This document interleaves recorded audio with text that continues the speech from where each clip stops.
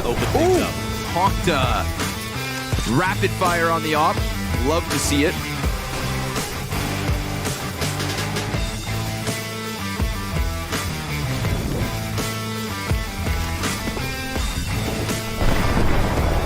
Getting one kill, but it's the tail of ZMB. This op just shutting down Connector. 2 frags for it.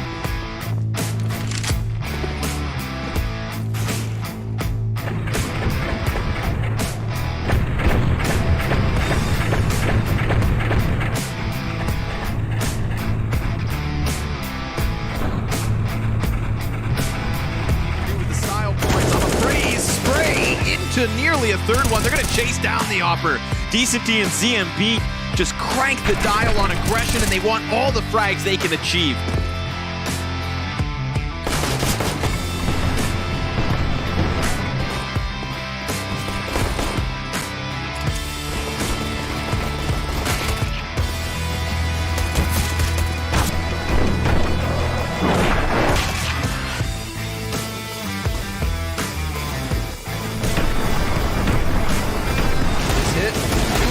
Looking too smooth.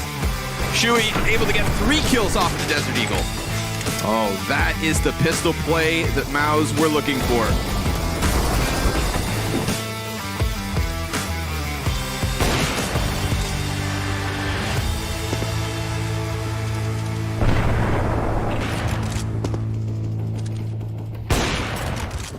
Exertion missing his timing, but that's okay because Torzy on the opposite side is able to just kill everybody.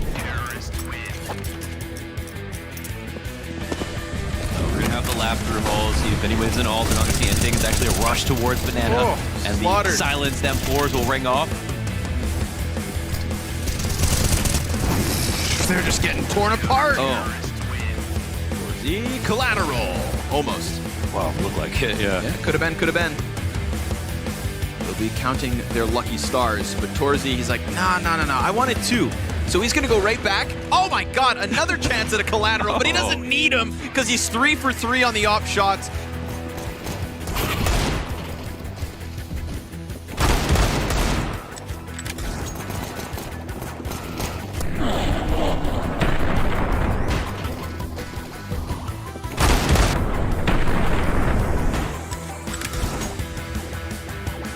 Close this. JDC peeks alongside Torzy's flash, and it's the player in the back of the site who's going to have to do it all.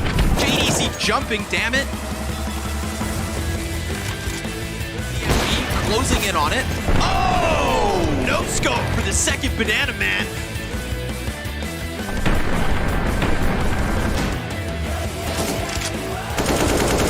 Torzy wants a gun for his troubles.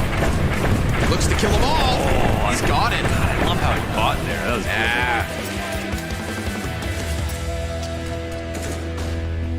Plant is so safe. Kevy, 2 kills. Comfortably in the backside, finds that Deagle player in Roofire, and it's an easy spray down. 4 frags coming off of Kevy. Oh, he's gonna push right through. Blomming, wild blind, gets 4 kills, blinded with the AUG. 4 rounds for VP Prodigy.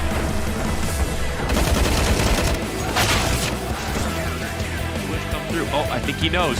He's just got to kill the guy in Temple. The flash came from the CT spawn. Regali up close. It's a combat off the AUG. Oh.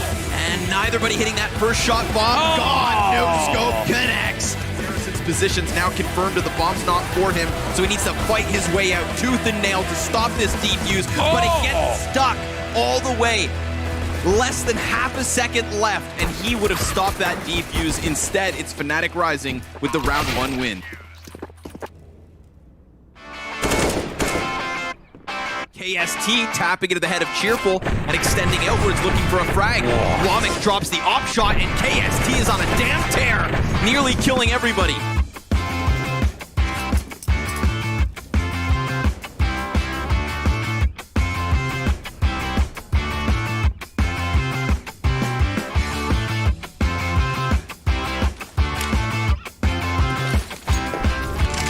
Promise you, you are never going to boost that position for the next 2 weeks. Got like next level.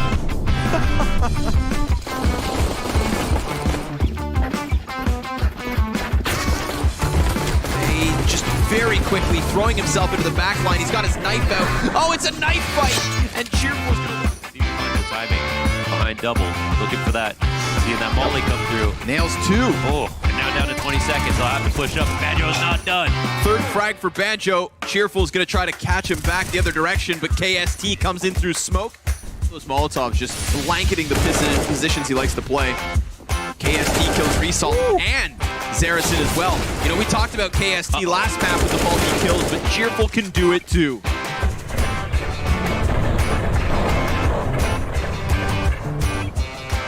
Oh, he gets so blind, but they don't see him. 2 kills. Keve is able to help out with one of his own.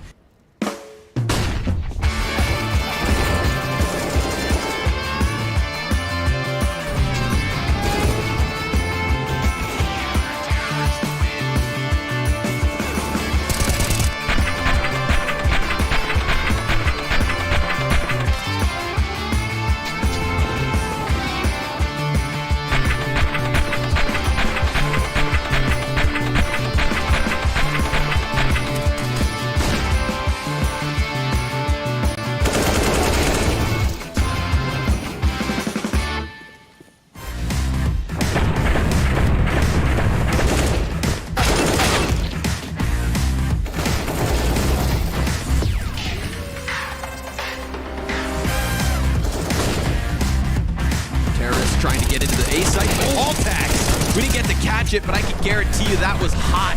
3 kills from on top of balcony. Shuts down the short player.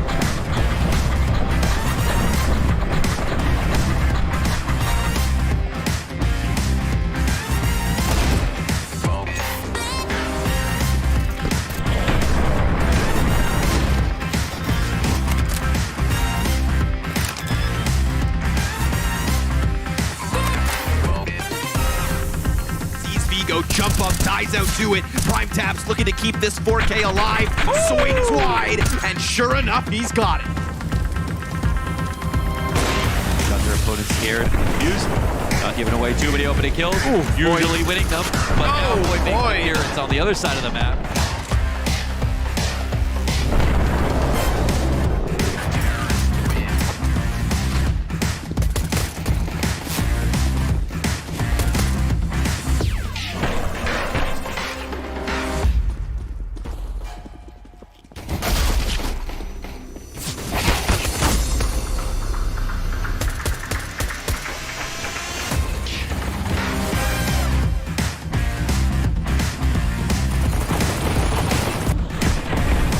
Trying to capture more than one.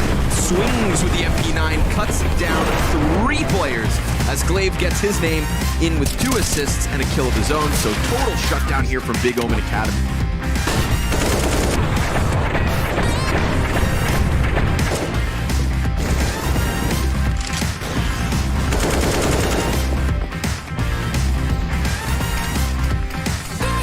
Now they know that Aqua's coming in from behind because he just used utility. But Void, he doesn't turn around.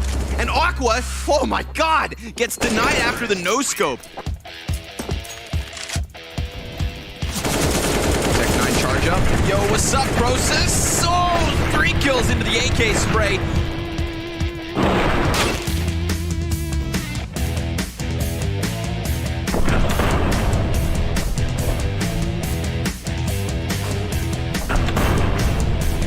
Saw his impact last round. His final chance at it, and the shotty makes a difference. Down in heaven, 1 graffiti and 1 inside the water. Hold on. Mister gonna be challenged. Luckily for him, Altex, good job at alleviating pressure. 3 kills from Altex inside heaven. He is the guardian angel of this B site. It's an important duels between Void and there's another 1-1 versus Glade, actually. Oh, man. He cuts this from a 4v4 to the 4v2. But Aqua's got a double headshot of his own. Working his way forward, wary of a player over on long, but it's a double up towards the double third. And Mister's got it all the way.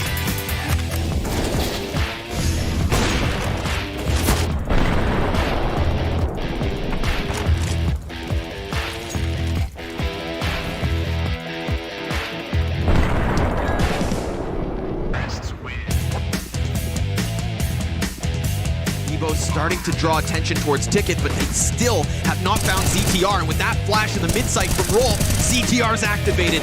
The booby trap comes into play with the 2K and the finish onto Onkir.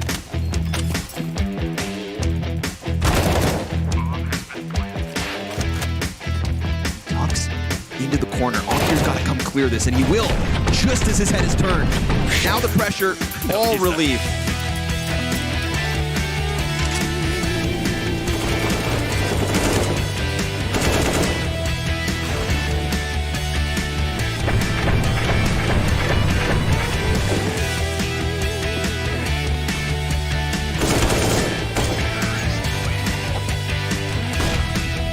Onkir, he's going to have his head turned on a swivel, and it's great from NAVI Jr. Able to kill all three players who tried to flood out from the app.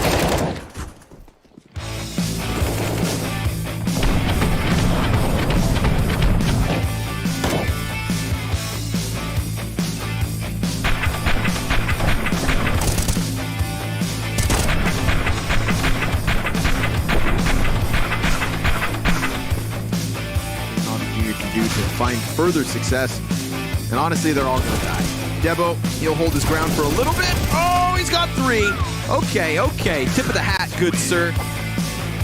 Sapek, good angle. Catches Modesty off guard with the elevation. Head trick. Now it's up to him to take this player down, but Sapek's got 4 kills for Sapek off of the top of Banana.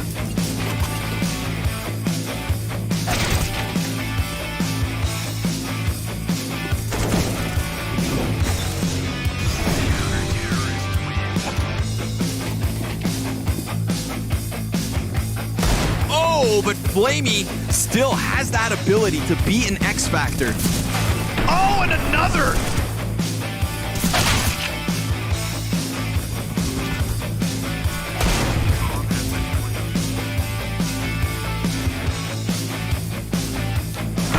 Oh, Fear!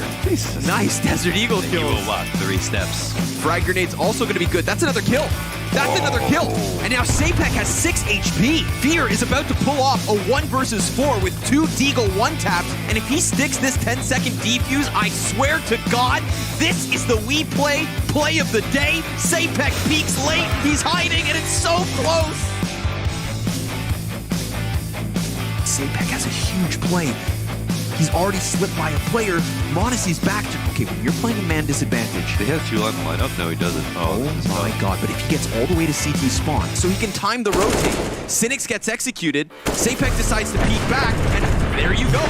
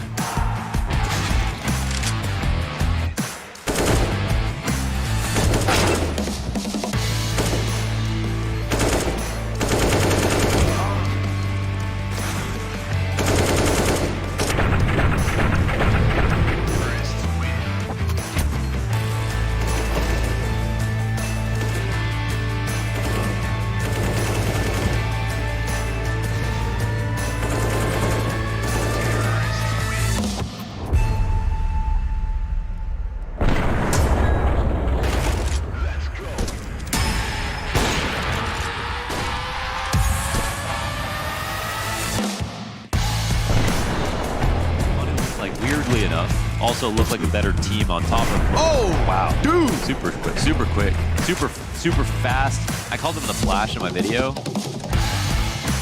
Oh, shut up, man. Wow. Shut up. Left eye peek. A second one onto Aqua as well through the mid doors. A third one onto Nixay as he pieces. I'm telling you. This guy's a bulldozer.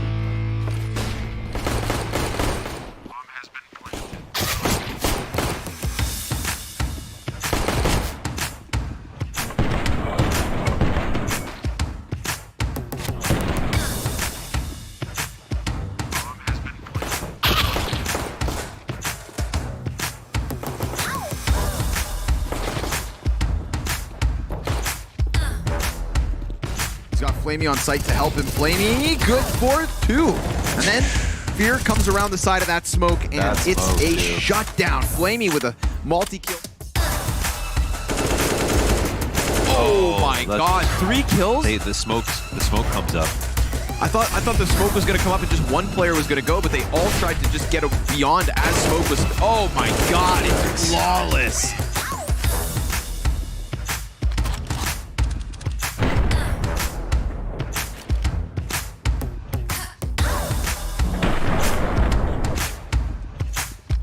Prime Tap's going to try and keep it alive in the 1v3, but as he doubles back in, he actually pushes this one into a very winnable situation. Can you hear this? Oh, yep. Oh, there it is. Yep, he heard the drop. And He's got it. And it's just a single shot into Aqua. That's all he needs. But that also goes both ways because it's the beauty of the pistols. Who's more sharp? Who's got it? Who's going to hit it first? He's got 5 bullets left in the magazine. He's going to reload. Yes, sir. There's time. He's got the kid as well, so just hit it. Hit the freaking head. Oh, he got it. God damn. Aqua had a lot of chances.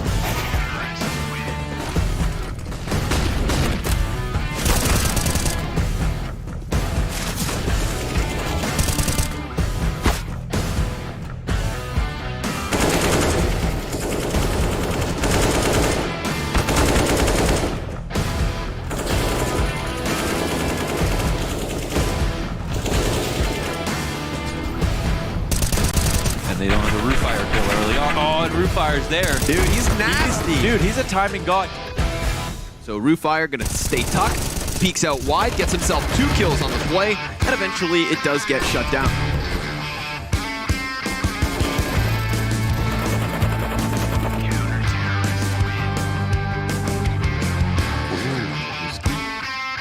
Looking for it. They find one, but then they need the flash, and Regali, well, not able to get both, in fact. Oh, Cheerful! Both the players actually have them in their hands. They just threw them out, and boom, there it is. Regali taken down by Resalt and Refires. Utility usage, Banjo, Pepzor kills coming through. Falls onto Resalt, but that Banjo, no way. Ironclad. Nope, they're all gonna die. God, they have perfect positions. They're supposed to anyways. They're supposed to. There's still a player back behind the pillar and another one deep down the ramp. Lomic dying to Keve despite having 11 health and now 10 HP for Roofire. They're not supposed to win though.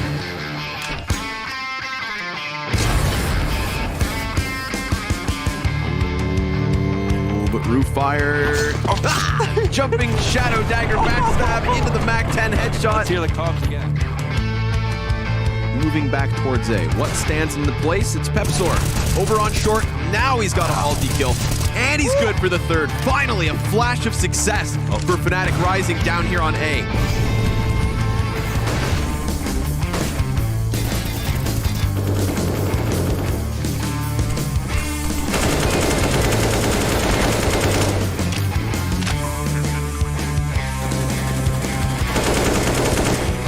Banjo finds a bit of a chance over top of the mid box, and he frags Resolve. Banjo is actually like the one saving grace so far on Vertigo. The work into the site, Banjo did it all. He might just. Oh man, that's what a round. And the second. What a round, man. That's such a nice call.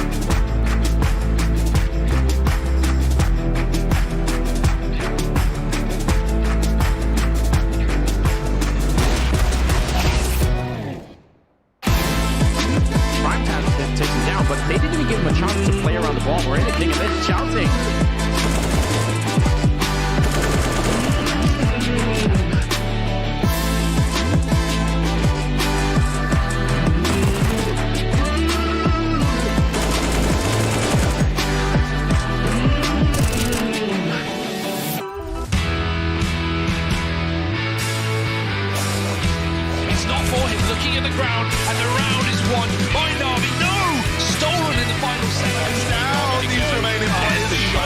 And in catch Oh my god, he's gonna win the round! That is karma!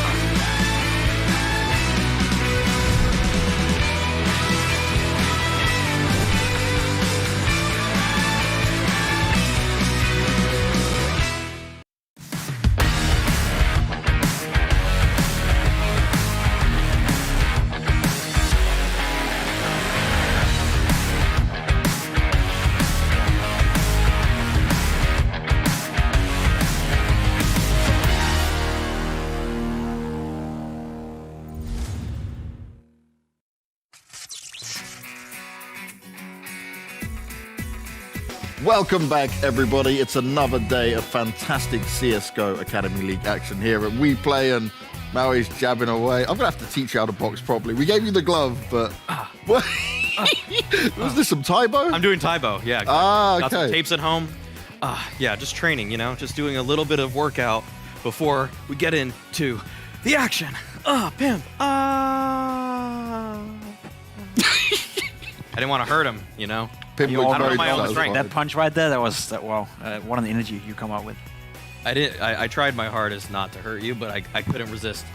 You hurt my soul, Maui. Yeah. You hurt my soul. Well, you've got the bat, Pimp, right? So Yeah, you I'm need to gonna whack smash him him out properly. Very good, don't worry about it. Could be an option for you. I do want to keep it friendly and nice, though. And we do need to talk about the first match that we have here, right? Because obviously this is an important one for these guys. Yeah. But yesterday went a way that we were very wrong. So today we need to do better, boys. We went for VP. Fnatic came through, looked on top. Our prediction game wasn't so strong. Scrawny was the only one that got it right? You did say get it right. we're wrong, right? I would flip the switch and say Virtus Prodigy or VP Prodigy were wrong. They just won the game, you know. That's not our fault that we predict them and then go on to disappoint us and disappoint all the guys, you know, picking them to win, James. That's not our fault. You can't put that responsibility on us. Okay. They were not looking that good yesterday. I think Fnatic Rising, of course, played a good game of Counter-Strike. Again, they seemingly get better game by game, but coming into the game yesterday between VP Prodigy and Fnatic Rising, I expected more from VP Prodigy. I expected them to be able to take this game, and unfortunately for me and for VP Prodigy, they weren't at the same level as we saw against Mouse NXT. And I think that was the biggest takeaway for me yesterday, that VP Prodigy seemingly played a little bit worse than we would have expected. Yeah, and I think they kind of let this game slip away from them, too. I mean, when we think about how well they played Vertigo, it felt like going into map number 3, they had a lot of momentum there. Ancient, of course, not going their way, as Fnatic Rising have shown to be a competent team on this map.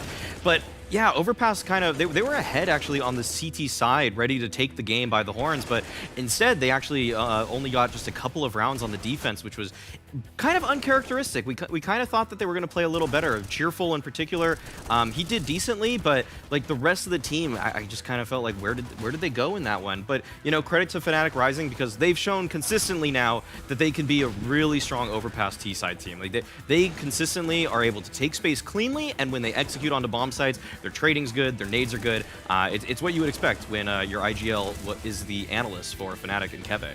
Yeah, and this is the thing, right? We praise Fnatic on their preparation when they come through these solid game plans throughout. This Ancient game was very dominant, really. Right, VP fought back a bit at the end to give themselves some extra chance and rounds. But then we came on to VP Prodigy's pick of Vertigo. And what we saw here was more of a dominance coming straight out of VP Prodigy. But I think what was most impressive was Rufire had not just a sick game, but he had a game where he was completely outcooling Fnatic in every stage. He was the difference maker. It was a Rufire that really felt comfortable on the map. He felt comfortable doing some of the more edgy and some of the more aggressive and risky pushes as well on the map that really, really annoyed the hell out of Fnatic Rising right here. They never felt comfortable in that first half. They never felt comfortable on their CT side.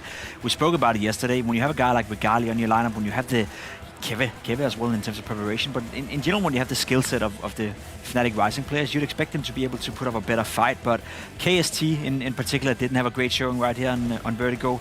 Regali didn't get to do much, and as you said, James, Rufire was just here, there, and everywhere basically, and we saw it right here again. A couple of rounds were just decided on miscommunication, I guess, and misplacement of players on the map for Fnatic Rising. It looked way too easy for VP Prodigy, but then again, if you're playing a good game of Counter-Strike, sometimes you do make your opponents look silly, and that was exactly what happened right here. Yeah, this is it. And what we had to praise VP Prodigy on was just this T side from start to finish was so dominant. Then they moved over to the CT side, and you thought, okay, is there a chance that Fnatic might be able to fight back in this? They grabbed a few rounds, but then it quickly turned around. You saw this round here in particular, right, where it was the low buy, it was the force up coming out from the CTs.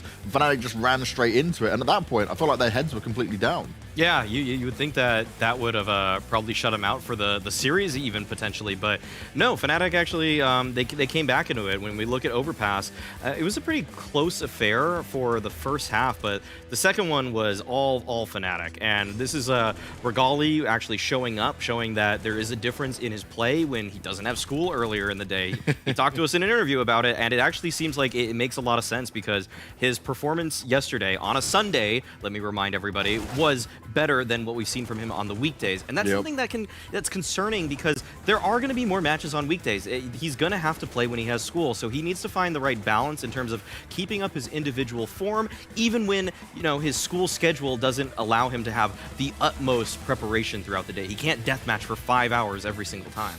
No, it's kind of unrealistic, right? On top of the practice you have to do as well and the fact that he's studying. So you have to give him a little bit of leeway with that. But he did show up in a big way when it came to this map of Overpass and did dominate, but also alongside Banjo. We spoke to him in the interview. Obviously, didn't get much out of him, but we did get to enjoy the fact that Banjo himself starts to feel more comfortable. The nerves are starting to go away. Yeah, he doesn't seem so nervous anymore. He even said yesterday that the first game in this league, he was just incredibly nervous. He couldn't really concentrate, couldn't really focus. But it's seemingly Banjo is following the path of Fnatic Rising, which is that they do get better game by game, hour by hour, and every single round they play. It's hard to quantify where Fnatic Rising are right now. It's hard to set up expectations for me.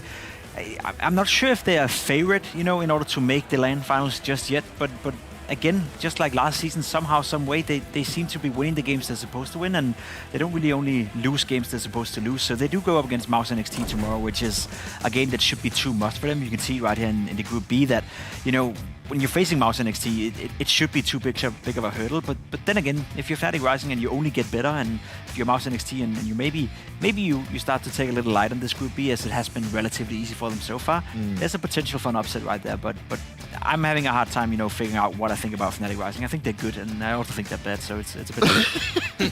They're 50-50 for you then right now, Pim. But one thing I will touch on, right, when you mentioned this next game for them, is for Fnatic Rising, they go up against Mouse with pretty much no pressure on them because they know that, this is one of the toughest teams, maybe the toughest team. They're previous winners from Season 1. Obviously, you have to see how things shape up, but we do notice with Mouse, many a time they can be in a good spot, and then they can't close it out, they can't hold it down. And that is where I at least say with Fnatic don't have that problem as much, right? They might be able to challenge them a little bit, but just struggle on the firepower side. I think the fact that they can play without really any pressure, any weight on their shoulders is the biggest advantage if you're Fnatic Rising going into that game. That 50-50 peak you might not otherwise take because it's a close game and you're the favorites.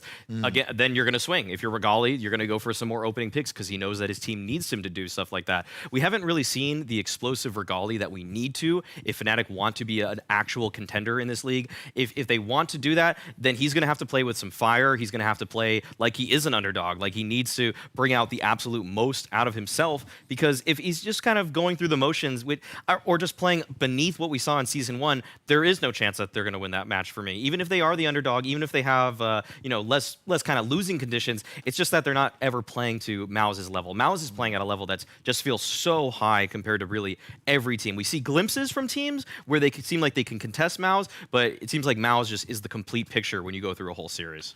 Now, two teams, though, that we get to see today that are very evenly matched is Young Ninjas and NAVI Jr. And with this one, right, they have this back and forth. We've seen them now many times go up against each other. It's always a close game. It's never like one-sided the whole way through. And this just gets me very excited because it is, when you look at it on paper, a true 50-50. You might say slightly favored in terms of the Young Ninjas, but at any point, NAVI turn things around and someone can pop off that isn't just m0NESY to be alongside him, and it changes the game.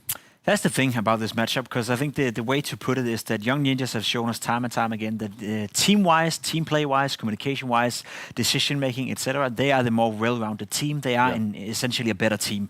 Whereas when it comes to NAVI Jr., They got Monacy, they got Ankara, and now also potentially, we haven't seen it yet, but they also do have a guy called Flamey who should be able to be a difference maker on the server. Hasn't been so far in the tournament, but maybe tonight would be a great night to turn up. But it's more about, it's more about the team facing the superstar of the tournament, and that's the main takeaway for me when I look at these two teams. They have played once already in this tournament, and Flamey didn't have a great game at all in that one. Haven't had a great second season here in the WePlay Academy League.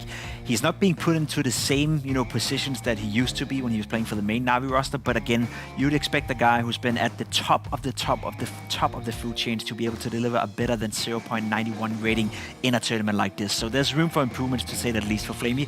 Point being is, and when you look towards NAVI Junior, in terms of X Factor, in terms of skill ceiling, in terms of when everything clicks for them, I think they are better than Young Ninjas. But does that happen often enough for us to actually put faith into them beating Young Ninjas tonight?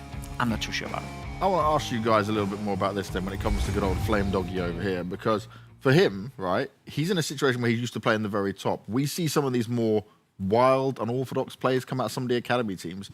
When you guys, for example, Pimp, you play a lot of FPL. I know you, Mal, you're out there playing in your ESEA main, if I'm right. Advanced. You're higher. Where are you at the top? I played Premier a handful of times. Okay. I have some reps. I can't remember, who cares about American CS at this point? Oh my God. That's where this was all going. You knew that was where it was going anyways. Well set up. Yeah, seriously. Swing, hit it out, Sometimes you got to take it. No, don't. Luckily, you can't reach. You're not no moves with that, so you just stay there. You're boxing. I called you short too. But my point being is that some of those players are not what's so normal. Do you think it could be more of a struggle for him to adapt at this stage? Like, there are some players who go into these FPL games, go into these ESEA games, and they find themselves getting wrecked and like, what the hell's going on? But then they play in the team situation, they feel a lot more at home. With Flamey right now, it feels like he's probably playing himself into shape. He came into this tournament, first series, pretty underwhelming, honestly. He made a couple nice decisions, we can say, some interesting late rounds that maybe sparked our interest, but all in all, he's been an underwhelming, I'd say even mediocre player for the league. But it does seem that every game he's getting a little better too. He's finding that kind of mojo again in terms of being comfortable in an official, because maybe he's played a handful of FACEIT games before between the time that he was on NAVI and now the time that he's on NAVI Junior, but until you're actually in an official against a team that wants to win more than anything in the world, are you going to know what it's like to be against a full nade exec, to be against teammates that are actually trying to trade off of each other? It's just a different environment entirely, and so Flamey right now is seemingly relearning what it's like to be playing against a team, whereas I would assume for the last year or so he's been just kind of playing against pugs. Yeah, I think so too. I wouldn't give him that excuse, right? He has so much experience, and it hasn't been that long since he left NAVI that the drop-off shouldn't be that much, Right. I do fully agree with you. Playing in FACEIT, playing pucks, playing ESEA main, or whatever you do over there is definitely not the same as playing in a team environment. But you'd assume that Flamey had been practicing. Yeah, that's just the way it is, man. NA sucks. I was in FPL pretty recently, okay, guys? NA Okay, FPL sucks too. I'm done with this. Point being, Maui, even though you haven't played much, right? You'd assume, oh my God. even though you'd assume the Flame has been practicing with these boys. You'd assume that he's actually learning in practice environments by then being able to perform a little bit better. I'd give him the first couple of games. I'd give him until tonight, until actually deliver. And if he can't do that tonight, then Flamey, maybe he's just not cut for it right now. Maybe he's not in the shape he's supposed to be. Maybe he needs another month in order to regain confidence, regain understanding. Or maybe he's just finished. Maybe he's done. Maybe he doesn't have the motivation. I think that's one of the areas we have to explore as well. Flamey right now has a window of opportunity to say to teams like Force, to teams like Spirit, all those second-tier CS teams out there, maybe even international teams that, hey, pick me up. I'm still a player that can play at a high level. And so far, he hasn't made a great case for himself. Let's be honest. I love the fact that you mentioned Force and Spirit in there. They're just trying to fight each other for players at the same time. You're like, Flamey, maybe you saw that? go, Maybe you go solve it. I just thought that was on point. Pimp, well done. But yeah, thinking about Flamey as well, he's only 24, he's not old, despite the fact that we've been talking for a long time. And we had this conversation upstairs just yesterday. There's a lot of these players who aren't actually that old, but they've been on the top, or they've been in good careers for a long time. Yes. But now they've got to be very scared of a lot of these young guns coming up, because your spot may not be safe when you're 24. Also, Rufire is even older than him, and he's playing better than Flamey. This is the what I don't know what timeline I'm on right now, James. The fact that this is actually happening, that Rufire looks like more of an asset for VP Prodigy than Flamey does for NAVI right now. In fact, if you switch the players, you might have a better NAVI Junior, actually. So that's the craziest thing I ever thought I would say coming coming into the season. But yeah, really, honestly, these young players are looking much sharper than Flamey. They look hungrier than Flamey. And game to game, some of them are clearly improving. We look at Banjo, we look at Head Trick. Like some of these guys, they're getting better. And yet Flamey, you know, he's slowly improving, but it's like, why is he not already good if he's been to a major finals, he's been in multiple major like top 8s? It's like, where is all the experience supposed to be? I get he's playing a couple different positions, but being a B anchor on Mirage is not that like confusing. It shouldn't be. So I need to see a lot more from Flamey if I want to think that NAVI Junior really do have a chance to take this all the way. And in terms of the team they're facing, right, Young Ninjas, we've been very impressed with just how coordinated they are, the synergy they have. ZTR obviously is a leader. We know even just on the overpass for the main NIP team, he led when it came to that instead of Hampus doing it. You know, this is a guy who certainly can also frag out as well. But they don't have this player still for me where I go, okay, when things are really bad and someone's struggling, you don't have someone who can do a Monacy moment, right? Or a JDC moment or something like that where they just pop off and they change the game completely. For Young Ninjas to be a real contender to mouse NXT, I feel they lack Nilo. Right? We saw Nilo in Season 1. We saw what he delivered. He was consistent. He was good. He was playing some rough positions as well. It wasn't like he was just all the time being set up to be a star player. Sort of like Robs does it in Mousebots again. I don't want to make the direct comparison, but he was in some roles where he makes the roles work for him, right? He makes that a star role. The role per definition isn't necessarily a star role. You look towards Aeon Mirage where Nilo was just shutting down all the opponents whenever they came up, etc., etc. They don't have that player. They couldn't replace him. Madden or whatever he's called wasn't really cut for it, right? He didn't want to continue in the roles that he was given by this lineup. Yeah. Then they had to find a new player, and Depot, he's been doing all right, but hasn't been a difference maker either. So I agree with you, James. When you look towards Young Ninjas and you look firepower-wise, you look player profile-wise, they don't have that X-Factor player within their lineup. I think the X-Factor for this lineup is CTR, and I think if you took him and removed him from the lineup and put in just an average in-game leader, Young Ninjas potentially wouldn't even qualify for the LAN finals, and I think that's the biggest problem.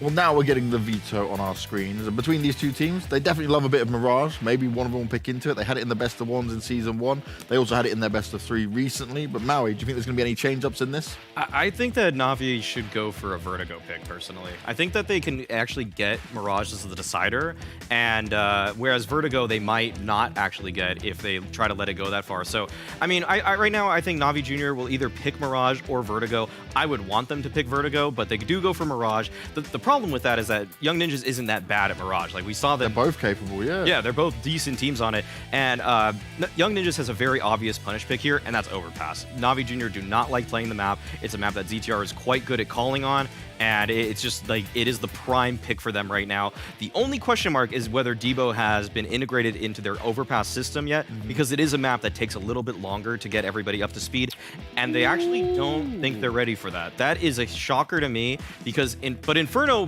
is a map that they have lost to Navi on before, but it's a map that Navi was avoiding a lot last season.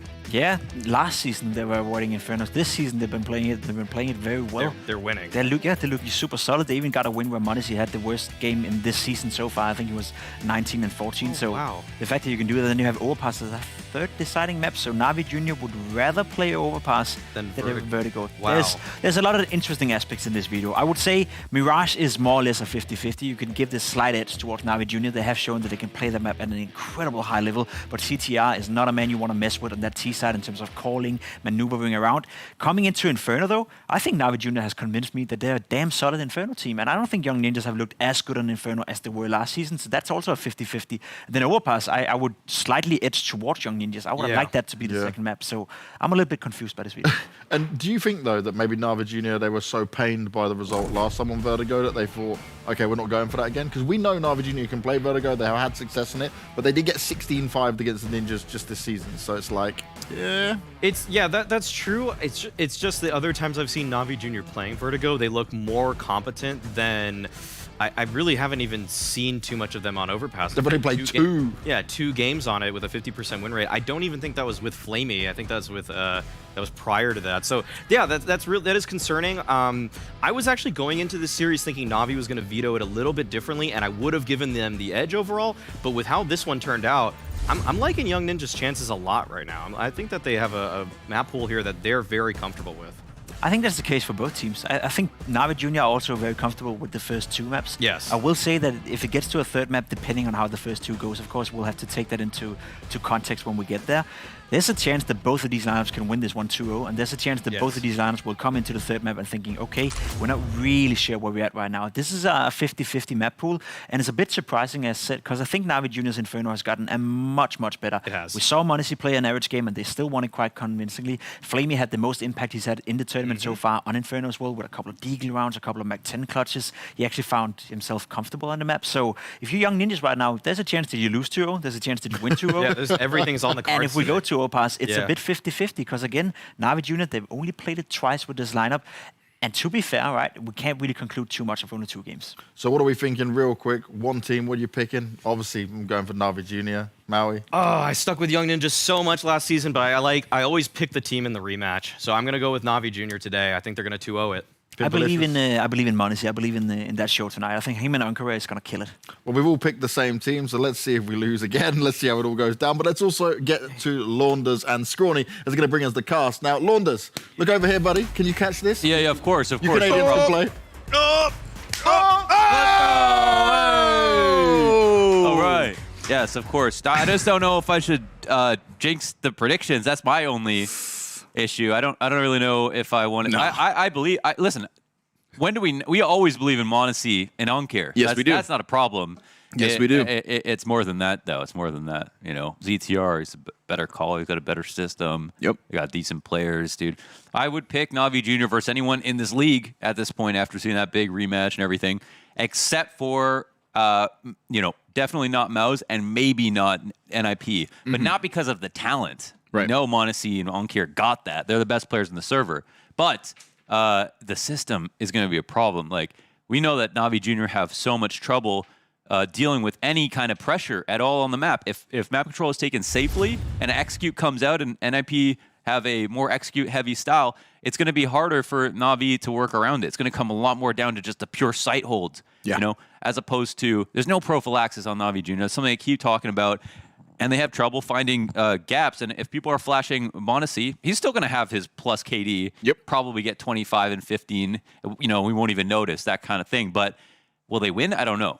Man, I've seen m0NESY and Onkir drop 25 kills each and still lose a map of Counter-Strike. Yeah. So I don't think that that's where this win condition lies, right? I think that almost feels like an inevitability that these two players are going to put up frags.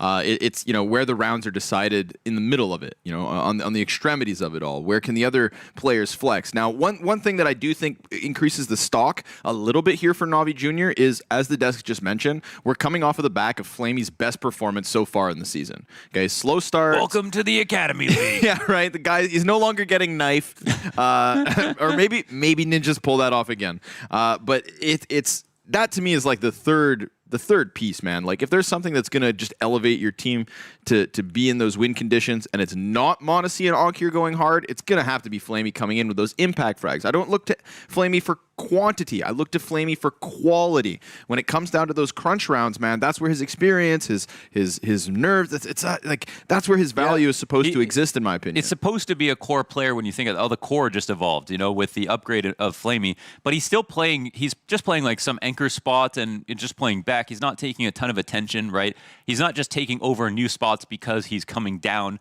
in a division. He's like playing his same roles that maybe he was on Navi, where he's comfortable and raising the floor of NAVI Junior in theory. That was the idea, but it doesn't seem to be working that well, and his impact, he's still losing duels. I mean, he's still getting out-dueled. He's still having a little bit of trouble in his spots and just not even putting up like an even KD sometimes. So that is a really big issue if Flamey's heart's not going to be in it, and we don't know if that's the case, and I'm sure it was a bit of a wake-up call to have such a poor score line, right? Just on pure frags alone.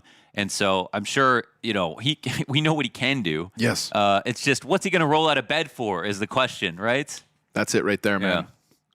Yeah. It's like, imagine, I'm sure even in his own mind that this was supposed to be easier.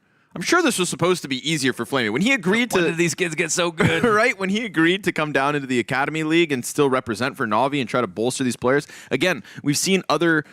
I don't want to say washed. We've seen... You kind of just said it. I kind of just said it, but that's not the word. My mouth moves faster than my brain sometimes.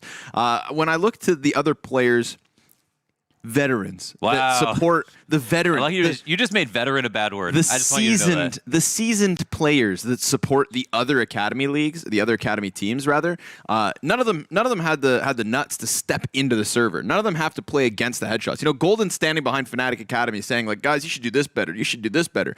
But Golden doesn't have to just hold his own inside of the server and not get out fragged by a bunch of hungry teenagers. Yeah. So I think that, you know, I have respect for Flamey for jumping into the server, taking that much more of a responsibility for their wins.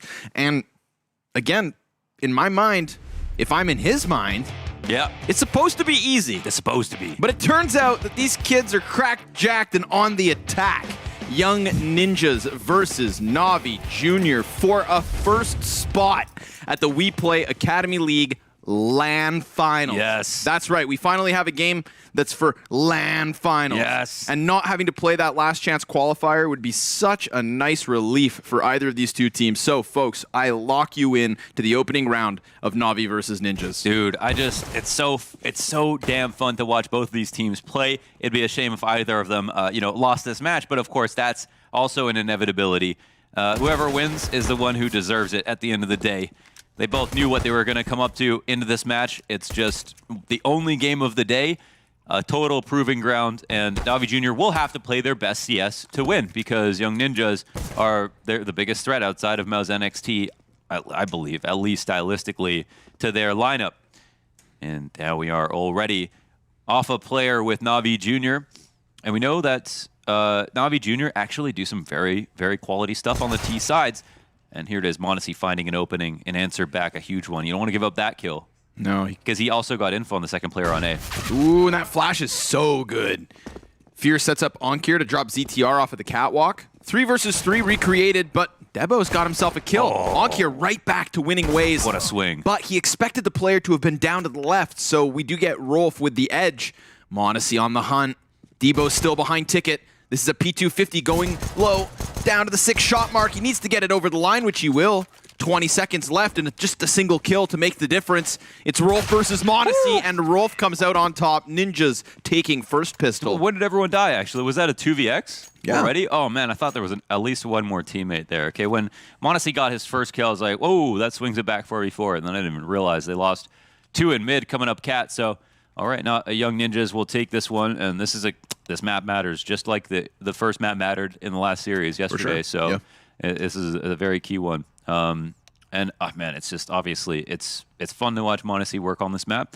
But yeah, at least as a team, I would say there's more merit to their play on T side than there is on CT side. So this first half, I think, will be defining for them. Okay.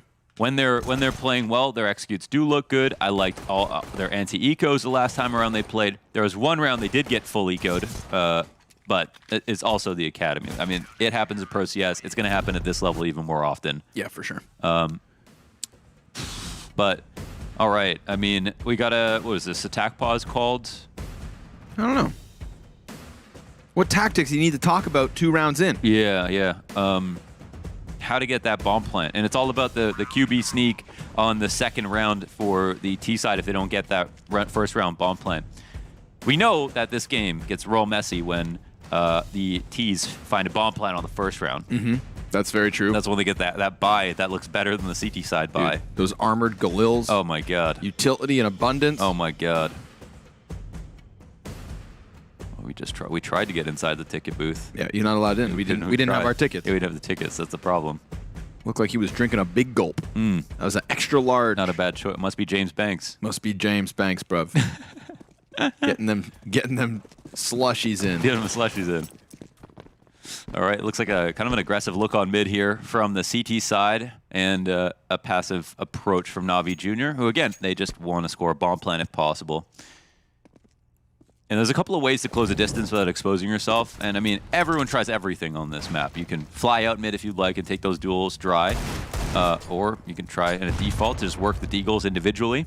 But going underpass on the T side is really powerful. And in this early part of the round, you can see Navi Jr. clearly just want to make sure they don't push B-apps while they work on other stuff. So they'll peel back, and we got one poking up the A ramp, but no one's died. And now it'll be the approach towards mid.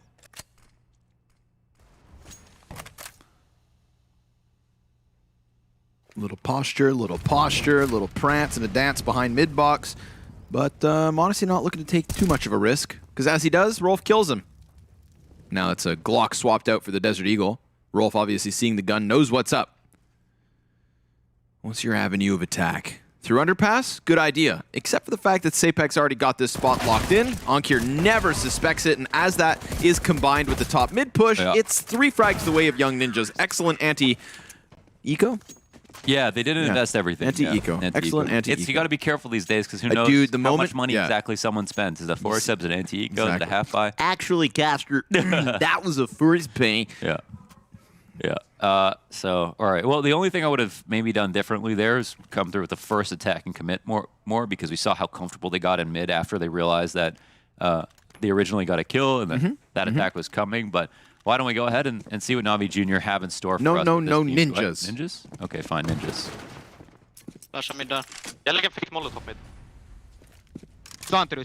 Okej. Jag håller bakom oss så länge. Du själv. Jag börjar wida.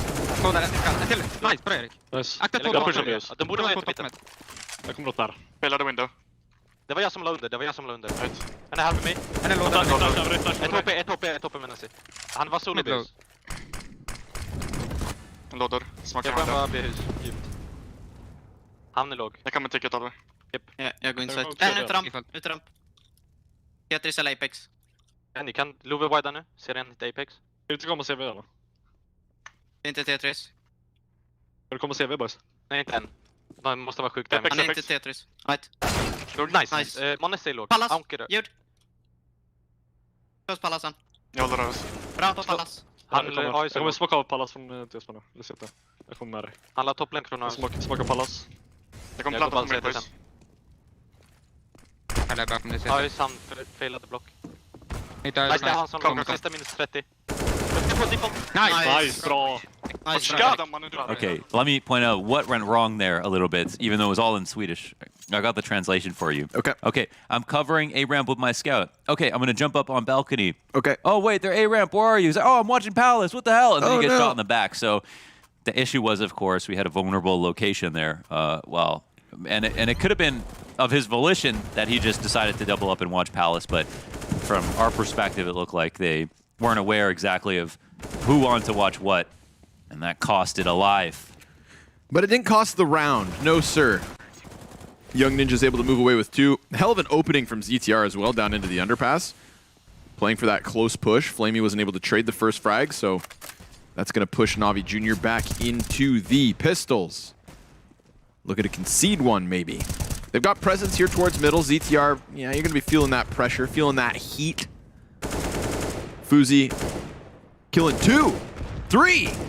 Jump out of the window, Fuzi. I know you want to. Sapek's already got that pallet, the underpass player. There's so many positions. There is. So little time.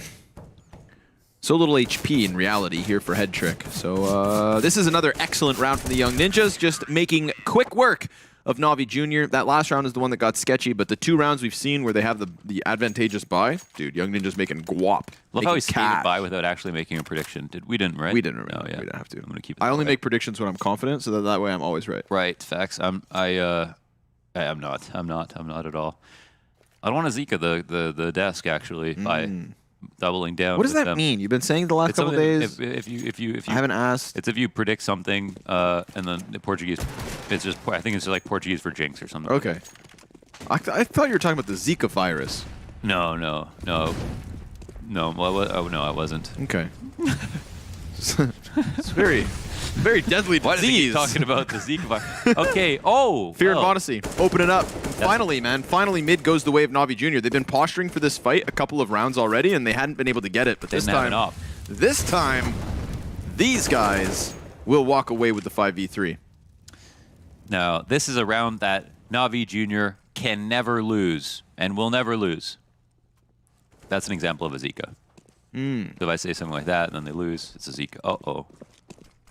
Are you about to do it? I think, well, I don't want to Zika myself. Okay. There we go. Okay. I thought Anker just got a crazy headshot, but it was just him and Flamey assisting one another with the cat to B play. Bomb in tow. Soon to be planted. Yeah, good idea. Oh, yeah, clear that. Idea. Yeah, Oh, good yeah. idea. Honestly, that spot is so bad, but like if you don't clear it, you just feel so dumb when you Yep. get. It's just impossible. If someone clears you there, you're dead. You'd have no advantageous fight versus anyone. Someone jumps out halls, someone runs by you to the market window, and you never have an advantage. The only advantage you have is if they just forget that you could be there. You The know, hunt down. I'm pretty disappointed that Yeah? when the desk threw it over to us and James Banks chucked this football at your head, that we didn't get it on camera, that it bounced off of the wall behind you and I ended And then up you catching caught it, yeah. That was probably like the most. This was the best athletic accomplishment of my life. Oh wow! And it was like 5 feet from being caught on film. Damn. So I would just like that to be noted for the record. What about jumping in the Danish Ocean naked? That also took a layer of athleticism. You're right. You're right. Flexibility through the roof. Rolf tried to stay flexible in this 3 versus 5, getting a kill towards the apartments, but then as he ran back towards B, he got caught. If he played it a little more cautiously and just kind of peeked Cat off of that, and I think that when you go down to a 3v5 because 2 players die in middle, if I'm the B apps player, I'm going to be like super high alert. Yeah, yeah. That He- should have he been knew- a point of contact. Yeah, he knew Yeah. what he was signing up for. No, you're right. Like he's like, I could definitely die here. Oh!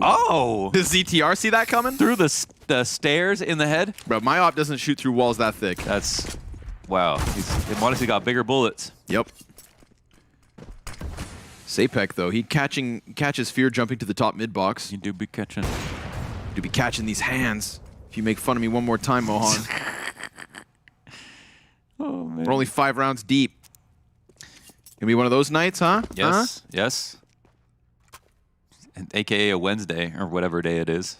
You know, I don't even know. I think it's Monday. Flamey's up to bat here. This is, well, maybe not. You know what day it is? Oh, what day is it? It's Monacy Day. Monacy Day. Watch Change this. Monday to Yeah. M0 end day. Exactly. Yeah. Yeah. Told you I was being athletic, so that's Man, why I this- just they're- stretched. Okay, they're running into a proper, B-app setup right now, and this op can turn around. So this, very nice fight from Rolf. Op comes into play. Run, Doesn't run. actually get a shot off, but he's still alive. And this time, Sapek can he get into the back line of the B site. Flamey at the front, dying out to the AUG, and a quick reposition here from Nice, Sapek. nice. He's got a rotation right behind him, and him getting aggressive works out wonderfully. Draws the attention of Monacy. Fuzi jumps out from the apps, or the market, takes a little bit of a risk, but, 3v1, get the job done. 5-1, in fact, for the Young Ninjas. And they push into B-apps, right? So, you could say, oh, well, why don't we just do that every single round? That's such a strong setup. But the only reason you don't do that every round is just because, you're far away from the A site. You're literally as far as possibly can when you go and push an extremity like that. But in a situation like this, the read is beautiful. It's very hard to stop. And, you also got to give credit to the fact they hit their shots here. Sapek, as you pointed out, such a clean reposition. They couldn't read which pillar he was at. And he has that AUG, which is all too powerful. So Navi Jr., with that 1 round, will have to go back to the workshop and figure out how to manufacture a new one. Gonna have to drop some schematics, Mm-hmm. some blueprints. That second kill from Sapek was really nice. That quick little reposition from right pillar to left pillar, and then to bench even. Mm-hmm. Shoots 3 bullets, gets a headshot.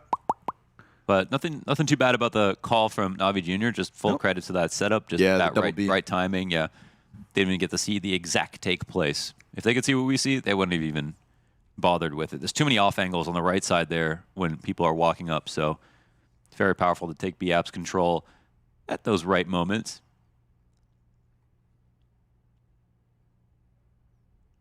But look at this. Young Ninjas are a wall. And, maybe Fuzi's not Monacy, but he is very impactful. And Yes. he's very impactful in a solid system, and he's a little crazy with it, with the peaks that he takes and stuff. But that's the little bit of crazy that Young Ninjas absolutely need. Sure. I can support a little bit of crazy. Especially when you can rely on the system that's surrounding you to, pick up the occasional mishap. Yeah. Oh, this is an. Ooh. Oh my God, he's off the corner of a connector smoke. But he'll still get punished. See you later. Onkir, though, shoots right back into the face of Fuzi. Still a 4v4 established. But now there's no op on the CT side. No. Just Monacy is here towards middle. 3 of the players working into mid, with Flamey now exiting from underpass. Well, Fear knew what he was getting into this round. He just wasn't aware that he'd still be able to be spotted off the corner of the smoke. Yo, a little bit of damage, but lucky to be alive. Rolf running a bit of a risk here with no vision over towards the B apartments. Onk here, ready. Nice. Beast. Nice little jackknife play towards Catwalk. They were so prepared for both of those peaks. I like it. That was clean. That was a clean game plan from Navi Jr. You got your opening pick into the window. Just nice, clear-cut cat play. And that's 2 of them now that have got them on the board. Yeah, they have solid. They have solid tactics when it comes to taking map control on the T side. And when it looks good, it looks great. And they have such smart riflers that, I think they also have improved in the sense of, not getting tunnel vision when they need to go and take something. Okay, well, numbers get thinned down 2-1 here, but no chance for a plant or a defuse with how far away we are. And Navi Jr. will take this one cleanly out mid. You can look by the X's and see that it was mid control. That was simply won by the T side. And that's a very important thing to be able to do on your T side of Mirage. If the CTs are winning mid versus you every single round, and you've got nothing. You can't even think about anything else because it's much riskier for them to try to take map control there than it is for the Ts. So now that they have stuffed them here a couple of times, we'll see what Young Ninjas will decide to do next. But they're the ones playing with a lead. A lead with an asterisk, just because this buy-up, I see an MP9 here for Rolf. We'll soon see what Fuzi's got to work with. Oh my god, it's an op. Okay, we're good. We're good. Time to rock and roll. But yeah, they're spending their money, all their money here. This is it. This is a swivel round for Navi Jr. Win this one, and the T side truly begins for them.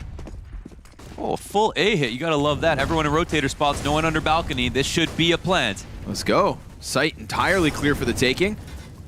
Onk here, wary of a potential challenge from Ticket, but there's 2 CTs on the other end of this. 5 players up for both teams as bomb goes down. A rare sight to behold. Wow, he's gonna wait. Oh, and that's a jump up smoke, but Debo reads it. I think. Interesting turn of events. Did they flash? And I didn't see it. Not sure. Okay. Got double Molotovs for the retake. Rolf just got ready to throw one out. It's back in his hand, and here it goes. So they can burn out Firebox, could also burn out Sandwich. Fear's gonna get that kill versus Rolf. The op of Monacy popping off from Tetris. Head Trick with a headshot. Sapek with a nade kill, so the utility is impactful, but not as impactful as Navi Jr.'s guns. God, he's always come through with the off-scope flicks. Oh, that'll cost him an op, actually, to run out directly into the site. So that's a small mistake. We've got enough money. Okay, I actually don't have enough money for him to get an op again. Luckily for... Oh, they already did. Okay, never mind. They already did. They have that in play. But Young Ninjas are saving anyways. I love the snap call. Just straight from IGL, to say, what should we do this round? No info. Go into a full A hit. Even if they're pistols, they can clear everything out. And, yeah, they get the smoke down on CT. That's beautiful. And that opening kill is so brutal, right? Because if you're playing the 5v5 retake, it's like, all right, chill. But you're really, really relying on that first duel to be won. Okay, Fear. Nice. A little one tap, dude. I love how he goes for it again. Onkyo's here to support him, so the connector players continue to fall. And the rounds begin to rack up for Navi Jr. Head Trick will be caught with the USP shot, and ZTR finishing that one.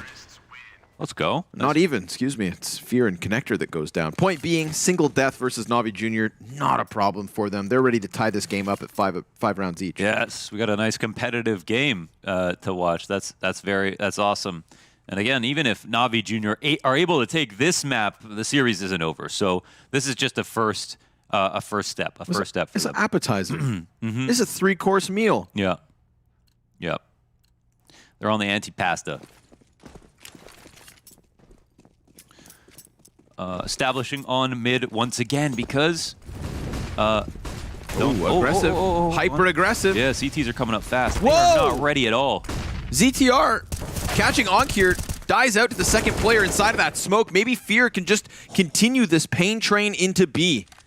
God damn. Dude, I mean, that looked like... I genuinely thought that Young Ninjas were about to get all 3 of those middle kills. Dude. But as they didn't stop to fight them, they just continued going forward. It's like they didn't even mind that their backline was getting ripped out. This is a moment where you actually have to consider saving, even though it's 3v3, because you can buy next round. You got to come up with Monacy in the post plant is really powerful. There's no one flanking him either. They know he's chilling up in the hall somewhere. Oh, he hit that. Sapek dropped to 36 and finished off by Head Trick. Now the other two CTs have already gotten out from Marketplace. Head Trick good for a second. Debo's going to clear him. Monacy's got this round locked in, though. There's just no time for the defuse, so a save call could have net Young Ninjas 3 rifles in the following round. Instead, they will find themselves with just the one, assuming Fear can't catch him. That's one of those tough decisions. Good. That's one of the really hard decisions you got to make. You know, on paper, you've got a 3v3. Retake, you did trade down decently, and you're not super far away, but you only have rifles. You did use some of your utility, and you know that the op is in a really strong spot with no big flank coming, right? If they had something like that to take down Monacy early, sure, but in a moment like that, it's really, really difficult. So they do go for it. They save this one gun. They'll carry it forward. They'll try again. But what a sick call from Navi Jr. as well. It's a fast cat split. Yes. They lose one piece of material, but then they get halls really fast, and it's 3 mid for Young Ninja. So even though they kill one, the call is made from Navi Jr. You can hit this site hard. Yeah, just go for it, commit, stick to the tracks, and rail right through it. Loving the game plan right now. Yeah. I'm loving the electricity from it. You know, Navi Jr., we go back to that, like the round that really started swinging this game back to their favor. It was that fast A exec. Just like, you know, blind, essentially. Run up, throw your nades, commit to it. They find the bomb site clear. This round, they go for cat control. Yes, cat is actually light. Despite mid being pushed, they just followed through. They followed through with as much certainty on that cat/B apartments play last round as they did on the A execute when there was literally nobody stopping them.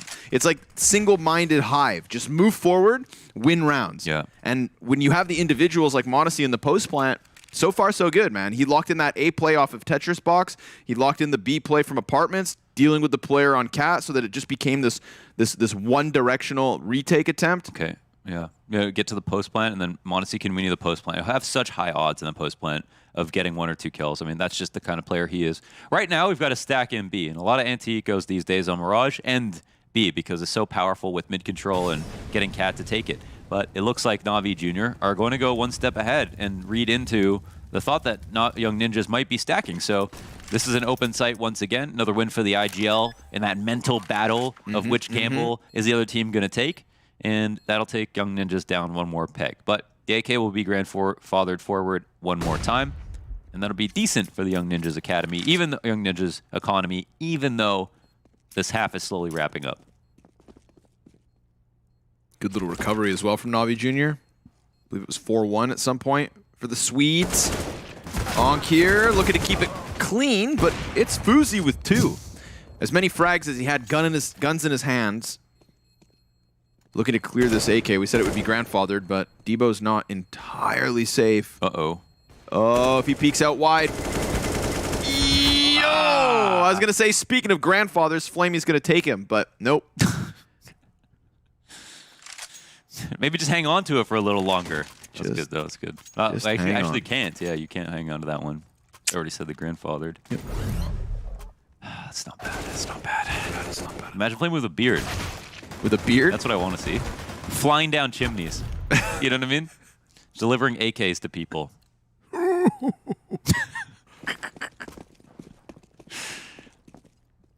Delivering snooze. Every Swedish kid's dream. Snus and Schustroming. Soon, Young Ninjas will need to dream about being in a lead.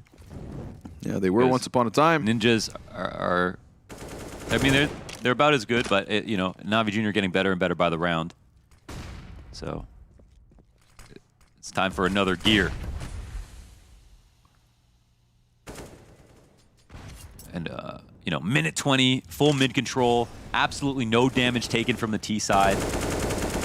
This is Elysium for Navi Jr. They're going to be very, very happy about this. And they have still lost rounds from these positions, and sometimes the best course of action is the opposite of trying to attack head on, but instead play ultra passive positions, because in situations like this, some teams will beat themselves. They'll have so much trouble saying, okay, if we don't have a kill, what site do we take? Oh, we don't know where they are. Which one's going to be weaker? And we'll see the clock run down more than it normally would if early kills came through. Oh, no way.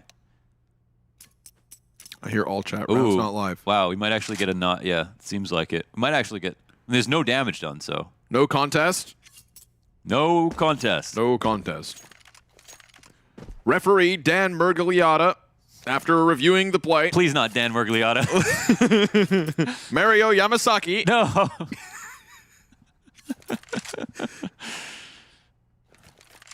Honestly, even Herb's making some sketchy calls. Even the herb, oh man. My God. Herbs on the herbs. Users.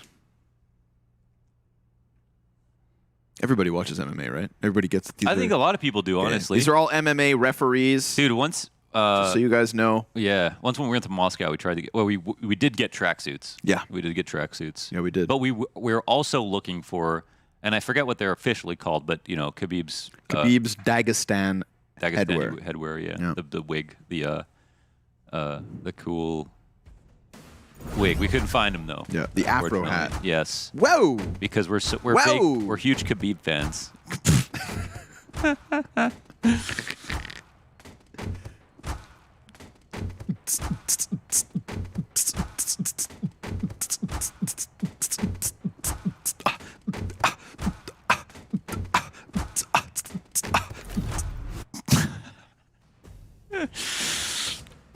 It looked like a flying something flying that Patty the Batty would do. Yeah, Patty the Batty Pimbro. Patty the Batty.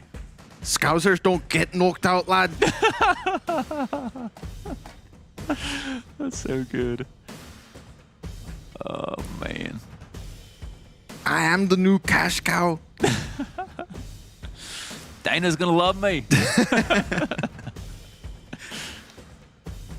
All right. Let's get this tech pause out of the way so that the gameplay can resume. Navi Jr. playing with a hell of a lot of confidence, in my opinion. Navi Jr. Yeah, playing dude. like this is their damn map. This is great. Like this is their home turf. And we started 5-1.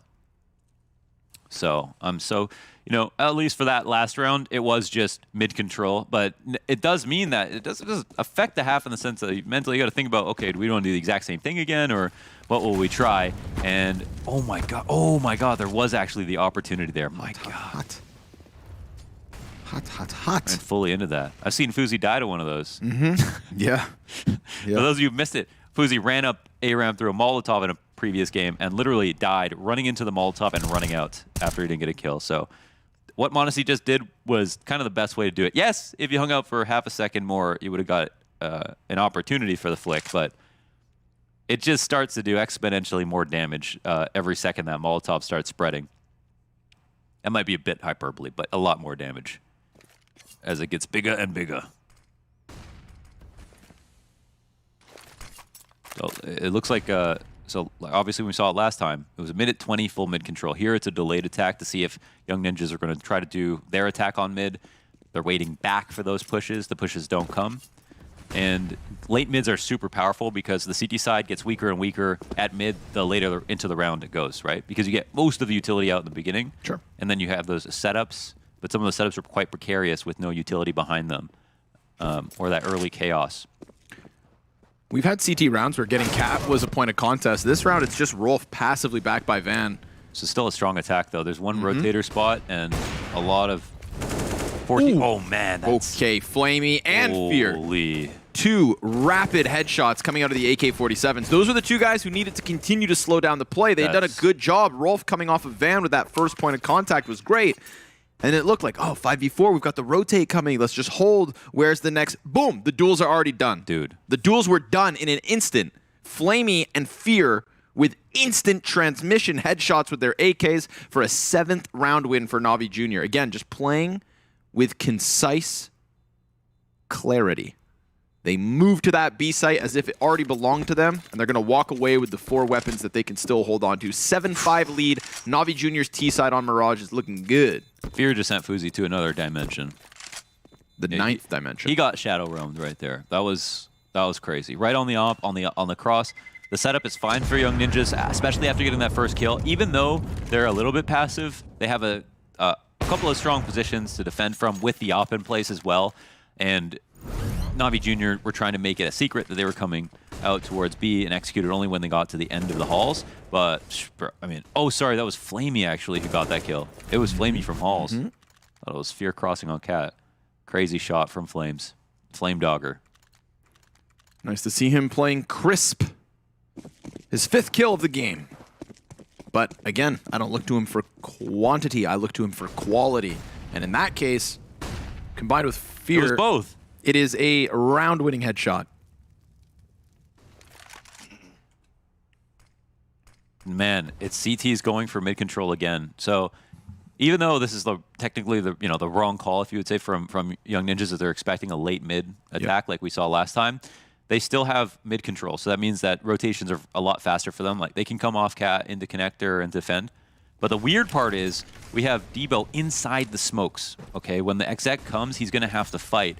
And unless he decides to fall back to missiles or something. Nope. And he could be a liability. Triple is not a strong spot with no support. So we'll see what he can do. Well, he just had a teammate's flash go over. Oh, he got spotted. Yep. Now he's going to try to throw his own utility. Just sends it skyward. What happened? More and more utility coming over. Still, they haven't dealt with him. So Debo's just alive at least. ZTR through the smoke, through a wall. Finally, Debo goes down. But I can't believe this. It looked like it had to be Debo to go big. ZTR actually shaves off 2 kills through smokes from 2 separate directions. He does it first over here towards the cross, and then again on Ticket. Nice attempt from Monacy to go in and try and jackknife the play, but with the flank from Sapek, and then that slowed down hold, they're good. But who killed them at Tetris and stuff? ZTR. Oh, he peeked off stairs? Yeah. Oh, okay. I believe. So he did. Oh, no, it was Rolf. Dude. So ZTR gets 1, then Rolf also adds 1. I see. Okay. I was like, dude, they're behind smokes. Like, how do they even help? So that's ridiculous. Those are ridiculous shots. That's well done. That was absolutely needed because again you can retake 5v5 and retaking A is totally normal. But once you commit someone to the site like that, and Debo gives up his position and then decides to hide again, that triple box is just a huge liability. If you have an op, maybe you can make some crazy play, but with a rifle, while you're peeking and trying to unpeek, people are going to spam you down from both sides. So absolutely needed the rifle support from that tertiary position on the stairs in the jungle as well. And they'll lock it down. Love the call, though, from NAVI Jr. Think it made a lot of sense, and we could see it from their perspective. I think they had a good spot, especially when Debo showed himself, but the cards don't fall where they'd like the most. Now, there's still options for them because they've come through with fast B splits. They've done a full A attack that worked out well. Most of their mid-control stuff has been working out beautifully. And this is the first round in, I think, 7 or 6 that Young Ninjas have even won. Yeah, it's been a little while. A little bit of a dry spell. But they could still technically finish off this half with a lead. Maybe. Just maybe. I'm shocked with how long Debo was able to survive last round behind that triple box. But there was this consistent stream of flashbangs as well. They also didn't molly him. But, I mean, honestly, even if they did, there was 2 kills answered back, right? So... And that's also a symptom of the fact that they had that mid-control, so they could be there right when the exec happened, even if they are sitting behind smokes. Odyssey's going to run that risk again. Woo! Down goes half of his health. Fear also dropped to 50 by utility, so a few grenades around the map, and NAVI Jr. have 2 players wounded right out the gate.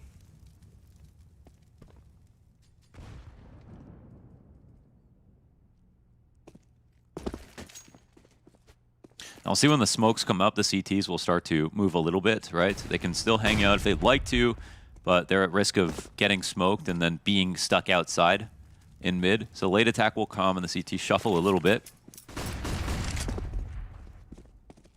A lot of players are ready to peek, but Windows smoked. Con guy will go back. And Navi's protocols in these positions have been super solid. Good reposition by ZTR, or else he would have been spammed out of the corner. This is that tabs and smoke, I think, with the corner. You should be able to see out the corner of it. Monacy's trying to punish him for this, but... Oh, ZTR. Oh, yeah, he heard it. Ooh, he's got to run. Damn, ZTR almost just got caught in the lobster pot that was connector. But he does survive, and now it's 40 seconds. Navi are really looking for a kill here. CT's down to a single smoke and 3 flashbangs. That's going to keep Fuzi's hands busy. But he's all the way over in market, just holding on his own. Oh, ZTR goes down to the connector push. Now Debo gets executed, and Rolf also hits the dirt. 3 immediate kills. My God. A 4th frag for NAVI Jr. and no response. But take 2 seconds to look at the HP that remains on the 3 NAVI Jr. players that found those kills. 22, 10, 13. Dude. So I made a little video about this today, but it was just about the HE damage. Like, any HE damage in the early rounds can make a world of difference versus the AKs. And what we saw here, a few CTs in decent spots to get their kills, but just got instant. 1 bullet, sharp shot right to the head with an AK and had no chance to shoot back. Like, 1 or 2 bullets off. And NAVI Jr. went off that. I mean, super solid split, but maybe it should have ended this like this. That's just nuts, man.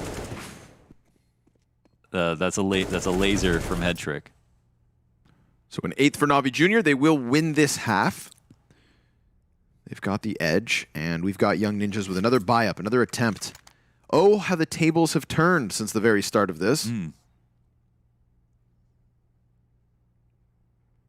have yet to see if, and we'll see on the second half, what kind of NAVI Jr. we get. I think it's these T-sides from Young Ninjas that were super impressive, and I feel like ZTR has shown off how good of a caller he is. And whenever we do the listen-ins, which I'm sure we'll get to do, we can see that ZTR is a clear voice whenever they start talking, and you know it's him calming, and he seems very chill. And they put together and organize very, very good execs, and they're also very fluid between their map control and their execs, so very hard to read and rotate against. But of course, they'd like to do that from an 8-7 scoreline, not a 9-6. Fact. Ooh. Okay, I like that. ZTR goes to spam through window smoke as the AWP was looking to go for his peek. Ultimately, he shies away from the thought. Fuzi now right back at it, playing on the other side of this. We saw ZTR nearly get caught with a similar connector push, and this time it's Fuzi. Oh, wait, my God. what?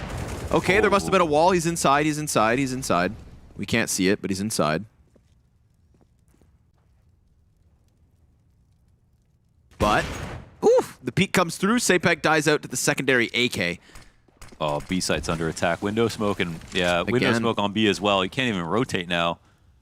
But you can't save. No. They don't even realize the B attack is for sure coming. That is such a nice move there from NAVI Jr. to go from mid into B this way. They've completely rotated the defense around. Had a few rounds where NAVI Jr. just kind of float for a few seconds, take their 20-second pause, whatever not, into an execute. But every time they decide to start holding W, other than that one round Debo's able to survive behind Tetris, it's either for better or worse, concise moves forward, right? They follow through. Their follow-through is really, really nice. And in this case, it works out wonderfully. What a clean T-side coming out of NAVI Jr., definitely justifying the map pick. Everything looked clean in terms of the game plan, and that's what we sort of put into question entering this series. We knew that the strategy and the team play was definitely there for Young Ninjas. We put Maus and them kind of up on that pedestal, and at times we've seen NAVI Jr. be a step or two behind. In this T-side particularly, these 15 rounds that we just watched unfold, I would put them right there with those other two teams. That was nice CS to watch. Oh, beautiful. Absolutely. I 100% agree with you. What I'm bracing myself for is sometimes the CT side's disappointments with them, in particular on this map. And sometimes it's confusing. Like, why can't you, utilize your aggressive pieces on CT side if you could do it on T side? And it's been a problem with many teams in history. They just clearly do more server work on one half and not the other because they feel like that's their problem. Because some people kind of, when you're building the team and you're like organizing and trying to fix things, you might lean way harder into your weakness. And when they started, maybe it was the T sides, but CT sides need just as much love. They need just as much love. And I really feel like m0NESY, even with some of the astronomical numbers that m0NESY puts up, if he was utilized even more on CT side to make aggressive moves happen with a rifler to support, with a flash tactic here or there, he'd get even more kills. And it seems impossible, but I really feel like that's true. And when it's been bad for NAVI Jr., it's when he isn't utilized well on the CT side, and the only teams they beat are the ones that simply don't flash him, dry swing him, run out of utility when they need to. And he'll be sitting in window, watching the cross, he'll be in CT spawn. In order for this second pistol to get going, we're going to go ahead and jump into the Navi Junior team speak, see if they can get to those double digits quickly. Я флешку брал. Я не подсаживаю, Игорь. Понимаешь? Ты на бенч ешь. Да, да.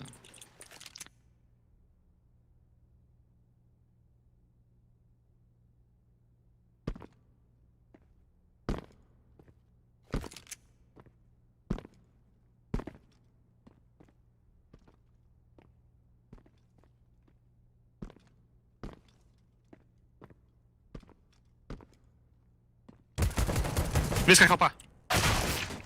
Б, это Б. Кидает. Вышел. Два Б. Пал, двойка. Б, Зик красный запушил. Б-дом. Два Б-дом. Б, подвал. Форест. Диффуза. Пикает. Иду к тебе, бро. Я выпрыгиваю за план. Два упали. Один дефолт, один зарядец. Ну, блядь. Ну-то. Прополз, да? Походу и... All right, Rolf. Rolfie Dolphy, baby. All right. Damn, that was sick. All right. And that's a moment where talent beats the setup because, honestly, Navi Jr. had a perfect position. They had 3 players dedicated to watching B versus what we could see clearly was a B attack. They had everything lined up, all of their protocols in place for this exact hit. And I love the double up in window. They have one guy jumping around in window, Onkir spotting. He misses a timing. ZTR tries to flank him. And there's a teammate of his sitting right beside him, making sure he can't get flanked and spotting A. Wasn't ZTR just jumping? Excuse me? But then he, but what, there was... Was there a moment? Well then. I don't know. They still have a chance to just cut through Catwalk in order to take this round towards B, but Headtrick's already about to attack their back. Oh my god. And nobody's turned. Oh, but missed Deagle shots. Headtrick, that was his chance. Had he lined up those kills, a little cleanliness could have gone a long way. Instead, Monacy has already exited through the market. Okay, ambitious shot. And he gets caught by Rolf as he tries to retreat. So, a round win from Young Ninjas. They managed to survive the fact that Monacy just did something disgusting. Ridiculous. I wonder if they obviously still have a fast window smoke, but I wonder if they are if he sees him for a second or not. If he just comes through blind into window. I think he was jumping, Mohan. Yeah. I think he was jumping. ZTR was jumping. No, he was jumping, yeah. He was jumping. Yeah. Nuts. Fear only able to get 1 on the exit, so 2 Galils move forward for the Ninjas. Still shy of 1 round, and similar to the first half, you know? Ninjas starting strong. But Navi Jr., look at this. Oh my god. Excuse me? Very nice. Obviously, you saw a little glimmer of him, saw that he was jumping, but what a snapshot, dude. Yeah. No, what a insane. snapshot.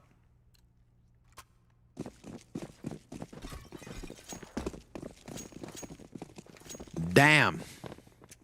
That's how it be. Yeah, I can watch clips like that all day. Yeah. That's the Monacy factor. That's just every map with him, dude. Every map.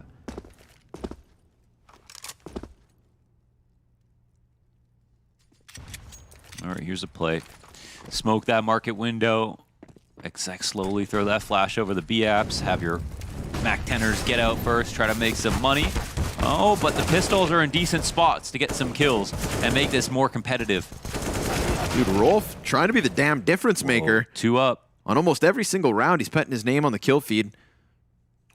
ZTR's already got his feet out from apartments, both the terrorists, in fact. Oh, but that cat push, that could have been Fierce's chance. Instead, he goes down, and Onkir's right there to follow. ZTR makes the difference in the 2v2, but the economic difference is what really gives them the edge, obviously. 3 kills the quota. Still, yeah, great job by Navi Jr. to make wine out of water. This is perfect for the second half to start this way. Start 9-9. Buy up coming in from both sides.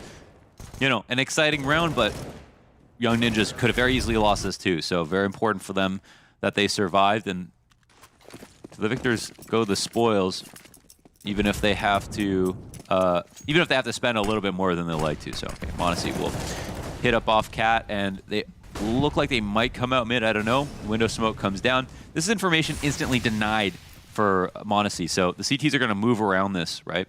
Playing this close A-ramp setup. And we've seen this fail a couple of times for NAVI Jr. Beautiful. Oh my God. Very nice 2K from Fear. He's actually on for a third one as well if he really wants to finish this off. Fuzi down to the 10 HP. Yep, he's got it with the Kobe. Fear on with the 4K. Every single player that's faced the A site has fallen in Fear. And ZTR, the last man to be swiped away by the Scythe. Excellently done. He heard the audio cue on that flashbang in order to drop the first player. He knew then that there was going to be some kind of a push, got ahead of it. The utility for the fadeaway. That is all Fear. The IGL for NAVI Jr. as well. The man behind the T-sides. ZTR, #1 goal is to try to deny this ace, and he does just that. But now his eyes might get a bit wider. There is a slim chance of winning this, but he's already out A. He has the bomb on his back with 30 seconds up. This is a situation where you have to plant very early, because if you don't, you're just going to get rushed. And here, they can still swing out because they have extra players, expecting some respect. But I mean, ace A with no nades, what can you do there? That was super solid. And that starts with, honestly, Monacy is jumping out to Cat when they smoke window, and they think that they're denying the connector peak, the window peak, and the guy coming to Cat would come late. So Monacy jumping out window is a huge counterplay to that, because he sees everything mid. There's no top mid smoke that they get by as well. And he can tell his team that it is not mid at all. And you can see that NAVI Jr. organized towards the A ramp in case there is going to be some kind of full execute. And that alone could be a tell. In this league, those Cat jumps are insane when it comes to what set up these reads for the CT side.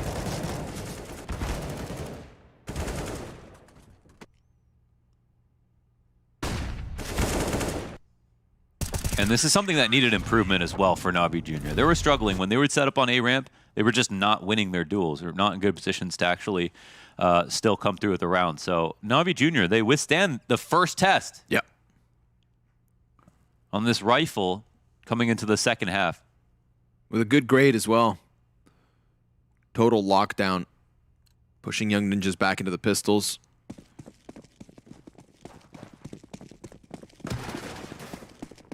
Already get the window smoke out of Young Ninjas as well. 2 players to the top of middle. Bomb's been left back, so not going to be anything too quick.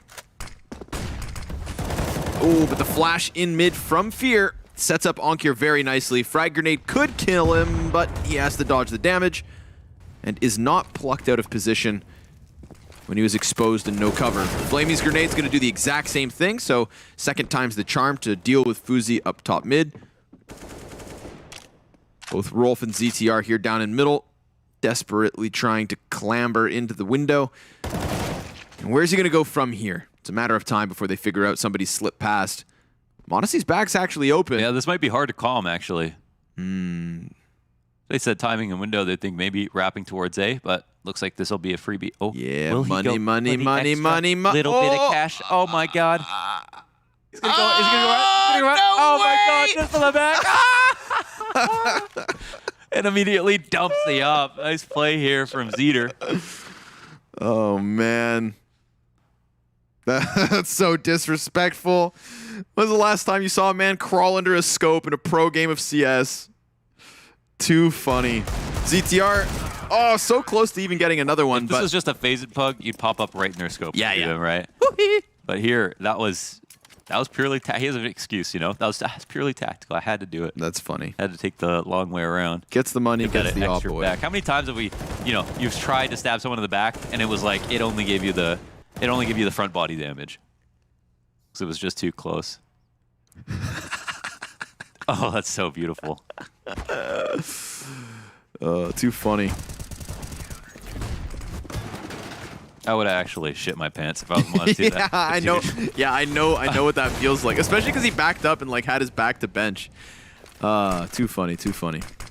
We got a mid setup. Oh, good double spray from Onkir right into the face of ZTR and Fuzi, setting up head trick for the Cat peak. Another total shutdown, a collapse, a cataclysm in middle. Man, take this in. They do the exact same aggressive play on mid versus rifles. The same look with the way Onkir peeked outside a connector. Brutalizing ninjas. That's That's insane. I mean, they can't even get the round started. I mean, what did I say in that first half? You know, if NAVI Junior are able to establish on mid control, and it's very T-sided, right? If CTs are doing this to you, this is your only problem now, right? On T side, you have to be able to establish mid control. Whether or not you stay there or use it is a different question, but you cannot allow the CTs to be that comfortable on such an important part of the map. And this is conditioning. It'll force the game plan to lean towards it. And right now, NAVI Junior are just scoring points there. Honestly going to hold the cross. The 2v5 attempt from Young Ninjas. No utility to block vision, so you'd think they are dead man walking. Sure enough, desperate for a bomb plant, Rolf tries to keep his hands busy and goes down for it. So a 12th one from NAVI Junior, but I could have called that at the start of the round, dude. With the confidence and the quickness that NAVI Junior are attacking mid-control, it's very nice to watch. Very active CT side. Yes. Not timid at all. You know, there's a few rounds where Young Ninjas were trying that same thing when we had those underpass pushes on their CT side, but then once they started losing rounds, they got a little bit more quiet. They were offering over the control to NAVI Junior, and it's the exact opposite out of this CT side. Not giving anything for free, forcing every bit of the map to come with a price tag. m0NESY, good for the opener. Rolf peeking out just as the smoke grenade plumes. And everyone's shook. You know, like they're trying to cross out really quickly. Now they get spotted. It's just confirmation on players. Onkir's mouth starts watering. It's like, oh, I get to peek connector again. You're going to let me soak up more kills? I'm already top fragging. m0NESY looking to catch up. Only 2 kills behind. All in all, we've had great moments from everybody on NAVI Junior tonight, which is the type of NAVI Junior that Young Ninjas did not want to have to come into the server versus.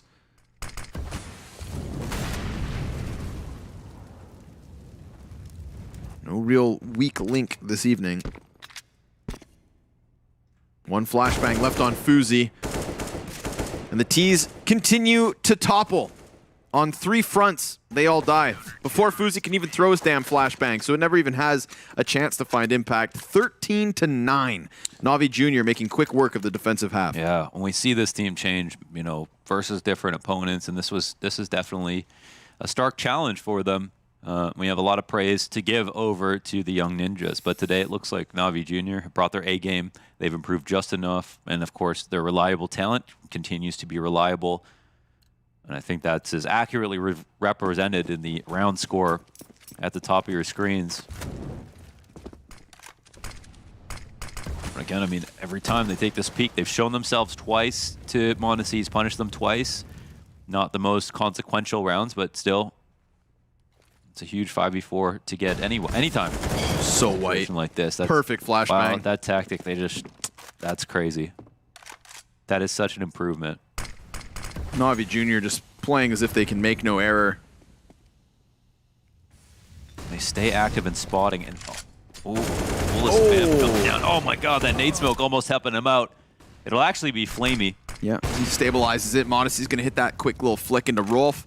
Fuzi, last man standing 1v4. They don't know he's gotten out though, so that's actually his element of surprise. And even then, m0NESY shuts him down. m0NESY and Flamey playing as if he's still in the depths of apps. Yeah. He does 50 damage and dies. God damn, m0NESY. Oh, give him a chance.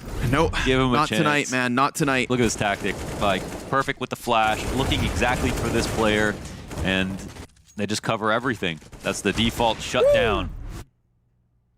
Quick snap. We haven't even had a bomb plant in the last 5 rounds as well. Man. So NAVI Junior just shutting down everything. I want to frame this. First 4 rounds of the first half, Young Ninjas. First 3 rounds of the second half, Young Ninjas. That's 7 of their 9 rounds. Wow. The moment the half actually gets going, both teams in with buys. It's just NAVI Junior across Mirage through and through. We're going to get the bot-up pistols, armor here for the Young Ninjas, attacking this B site, attempting to swarm. Head tricks behind the arch. He's got cover, but his teammate goes down in Flamey. That's an AK picked up over by Van, but head trick good for the multi-kill. He gets himself another one. ZTR removed and Onkir already into the equation, stopping the bomb plant and posing a big question to Fuzi. He has a 1v3 attempt in his hands, but his position already known. He's locked in, and m0NESY smashes him against the van. So perfectly disruptive at every layer of that attack. As soon as it comes in, they're ready for the fast stuff, they're ready for the slow stuff. I mean, I couldn't even point out a flaw for you right now. They obviously just have to outdo on the entries, but these 5v4s are in favor of NAVI Junior almost every single round this half. They get that first kill. And nothing will take the wind out of yourselves more than that. Let's listen into NAVI Junior's team speak and see if this is going to be the last round of the game. Я сделал пока дабл флэш, если что, вернусь за хаешками. Правильно получилось. Даю молик. Давай, я тебе зажму флэш. Давай. Дал флэш. Не видел, бро? Звук. Дым внешний. Флэш. Пошла флэш. Мид уж. Я смог яму отдаю сразу. Сплита, осторожно. Дал флеш под окно еще.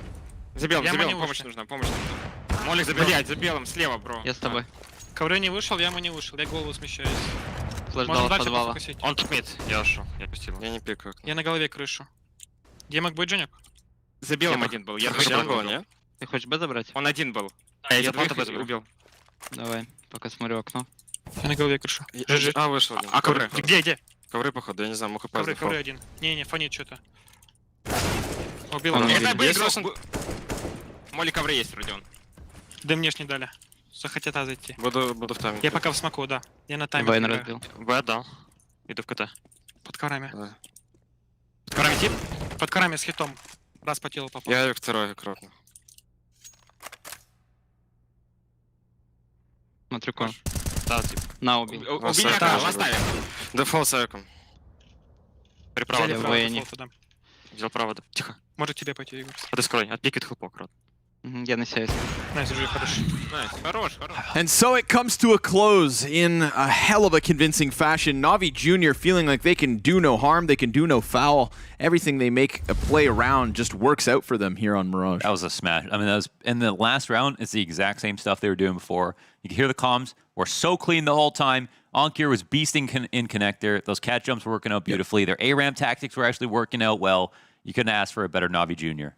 When NAVI Junior have Onkir and Monacy constantly playing like this, and the players around them are also putting up round-winning moments, not to mention the tactics look crisp, nah, Young Ninja's in for a rough night, perhaps. Inferno's up next, but first, we throw it to James. Thank you very much, Scrawny and Launders, as NAVI Junior do start off strong. And when we look at this Mirage, we look at the history, we got to look at one thing, that this Mirage usually is very back and forth, right? Any team can win it. It's been close games. But this was a very convincing performance coming out from NAVI Junior. And also, it wasn't just the Monacy show, right? It was a full team performance in there. Yes, Monacy's going to be at the top. He's going to be looking good. But Onkar was there as well. Hedrick had his moments in there. Fear nearly got in that ace as well. Could have been there on the potential for him. Flamey doing not so bad, you know. He was on the server. Yeah, he was there. Yeah, this was an obviously better and revitalized NAVI Junior. The last time they played Mirage, it was honestly the most uninspired CT side I've ever seen. It was them playing back every single round and letting Young Ninjas do whatever they wanted on the T side. This time around, they're flashing into ramp, they're flashing into mid, they're making the cat jump consistently. They're doing so much to be proactive, and that's something you have to do against good in-game leaders like ZTR. If you let him have the space, then he's going to outcall everybody around him. Yeah. We saw that he actually got the better of Monacy in one round, but it was the game plan of Navi that was able to thwart the rest of the Young Ninjas in the majority. It was a good game, a very good game by Navi right here. Had it not been for Young Ninjas starting off the game, you know, with a good lead and a good start, this would have been very, very one-sided. I didn't see any signs. I didn't see any signs of life in the sense that had we played all 30 rounds as you do in practice, Young Ninjas wouldn't have won many rounds outside of this game, right? It was a very dominant performance from Navi Junior.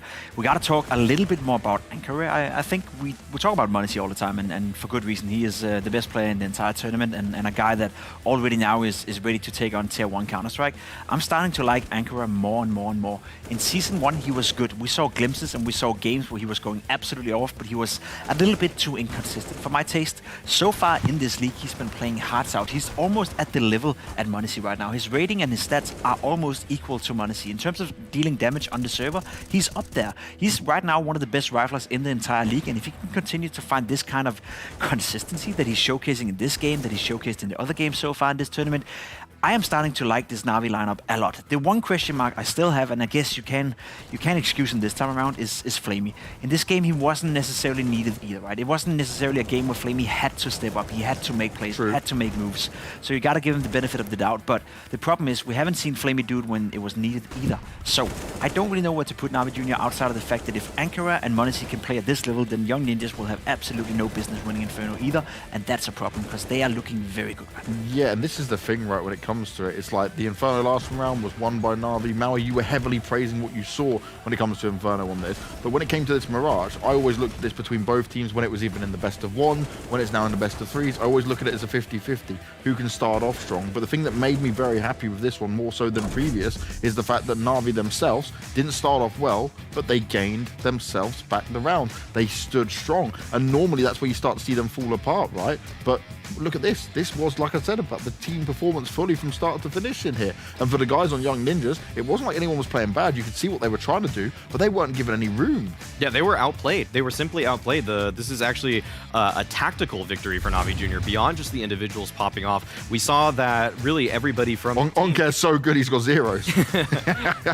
Well, that's a foreshadowing for what he's going to have on the... Well, actually, there's nothing really to say. Actually, it says map 2 Inferno right there, which is interesting. But either way, I mean, the thing is... You're not lying, it's true. Yeah, that's not, he's that's not not an ready. incorrect stat. That was not an Inferno. incorrect stat by any means. But yeah, the thing is that Na'Vi Jr., the first time around, there were so many just kind of cookie cutter basic rounds, and you watch that and you just think, man, this looks like an ESEA intermediate team, ESEA main team, which I'm very familiar with, you know? And so like, but then today, this felt like a more just team kind of like reaching pro tier 2, tier 1 level in terms of how they were being very active on the defense. They were so good at making sure that it wasn't just dry peaks, it was flashes or trades. There was, if they wanted to walk push something, they did it together. There was always a trade in place so that it wasn't going to be just one person that has to win a round for Na'Vi. It was the team setting each other up for it. That's something that has always been the question mark for me in season 1 of Na'Vi. We saw individuals, we saw some on-care, we saw some Monacy in season 1,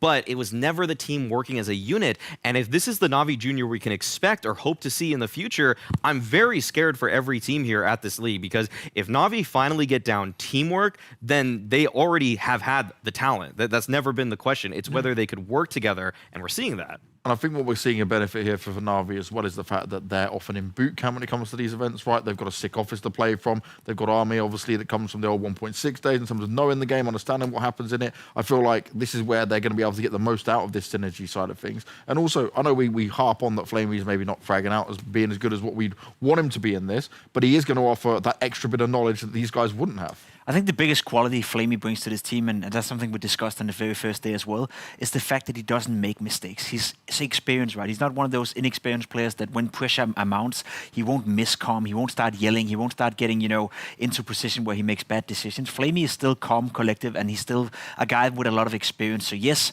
fracking-wise, productivity on the server, ADR, in terms of getting into position where you can clutch, still room for improvements, still room for gaining more confidence. But in terms of just not making groundbreaking mistakes and not ruining all this, praise that we're building up for these guys right now, he's very stable in his decision-making. And I think that's one of the greatest attributes you can have in an Academy League, that you don't have a player who are prone to make mistakes. You have a player that is stable, you have a player that knows what he's doing, and he can calm and collected when needed the most. So yes, we may not see it on the stats, but I still think Flamey is making this roster better.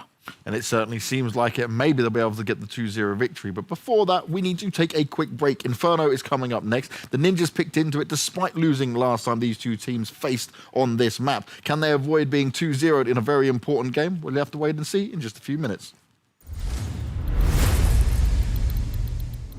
Hello guys, it's Pimp here. Let's take a dive into the new Riptide patch.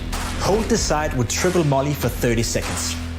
It's a bit expensive, but if you notice that you're getting owned by late game bomb site pushes from your opponents, try to execute this new molotov hold. Ask your teammates to drop your molotovs towards the defensive position you're playing, which could be in this case the CT spawner Mirage. If you see the round time as around 35 seconds left, you can start throwing molotovs towards A ramp to completely shut it down. Even if they smoke your molly, you can throw another one just a bit in front or behind it to make sure the push is even harder to make.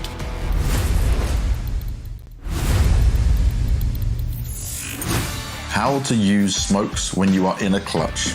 If you are in a 1v1 for a CT side with a planted bomb and you have no info on the positions of your opponent, it's not the best option to smoke out one of the possible peeking spots. Don't try to guess. You make your chances wither away by guessing. The best solution is to throw the smoke on the bomb and defuse it concealed. Now your opponent has to guess from which side you're defusing. In addition, you can fake defusing a smoke to wait for the spray.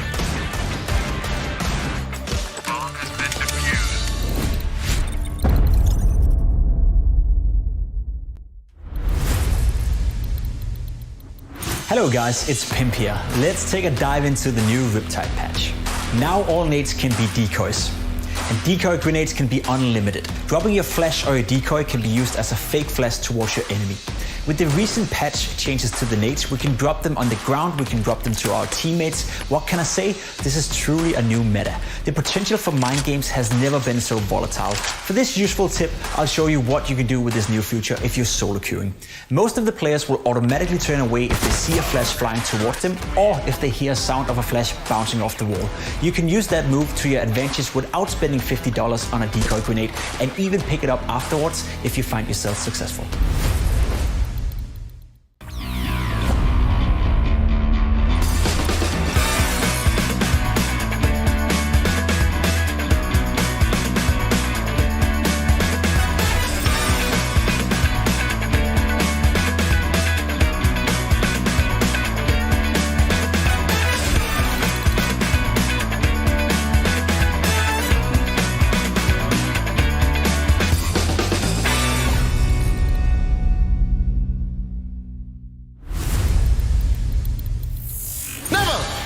Never re-peek the orb.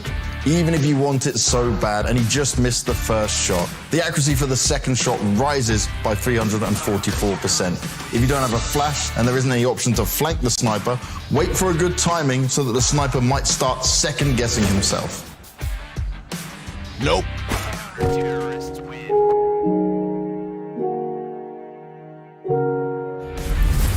Evaluate your skill with clarity. Hold the scope where you will have time to react. Never leave a thin line for your cross, unless your name is simple.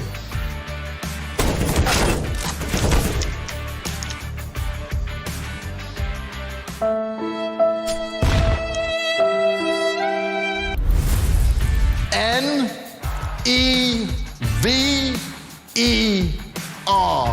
Never crouch peek with an orb, as you may be seen with the barrel sticking out. And by switching to the pistol in these scenarios, you give yourself an equal chance to react if your opponent is waiting for you by the corner.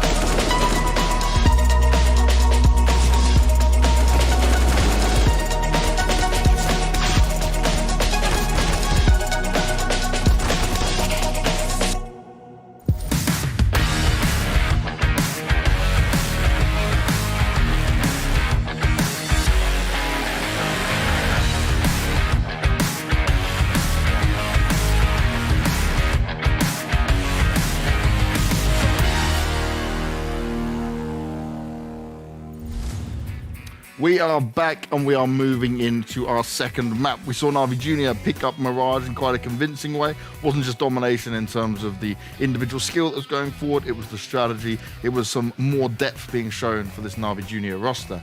But now, going into Inferno, did NiP make a big error here picking into this map? Okay, they lost it last time, but Pimp, you had a lot of praise to give NAVI Jr. when it comes to their Inferno. Yeah, I think it's been growing on them. I think they've been looking much, much better here in Season 2. They're willing to play it. They're willing to not pick into it themselves yet, but they're willing to accept to play it, and they have looked good so far in this season on it. They had a win where I remember, I've said it a couple of times, m0NESY didn't have the best game of his career. He was just average. By all means, a good game for everyone else, but for m0NESY, just an average game. flamie found impact, and NAVI were in full control throughout the entire Inferno game. Going up against Young Ninjas, who last season we praised them for maybe having the best Inferno in the entire league, but it kind of got questioned by Fnatic Rising, Mouse NXT as well at the LAN finals. They were unpaired, they were unlevel with them, so I'm not really sure I'm sold on Young Ninjas on Inferno anymore, especially not considering they still lack that, I would say, firepower, to be completely honest. Nilo, he's never really been replaced from this lineup. Manon has never really been replaced by this lineup. They have to win in a different fashion now. They have to isolate some of the Navi players, and maybe they have to find flamie and try to bully him and see if the individual level is not up there yet. I think that would be part of my game plan if I were Young Ninjas right now. Outside of that, I think there's too much skill right now on NAVI Jr. for me to actually firmly believe that Young Ninjas are the favorites here. It's going to be a close game, but I think NAVI have what it takes. I think that NAVI are going to close it out here 2-0. Right now, they're looking a little too hot. The teamwork's looking good. The coordination in rounds, even when they have to break something down in the mid-round, was solid on the last map. And that's not something I can always say. Sometimes there's little errors. Sometimes they make unforced mistakes. And that's something that has been characteristic of NAVI from Season 1. But today, they look like a new team. They look so ready. And I know, James, I know you're happy about that. Seeing NAVI playing this well, it's like you're getting to root for the #1 team in the world, and you're also getting to root for what might be the best Academy League team. This is unfair for everybody else, James. You can't be riding NAVI this hard, man. I'll just say I waited a long time for this. I suffered many losses with NAVI over and over again. It's about time I got to shine, you know. But you're wearing a Brooklyn Nets jersey, man. Is that a bad thing? I guess it's a basketball team. Doesn't matter. Yeah, there you go. Okay. Trader. I'm not allowed to wear it. There you go. Maui just decided what I can wear now as well. I'll come tomorrow with, I don't know, some football. I'm not going to wear Bring your your NAVI jersey. Bring your NAVI jersey. Yeah, shall I? Yeah. All right, cool. NAVI jersey tomorrow. There we go. Everyone knows. They're not even playing tomorrow. It's all right. They just win anyway. Okay. He's a NAVI Fine. fan. All right, you'll have this one, yeah. Honestly, though, I am expecting flamie to play fine. I think that even if they do target him, I think he's going to hold his own at B. I think that's a position that he is getting to play that is one of the few across all the maps we've seen so far that was his actual spot when he played for NAVI. So he has years of experience to draw off of when he plays that. And he even picked up the secondary op back when he was on NAVI too. And, you know, we haven't really seen anybody be a competent secondary opper for NAVI Jr. If flamie's going to bring that as another level, another dimension to the NAVI Jr. defensive game plan, then I am really worried for Young Ninjas, because ZTR can call a mean Inferno, but if he's got to worry about two sides of the map, two oppers that are really hitting, then it's tough to imagine a world where they win. Well, let's see if we get the double AWP madness. Let's see what's going to happen on Inferno. Will NAVI Jr. be able to close it out here and now, or will NiP fight back and take us to Overpass, the third and final map, if we do get there? But we are going to get to Scrawny and Launders once again as they deliver all of the amazing action for us throughout this game. That's right, James. We cast every game, every day, every round. It's just Launders and I. It's just the two of us, for better or for worse. Boring. Welcome back to the casting desk. We're jumping into Inferno. I am siding with the boys on the desk right now. I think NAVI are just... Zika. Don't talk about that virus. The NAVI guys are just shooting really hot tonight. It looks very difficult for the Ninjas to keep up. But if there is one thing that I think we always have to kind of give that credence to, it's the fact that the Ninjas do tend to have tactics. They do tend to have strategy. They tend to have teamwork. Yeah. And Inferno is their map pick. So I think that some of these individuals could maybe drop off a little bit once we get onto this map. Look how professional his backdrop is. He's got like metal framing to his screens. Yeah.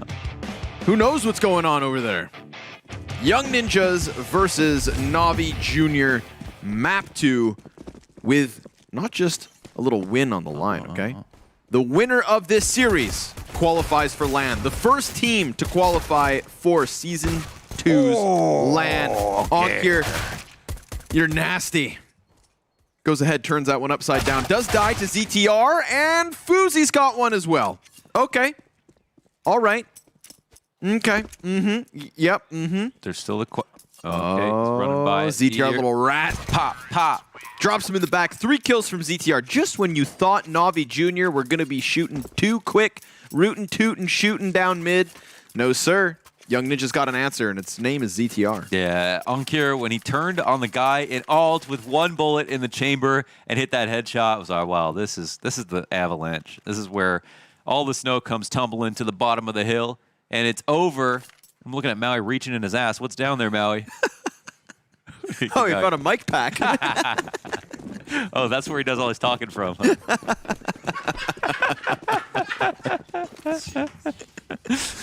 Make sure to put that back in before you get on the desk. Scout on Monacy. We have too much fun here. We have too much. Who let all of us in the same room together? WePlay did. Thank you. Yeah, good idea. That's good idea. That was WePlay's decision. Oi. Oi! Navi Jr. CT side 4 spies, scout, bunch of deagles. It's doable. It's doable. Yes, there is always hope.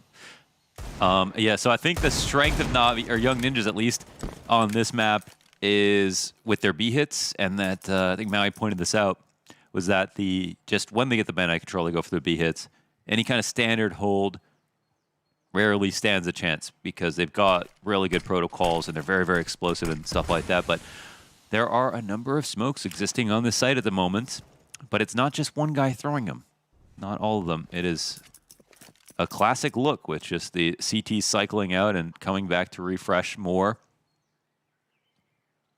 And this is a position where they're burning a lot of time off the clock, and you can see the pins are being pulled by Young Ninjas. They thought about it for just a second. And now, with not that much time left over, they're going to fake the B hit and commit with a little bit, but they don't see anybody. And now the CTs on the A side are probably going to try to get comfortable as the smokes come up. Yeah. 20 seconds. Head trick into the little pit. Monacy within the sight. Oh, a snapper of a headshot for the first one. Head trick, and then Onkir as well, pushing his way through that arch side smoke. There's no kill inside of the site, but there's also no time for this bomb plant, it seems. Oh. Dude, it's done! Head trick stands his ground with 3 frags. It's Navi Jr. right back to winning ways. Damn, dude, that was all about that B delay.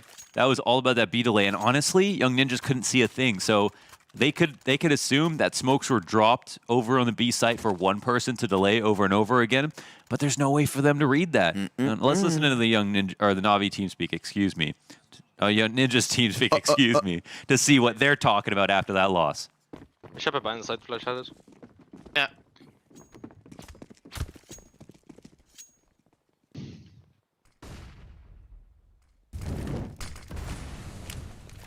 Jag brukar ta bär.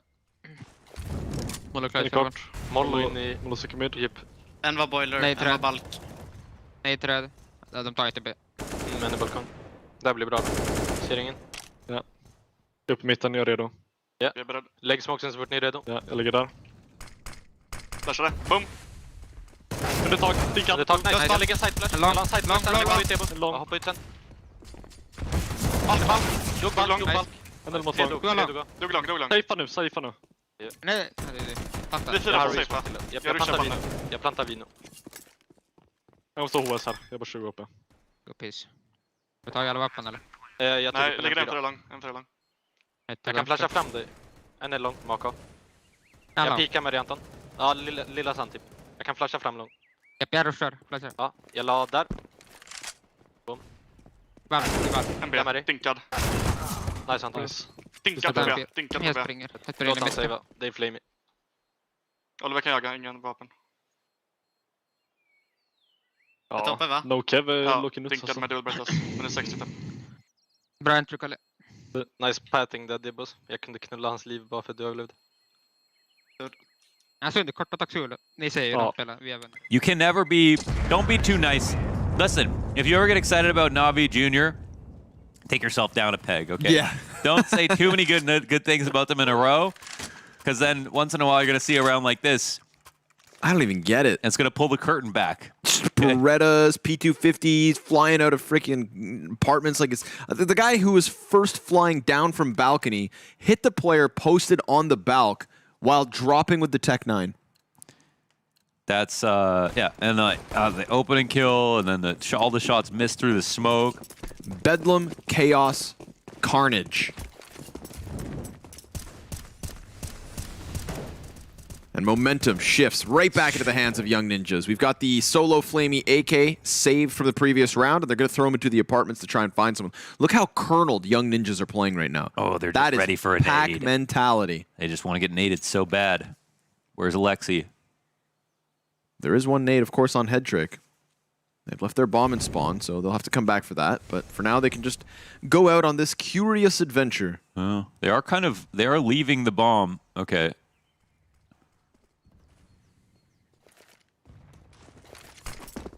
We're just like looking at the mini map, like they're gonna get it. They're gonna get it surely. Okay, but the seat. They my cut God, it off. They actually could have. If they decided to push down mid for any arbitrary reason, that would have just been a nightmare for them coming up. But Exact is coming towards B. Fear here, just a USP. Oh, alone tries to hit that smoke. Honestly, does him nothing. If it was the regular smoke, then he could stop it shallow, but it's a little bit deeper. And the reason you throw this one a little bit deeper, so that someone who's standing on coffins can be in full view. So if the one that lands normally, sometimes you can like stand over top of it and see, and that's actually worse. So they throw the one you're meant to clear. Gonna get that incendiary down to the new box. That'll flush one man out, but oh my God, Wolf. All right. What? Fear, Modesty, and Head Trick.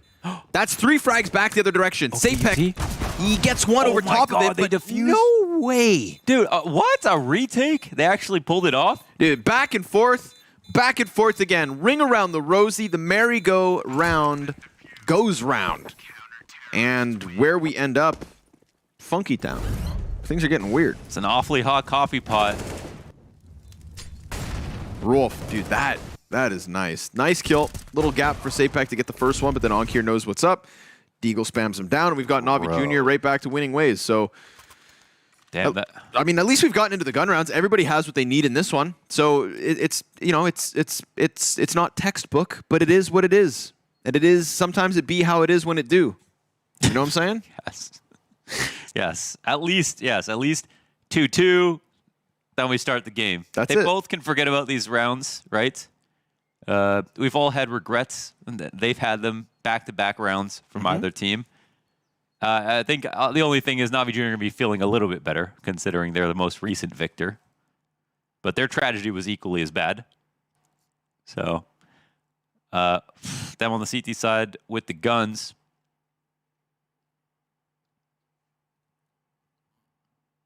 That was a head scratcher. I really thought that round was over. Yeah, I'm going to take the a exact into B versus one USP. Yep. I'm taking a hands-off approach to this round, to the start of this game. Yes. You guys can find me investing myself and my credit when we know what the heck is going on. Yeah. Crazy start to this match. Back and forth affair. Ninjas can't be this shaky, though. Even if it's both of them are going to make mistakes, yeah, but... Yep. Ninjas have to come into this one and... They got 2 Punishers on Navi shut down Jr. the show. I feel like as many... You start letting rounds like that slip through, then that's just going to bolster the individual levels of Navi Jr. because now they've already convinced themselves, even on this map, like, oh yeah, we can just do as we please and win. Yeah. What you need to stun them. You need to stunt them. So Ninjas burst their way into mid, and Head Trick, he might get spotted throwing this. No, I don't know if he does. Fast play though. Yeah, they've got a decent Holy setup to hell. sit here, and Modesty will lay down the lead. So much damage dealt, will fall back onto his gun. Couldn't get that incendiary out. The back of the site's been taken over, and Pit is dead too. Yep, that's right. Debo, he falls down into the pit. Onkir and Fear looking to retake from apartments maybe, or just looking to pinch into the first part and then let Fear go run this show. Post plant has an incendiary, a flashbang, 3 AKs up. Young Ninjas just hammering their way into this A site. Debo clearing out the pit is really the potential difference maker in this one. Onkir is going to get sidelined, side-swiped. Speaking of Debo, he goes big. Not only killing the player down beneath him in Head Trick, but then following up in the post-plant 3v3 to the 3v1 to the 3-2. Young Ninjas back to winning ways. They've got this little bit of a lead early on the T side. I know how. Look at this. Look at the mini map right away. Okay. I'm looking. You know, Arch is open. All the depths are in sight. This is going to be a consistent feature for NAVI Jr. This is where their problems lie. Crazy. You know, the rotations will be slow. It comes down to the sight holds. They can still pull it off. But Young Ninjas are really good in this Academy League at getting into sites on T side. So that's going to be their one thing. They did lose a post plan on the B site, but they got into that site successfully as well. It's been 3 times where they bullied their way in, sometimes with guns, sometimes without, but they will get that bomb down. That's one thing that they're so good at here, and I think that defines them and why they picked this map. So NAVI Jr. can remedy that problem, then we can talk. But so far, so good for Young Ninjas as they score back after trading rounds back and forth again. 3 guns up from the CTs, and they've already got one. A little bit of wall spam. Head trick takes a second. But they still have the M4 up. Yep. And Onkir is going to play it safely. Now, we say he's up, but barely. It's 19 HP. Took a ton of damage to the spam. Fear on Onkir on 19 HP is a regular guy on 45 health. He's an extra bullet stronger than most. Okay. Oh, and the smoke spam. Oh, the smoke spam from Flamey is so That good. helped, yeah. It primes the 5-7 to succeed. Still, there's 2 Ts. Flamey has hit all 3 of the terrorists that were coming from Banana through smokes this round. Softening them up nicely. Serenading them. Marinating them. Oh, he gets Rolf as he forces the fight forward. ZTR now, he's going to have to come in with the clutch, or we go back and forth and back and forth and back and forth again. There's just no end unless ZTR can put a nail in the coffin. But instead, it's m0NESY with a bullet between his eyes. And sure enough, we are tied for the 3rd time. On the bright side, they get the bomb plan again. They get in the site again. And this is with an attack on the halls that fails. So I like that NAVI Jr. actually played in the halls with their aggressive setup. Again, I recommend on CT sides, they just go for it because they're going to be able to get way more than they expect. Like, look at this, man. That's such a ridiculous kill from Metric. They have aimers on the squad. And if they utilize them in positions like these, deny some early map control, they're going to win more rounds than they expect, I promise. And in this situation, the retake's good. It's a little slow, but they had 3v1 at that point. So nice. Flamey was branding them like cattle as on their way into the site. Like, you're mine, I own you, I own you. Saving you for later. Where does this roller coaster end? Very quick posture up Banana. Ooh, that would have been a dangerous peek for Fear, so good call and just dropping smoke. Denying vision. And a boost on the other end of it. Flamey. Oh my god, he didn't even see it. That? What the heck?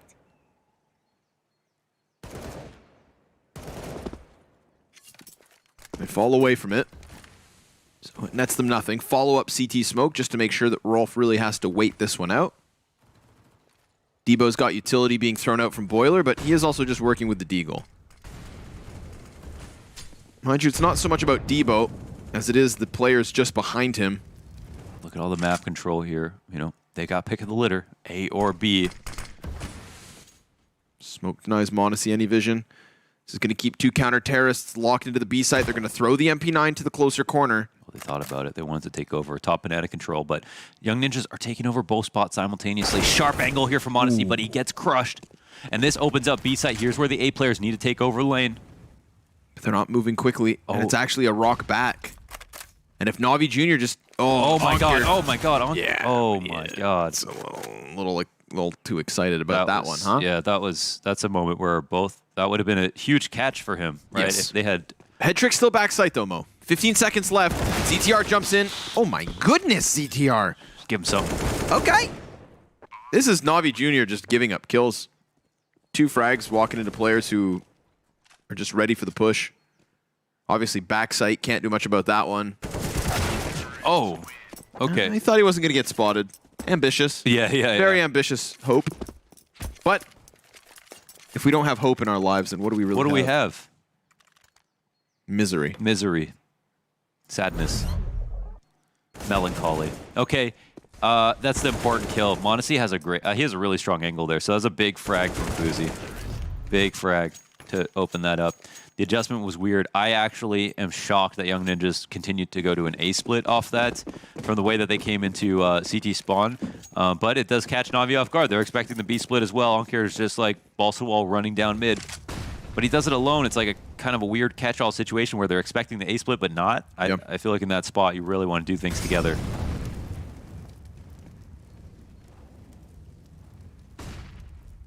Flash to the corner. Oh, nice Deeg, Flamey. Oh, God. Back on the roller coaster. Dude, if this goes for Buckle 8 rounds up. straight, at this point, just call it 8-7. Coin flip for the last one. Get us to the second half. Cancel a match. Do chess boxing.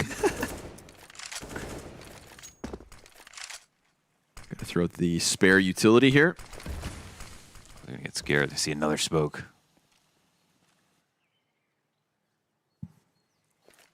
Counter-terrorist still hanging on to 2 flashbangs. Fomus and Deagles.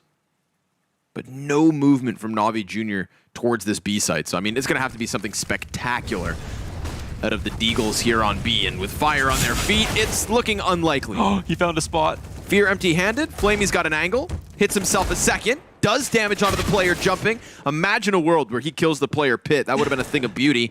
It's still a 3v3. They still have a Fomus, and they have the element Oh, they have banana. of insanity. They have banana, so no pool will be cleared by the banana guy. And then they'll know that 3 are backside. Just focus backside. You're good to go. Wait that smoke out. Mondesi already knows this has to all be backside. They've got all the information. They just need to hit the shots. Oh, Obviously, orange is easier cleared. said than done. A little bit of contact from the dark corner. 3 separate positions. There should know about them all. Onkure will find ZTR. The Fomus empty-handed, but Onkure's pushing in, and he doesn't have time. No, he does. There's a kit on the play. Oh, but he would have needed it then and there. Fuzi finally lifts the curse, and we get 2 consecutive round wins, but holy hell, does it come down to the wire nonetheless. Yes. Yeah, that was actually a retake possible again with bad guns from Navi Jr. Nice try, but a nice hold from Fuzi from the back of the site. They all picked decent spots. The only, and at least, you know, they know it's around Navi Jr. or light on utilities. So they're not going to like pull off the full retake with mollies to the back of the site. Any one of those positions get mollied out, and they're going to be crying themselves to bed. So, okay. With the 2 rounds in a row, finally, maybe we can take a little break. Should we say it? I don't want to call it too soon. There's a rush down mid. They're coming for this gun. Oh my god, they've got a kill. But it's just the first. Oh my. Onkure got an AK. They got and immediately- 3. Oh, no way, dude. Don't you tell me this is doable. It's still coming in. Oh my god, the flame. Flamey's out of the peak. halls. When he gets spotted, Flamey can start to walk out. Rolf hasn't made any noise. Flamey hasn't found him. Oh, Could Flamey's be not looking for it. a moment. Oh my god. Rolf manages to get away. He's just going to go clean out halls, and he doesn't know where Rolf is. So they haven't spotted the bomb, and I wonder, do they know that Rolf has it? They'll play for the retake. Yes. But Rolf, obviously, armor, full utility. And the fact that he's Rolf. A-plant activated, AK picked up. Rolf is so worried that they could know where he is, but he does still don't want to try to make a play early. Coming up to lane. This could make the difference. I don't know if he got, doesn't look like he got spotted there. Head trick. Ooh, gonna get cut down, but his gun's empty. Flamey needs to find it, but he lets him get away. He let him go. Oh, he's going into halls, and Flamey's just going to go for the defuse 5 seconds. No kit. Oh my god. It's gonna have to be a 10-second stick, and he doesn't even have the chance at it. Goes back in. He's got it. No, No, he doesn't no have kit. it. Okay, Jesus. Wait, he had, man. He didn't even try to stick the 10. I don't even know. I guess, He didn't play for the win. yeah. I guess, I mean, he just needed to take the shot when he came out of halls. Yeah.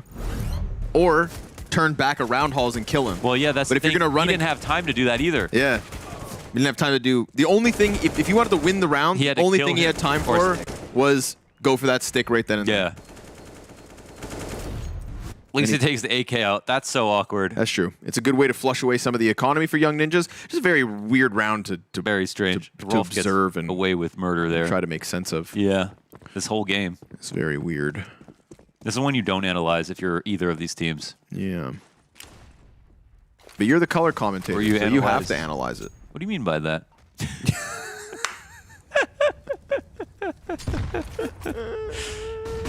Please don't cancel Scrawny. I got nominated for Color Commentator of the Year. It has nothing to do with my Indian heritage. Well, What do you mean by that? maybe 50-50. Okay, now you got to be careful. I'm treading on eggshell. I'm going to send Blay after you. Congratulations, Bleh, on your first major. Freaking awesome name to see on that list. Oh my goodness. But enough about the major. We've got a WePlay Academy League. Land spot on the line. And Young Ninjas trying to take this one to a third. Are they going to get there? I don't know. I'm really just quite confused by what we've seen so far. But we've got guns up, and we'll let the players speak for themselves. Monacy's got something to yell from the rooftops. I'm better than you! He goes and gets 3 kills with his teammate already on the feed. It's head trick taken down by Debo, but he gets caught as he falls. Oh my and he God. dies, not to his enemies, but to gravity. Damn, that's going to get us all one day. So he just first, that's all. At least he respawns. That's a nice hole for NAVI Jr. The buy-up will come in again. And as for NIP, I don't think their money's that great. Monacy's favorite spot here. No matter what gun he has, he'll tend to find one. Today it's 3. Did he just go for a jumping M4 kill for the fourth He pretended to jump on cold. Okay. Yeah. Hit him with it. NAVI Jr. 4th CT round win. Single AK up from Young Ninjas. How many real rounds of Counter-Strike have we had in the first 10? Could count them on one hand. Okay. Just making sure.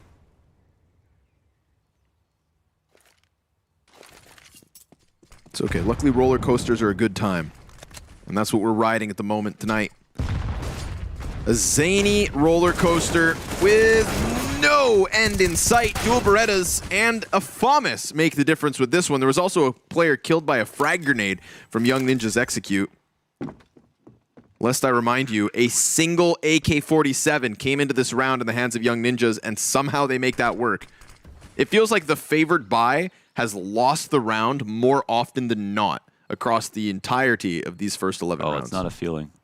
It's a fact. And this is going to be another one of those locked in. So 7th terrorist round win for the Young Ninjas. Holy moly. This is what they do. They get in the site. Look at the X's again on the site. There's not kills that happen inside of lane. It's kills that happen on site because this is where they want to take their duels, and that's fine for Young Ninjas. But, you know, again, NAVI Jr. great on the T side, so I'm sure they'll put up a considerable half when they get there. And for the meantime, it's about Ninjas trying to get as much of a lopsided thing going here on their T side, because their T side's also, it's got high praise, not just from me.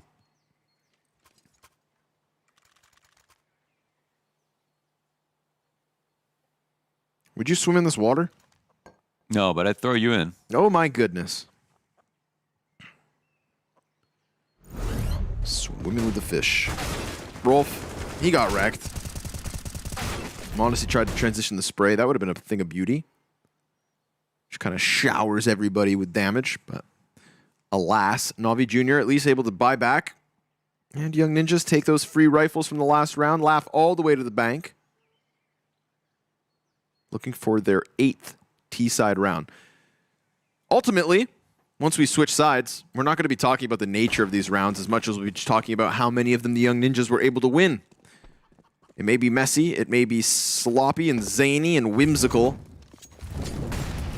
but it's round wins, and by extension, the possibility of a map win on the back of it.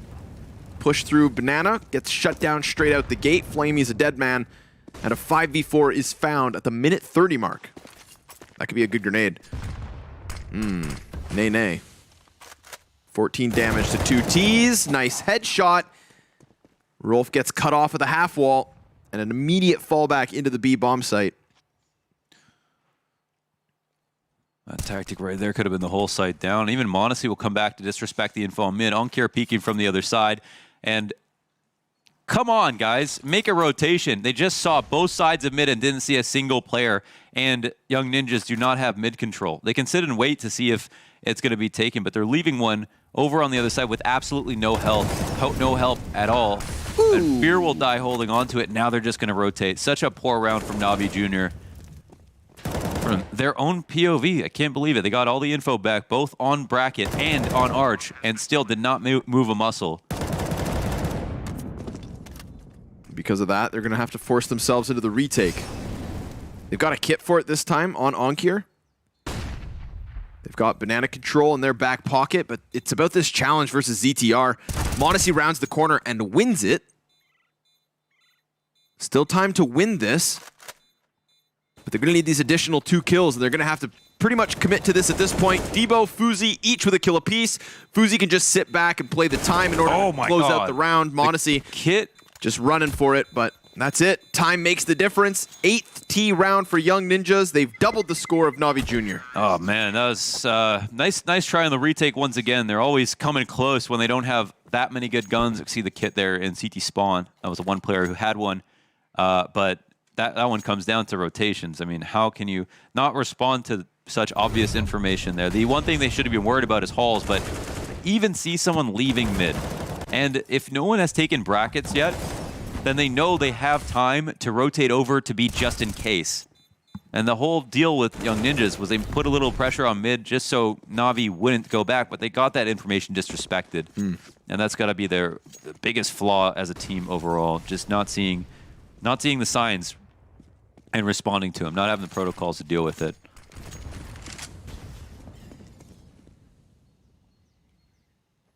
Boost over the top. What happened there? It hit the roof. Oh my goodness. Gotta look out for them shingles.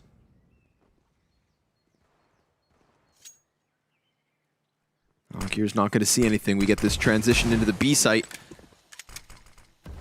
3 players ready to smash it. Flamey looking to be flashed in. Just walks out dry. Finds the back of Fuzi, sure enough. Desert Eagle up close, almost good for another, but Sapek shoots through his teammate as needed. Says, I'll sacrifice you if I have to. For the cause. And for the 9th round of the scoreboard as well for the Young Ninjas. So this T side now just engulfing Navi Jr.'s chances of closing out this series in a 2-0 fashion. I don't doubt that they'll have something for us on their offense, but you got to give yourself a large enough margin of error to, you know, potentially lose pistol. A little mistake here or there. It's not an even game to play when you trade rounds back and forth, CT to T. It's the Ts that are always going to come out ahead, have a little bit extra to buy. Their Molotovs are cheaper, their AKs, their Galils are cheaper, so it's much more dangerous for the CT team. And Navi Jr. clearly not the better team in this half, and they let go of their opportunity early on after ecoing Young Ninjas twice out of the 4 rounds that they've got. Such a zany start to the match. This is that spam, just whoop. Monacy walks right into the stream of bullets. Unluco, as some would say. But it's not over yet. 2 more to go for Navi Jr. to at least make this one a little more respectable. Let's see if that op on Monacy can really make a difference. Last round he was smoked off and then killed through it, so he didn't even get to see his enemies, nor have a chance at shooting them. There's no counter-opper on the T side, so he's just going to go ahead and lock in the back of the B site. But Flamey dies. Flamey dies on the CT cross. Sapek gets the best of him. And it's not going to draw out a rotate. They're going to stay committed 3 players to the A site. Monacy being confident that he can hold it on his own. Onkir will be tested, but passes said first test. And the second is Sapek. In with a kill as Fear commits to the challenge. We have ZTR out from the balcony alongside Debo. Bomb included on these 2 players. Yes, it's a man advantage, but Monacy's still a little bit late to the party. I'm very curious to see whether Onkir can hit the timing out from Balk. Yes, sure enough. Headshot into Debo. ZTR 1v3 being swarmed in all directions. It's 2 players off of the arch side, but as he jumps to the box, he falls. Navi Jr. with a 5th at the very least. Onkir is just so trustworthy in moments like that.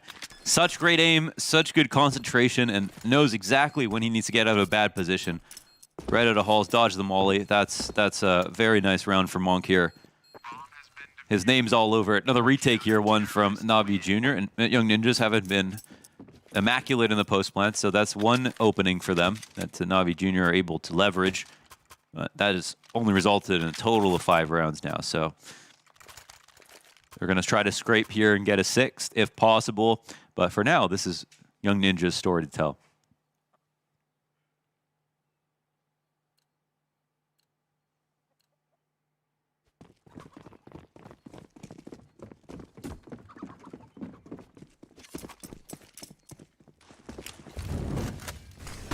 Another fast one, Fear. Okay, I like it. And we've got Modesty here to try and support this. Oh my god, they get fought from so many a direction. It's Sapek through the fire of bottom middle. I thought maybe if the kills came back from alt mid, that'd be one thing. Oh my god, Onkir wins Onkir another still? duel, and because of the smoke, there was a chance at more, but Sapek just runs right through. Oh, and now Flamey's gonna do to them what was done to his teammates. He commits through the flames, he burns to it, but yes, that's it. The bomb has been dropped. Head Trick, with this information, looks to close the 1v1, looks to close the half. What a weird half of Counter-Strike, man. The textbooks have been burned. School's out. And it's just about the feeling. Head Trick gonna go out and confirm that Bomb's still sitting in that position, but the moment he checked for Bomb is the moment that Sapek grabs it. And seeing as Sapek came around from Arch side, now Head Trick realizes that the only possibility is for him to have fallen back through mid, but he could have gone short. In reality, Sapek could have actually gone all the way to B, and that's what Head Trick is going to think. So he starts sprinting towards Banana as if it's that long rotate from Arch, but this wrap from Sapek into the A site, oh, this is going to suck for Head Trick. He's going to lose so much time trying to sprint back to the other side of the map. The utility confirms it.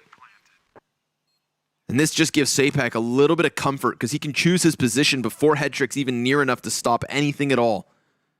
Now, there is still utility for the CT to use, but he's just clearing out the angles. It's up on Graveyard that Sapek locks in. He's going to have no cover. He just needs to kill, just needs to hit his shot. Oh, Head Trick, just a little sharper. Throwing out the utility, clearing pit, trying to hit something in Graveyard, ultimately comes down to the duel. Head Trick comes out on top, and while Young Ninjas establish a 3-round lead on this T side, at least Navi Jr. closed with 2. Dude, Sapek thought he had a timing off that nade, but it was too far away. There was no way he was going to be able to peek at the right moment. Honestly, Head Trick still looking in his direction, but he thought he had a timing. Thought he had a time when the nade came out, so it's a weird situation. Sapek thinks he's much closer than he is, so he might play it around differently if he realized he was over all the way at B, but yeah, it's Head Trick who's supposed to have the advantage in that 1v1, so I'm happy for him that he's able to win it ultimately. And it makes the game a whole lot more interesting. This Navi Jr. trying to just fend off a third map here. What the hell was that half, though? Crazy. And of the 6 rounds that Navi Jr. pick up, 4 of them by way of defuse. So Young Ninjas just, they had their name branded on almost every single round of this game so far. Crazy antics. But I would say, like, there was times where Navi Jr. were just like, stammering their rotates, stuttering out a little, sputtering instead of committing. Definitely looks like this is the map Young Ninjas are going to use to get us to overpass, and then it's anybody's match. Who would have expected the Sapek top frag? Yeah, quietly, especially on this roster.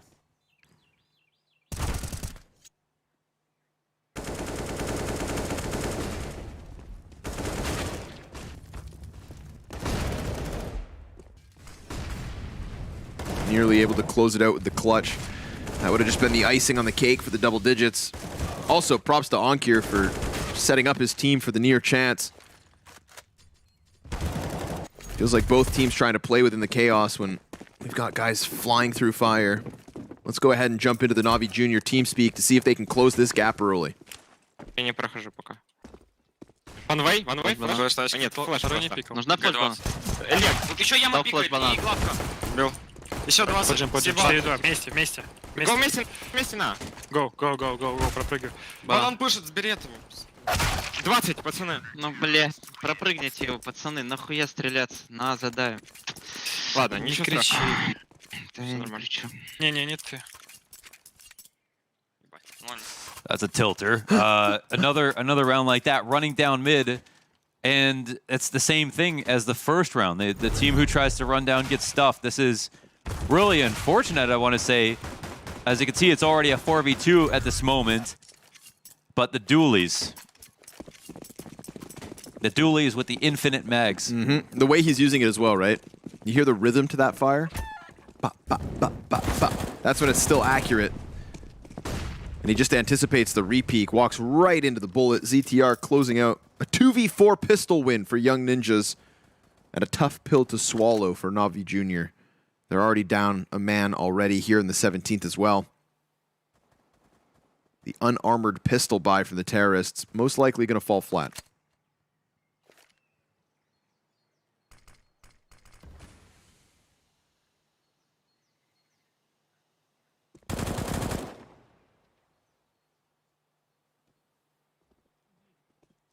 Already aggressive looks here on both Bracket and Banana with deep control.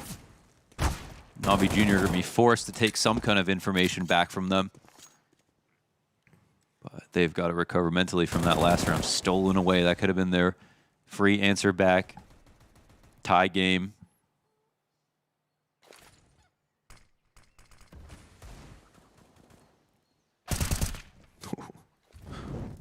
Splattered. There's just something about the silent A1S versus unarmored headshot. You really get to appreciate the sound of the splat. It's like a USP tap, but automatic.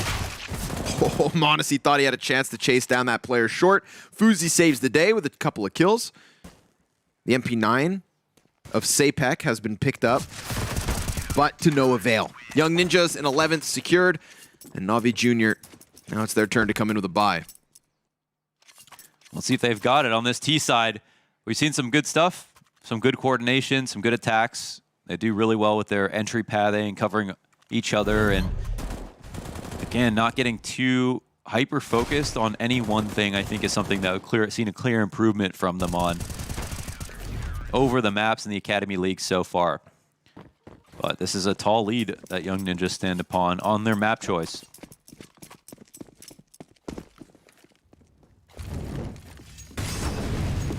Hot. Quick sprint away. Ooh, challenging down Banana, okay. I was curious because of the... Oh my god, hold on. Flash through smoke for Onkir to get the 5v4 opened up. Due to the passiveness of the CT side from Young Ninjas on Mirage, I wasn't sure if they were going to come out of the gate swinging here on this CT side. And already we get an attempt to challenge down Banana, but that comes back to haunt them. Sapek going to be the first man down for 2 rounds in a row. You know the impact he had in the first 15. Now, unfortunately for Young Ninjas, it's this solo apartments hold. Debo just poised on the balk. Drops his utility. His teammates trying to rotate over in time, but they'll be smoked off once they arrive. Debo 100% going to feel this pressure. Counter-terrorists have 2 smokes if they want to try and screw with the timings, but Debo's doing a very good job of just going unnoticed at the moment. Finally, they find him. Down he goes. It's a clean sweep of the Young Ninjas until Rolf comes in with just the 1, but with the bomb plant and 4 enemies ahead, he knows he's a dead man if he turns that corner, so instead he'll walk away. A 7th for Navi Jr., looking to claw back this gap as quick as they can on the offense. Yeah, they'll have to go 1 round at a time. That was a quality disrespect play from Onkir at the bottom of Banana. And again, he does that just like Nico off a window flash and just takes the timing on a peek, and he's caught better players than the ones on Young Ninjas off with that exact play. They've got to be fearful of it. And the fact that he can come in, not worry about whether a smoke's up or not, is a huge weapon for Navi Jr. And then the arch wrap is executed to perfection. Nobody goes too slowly. They don't stand there and get peppered down by the library player. And with the hall smoke up, they know exactly where the position is of the last guy on site. It's too obvious. And that guy is simply waiting for that smoke to come up so he can push into halls. Navi Jr. know they can simply starve him.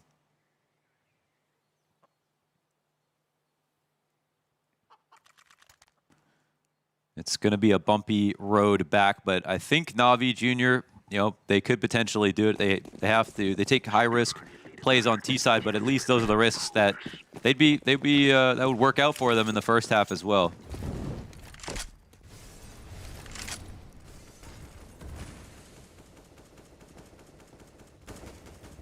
Ooh, gonna slide this M4 on the boost. Gets spotted though.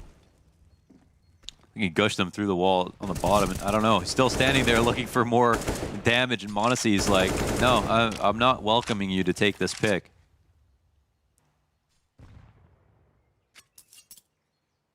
Full apartments control for NAVI Jr. So knocking on the cusp of this A site. Lineup nearly there for Fuzi. He will drop to 2/3 his health. Minute left over. 0 banana control for the terrorist. And this rotate from Young Ninjas ahead of time moves Sapek ever closer. Still a full belt of utility for Rolf. But of course, that's over towards B. So it's not going to be enough to stave off NAVI Jr. Debo gives away his position. Fear now hunting this kill. Debo jumps up, he gets spotted. Dies just at the side of the hay bales. Fuzi inside of the site, quick headshot, and then he dives down into the cover. Head trick can't quite catch him. Fuzi with the wall bang, and Flamey alleviates a little bit of pressure. A 2v2 left to unfold here on A. Frag grenade misses the mark. m0NESY with the bomb plant. Fomuses versus the M4 and AK of NAVI Jr. And as that smoke begins to fade away, the chance of the retake may come through. They boost over top before it goes, and Flamey just wants to keep himself tucked in. They're worried about the short play, but it's not going to happen. Footsteps being heard. Flamey pops up, and m0NESY's got this locked in. NAVI Jr. win another round. Now only 3 the difference. There's 2 teams in the server that can get the bomb down. And these A attacks are really, really strong. And I'm not surprised they're able to bring that to fruition. Now they got a save on their hands. It's 2 solid rounds here that NAVI Jr. are able to win versus Young Ninjas. And yeah, Young Ninjas posture, they defend bracket a little bit, but they take some damage. They lose that map control. And it's just an overall solid round front to back for NAVI Jr. Expecting more of those to come down. And they should be able to read the economy easily right now for Young Ninjas, considering the last 3 have been buy, save, buy.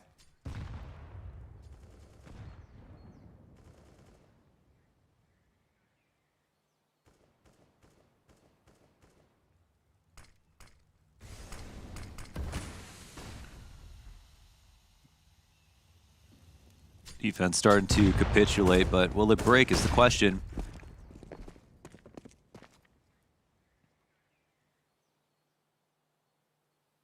It will bend to the wheel of NAVI, who are fixating where this stack is. 2 players first boosted. Fear's got the double. No weapon can be picked back up. Debo peeks the close corner. m0NESY locks it in with the AK as Headtrick rounds the site, but he's too busy clearing corners. But he gets tagged up somewhat. Very slight damage done. But now that I was going to say the AK's been picked up, the likelihood of a threat stepped up ever so slightly. Nice tapping from m0NESY just to clear out that pressure, and then Flamey ends it. 9 rounds for NAVI Jr. Young Ninja's eco does not work out. Valiant effort. I like the stack. You know, creativity gets points. But this is 3 in a row now from NAVI Jr. and the buy back in from Young Ninjas. Let's see if they can make the difference, because this CT side's starting to hemorrhage rounds to the favor of NAVI. Yeah, it's already starting to look very good here for NAVI Jr., so who knows? Who knows what's going to happen now? This lead is diminished completely. And this was NAVI Jr. throwing their pistol away in the second half. Surviving that tilt, looking composed on T side.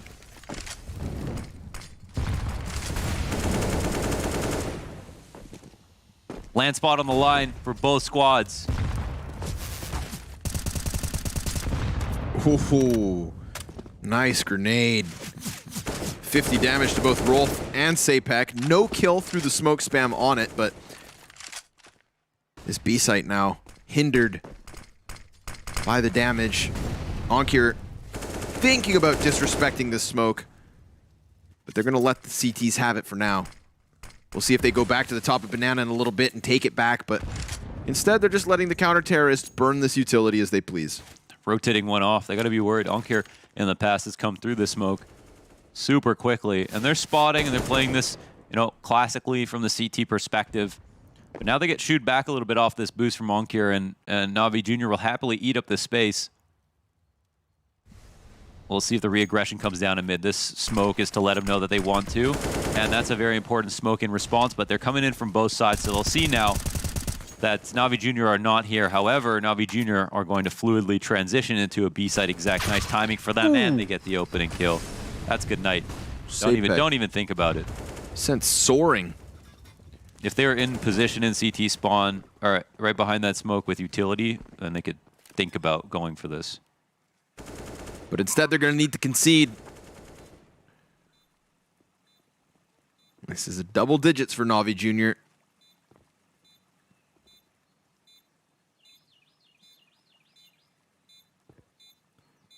At least it'll be the first time that Young Ninjas don't have to save. They can buy again, so not just buy save over and over again.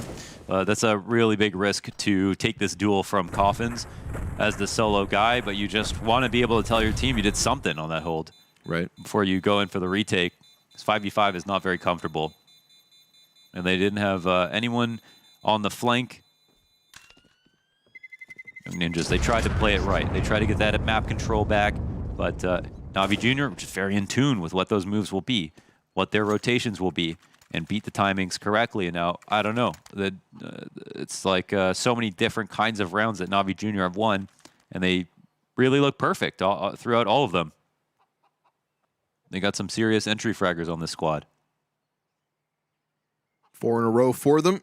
1 round the difference. And as you alluded to, the rebuy made easy by the 4-player save from Young Ninjas. Utility looks good. Kit's on 3 of 5. But it's a fat pile of cash from Navi Jr. So this convincing start with so many players left up, this has really primed them to have a momentous T-side. The pressure is very much on Young Ninjas to either win rounds or at the very least keep these guns moving forward. Remember when I mentioned earlier how like we were getting this timid CT side out of Young Ninjas on Mirage? When they started this half, it was a little bit more boisterous. They were trying to fight for Banana and whatnot, but this is a round where, you know, they've given up brackets, they've given up Banana, they're not peeking down mid. Exactly, they're scared. That fear is the reason that they lost on Mirage.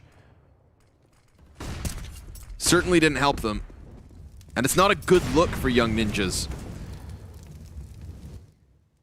Maybe win a couple rounds and they can change it up a bit, but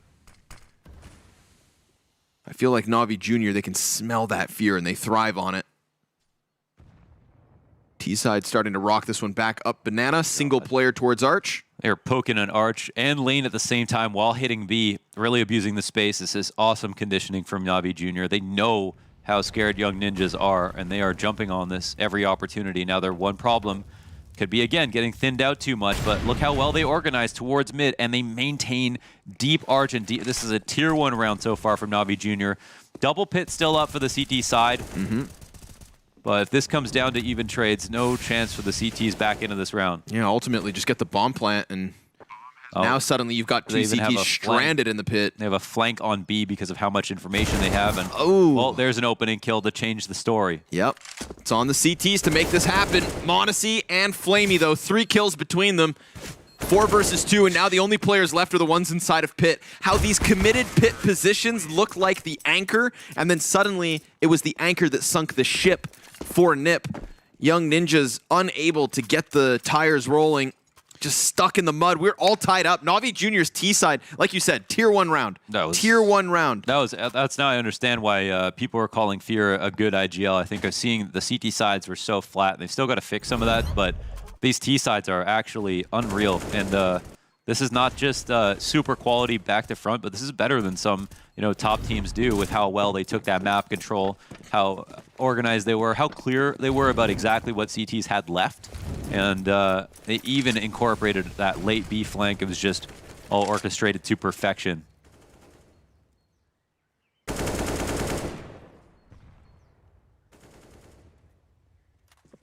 Now they've got counter-terrorists on a broken buy. Ankir and Monacy still putting distance between them and their teammates, so continuing to do the job they need done.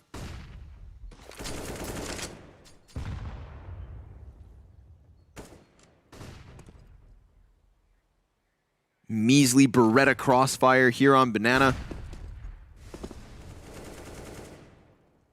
See if these CTs decide to activate, and as they do, it works out. Monacy's dropped. Ankir's going back to grab that gun. making sure that the counter-terrorists can't get control of it, making sure that they can't flex this. But ZTR, remember, he did have this M4 from the get-go, and he's going to play the top of Banana. Onkir needs to clear all the corners, but that peek from top mid sets Rolf up beautifully.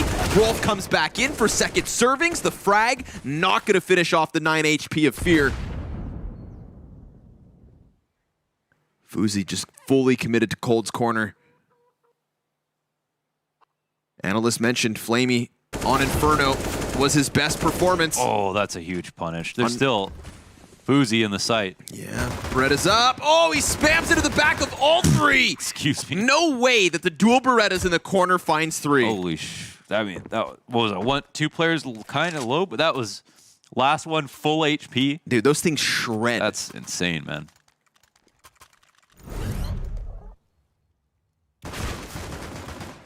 They were smart to go back and try to get this AK, and if any of the pistols are here, you know, would have been a nice round, but there's still the rifle at the top of Banana. It was a nice angle, and to be fair, I mean, Flamey comes through the punish, but he whiffs a bit, still could have died. There's a lot of ways back into that round, and Young Ninjas did right with the tools that they had. I really like the double corner down Banana. Finally a round where Young Ninjas don't go up B early. Finally a round where Young Ninjas don't play inside of bomb sites. And they win it, even with pistols.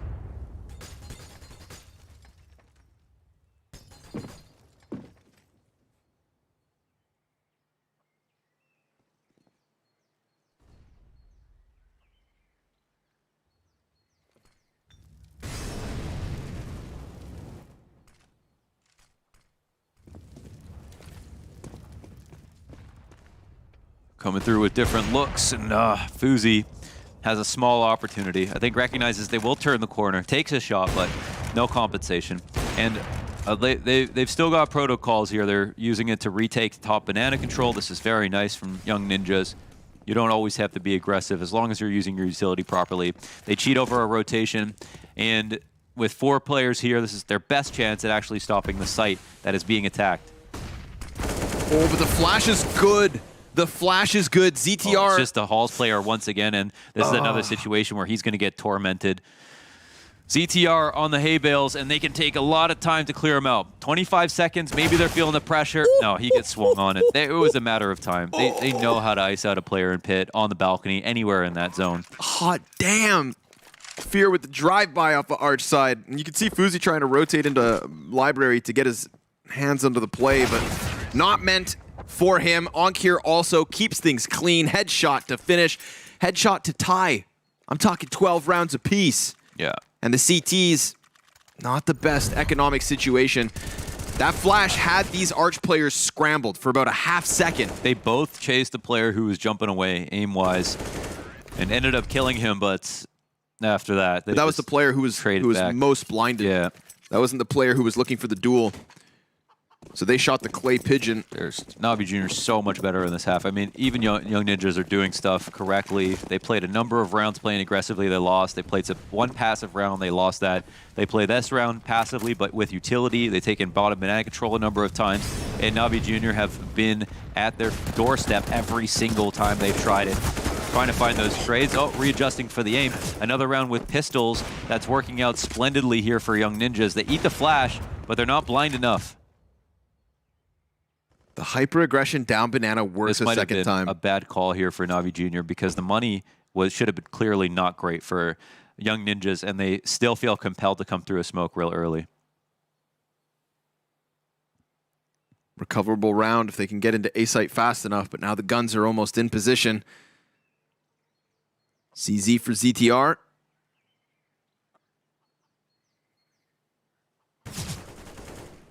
He's going to give him just a little bit more space. Missed op shot by Fear. That looked on him. A 2v5 attempt, but Debo's got the backs turned. So him from apartments. Young Ninjas. Oh my goodness. They're going to rob away another one unless Monacy has something to say about it. He's still got 35 seconds to work. Ooh. And 74 HP to take these other players down with. He's going to get aggressive. These two CTs could line up, but instead it's Fuzi with the dual Berettas again to close out against Monacy, to give Young Ninjas that one round edge once more. This is 4 rounds back and forth, thanks to just the forces. Navi Jr. giving chances to Young Ninjas to get back into this game. I'm not saying Young Ninjas look like the better team, but they are pulling rounds out of the hat. And eventually they're going to get to 15 if they allow this to keep happening. Navi's got to be cautious. Of course, they'll have another bye, and they've looked better in the gun rounds. They've looked a step or two ahead. But Young Ninjas have that lifeline. Sapek, of course, MVP of round 25. 2 kills on it. Now sits at 21 and 20. He's definitely cooled off since the first half, but him and Fuzi side by side. And obviously this is how it starts. The CZ for the first corner into the AK play. m0NESY almost gets these 2 players to line up. Almost. But he gets ran through. Fuzi feeling the op. See if Navi Jr. make another mistake.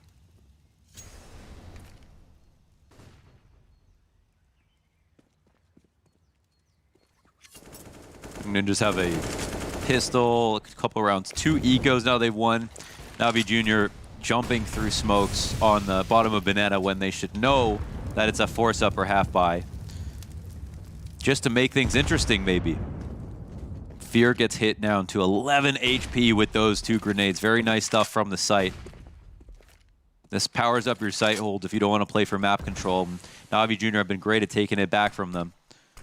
But they, I think, want to play this round very quickly. And Sapek boosted up in quad. This damage on Fear might count for something.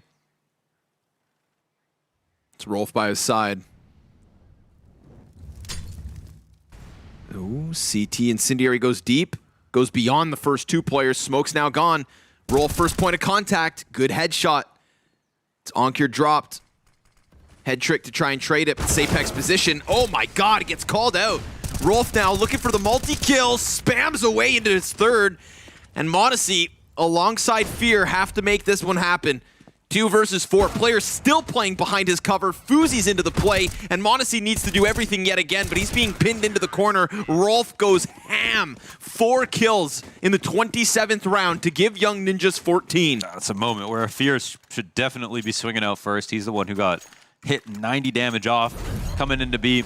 Maybe they really believed Onkir could find that kill, but this is a solid sight hold to get the early damage in. They delay long enough, the support flashes can come in from the rotators.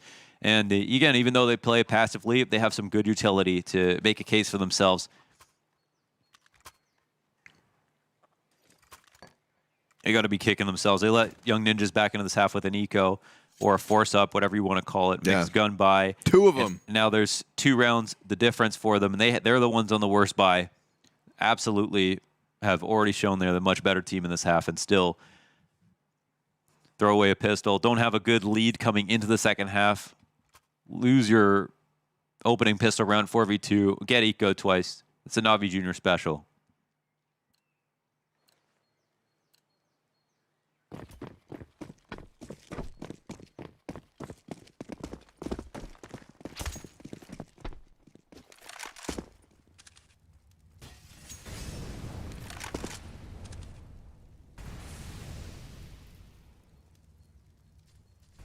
Young Ninjas looking way better with this pressure down Banana, so they're going to try to keep it consistent. Frag's thrown deep. Onkir loses half of his health at the start of this before he's even seen a thing.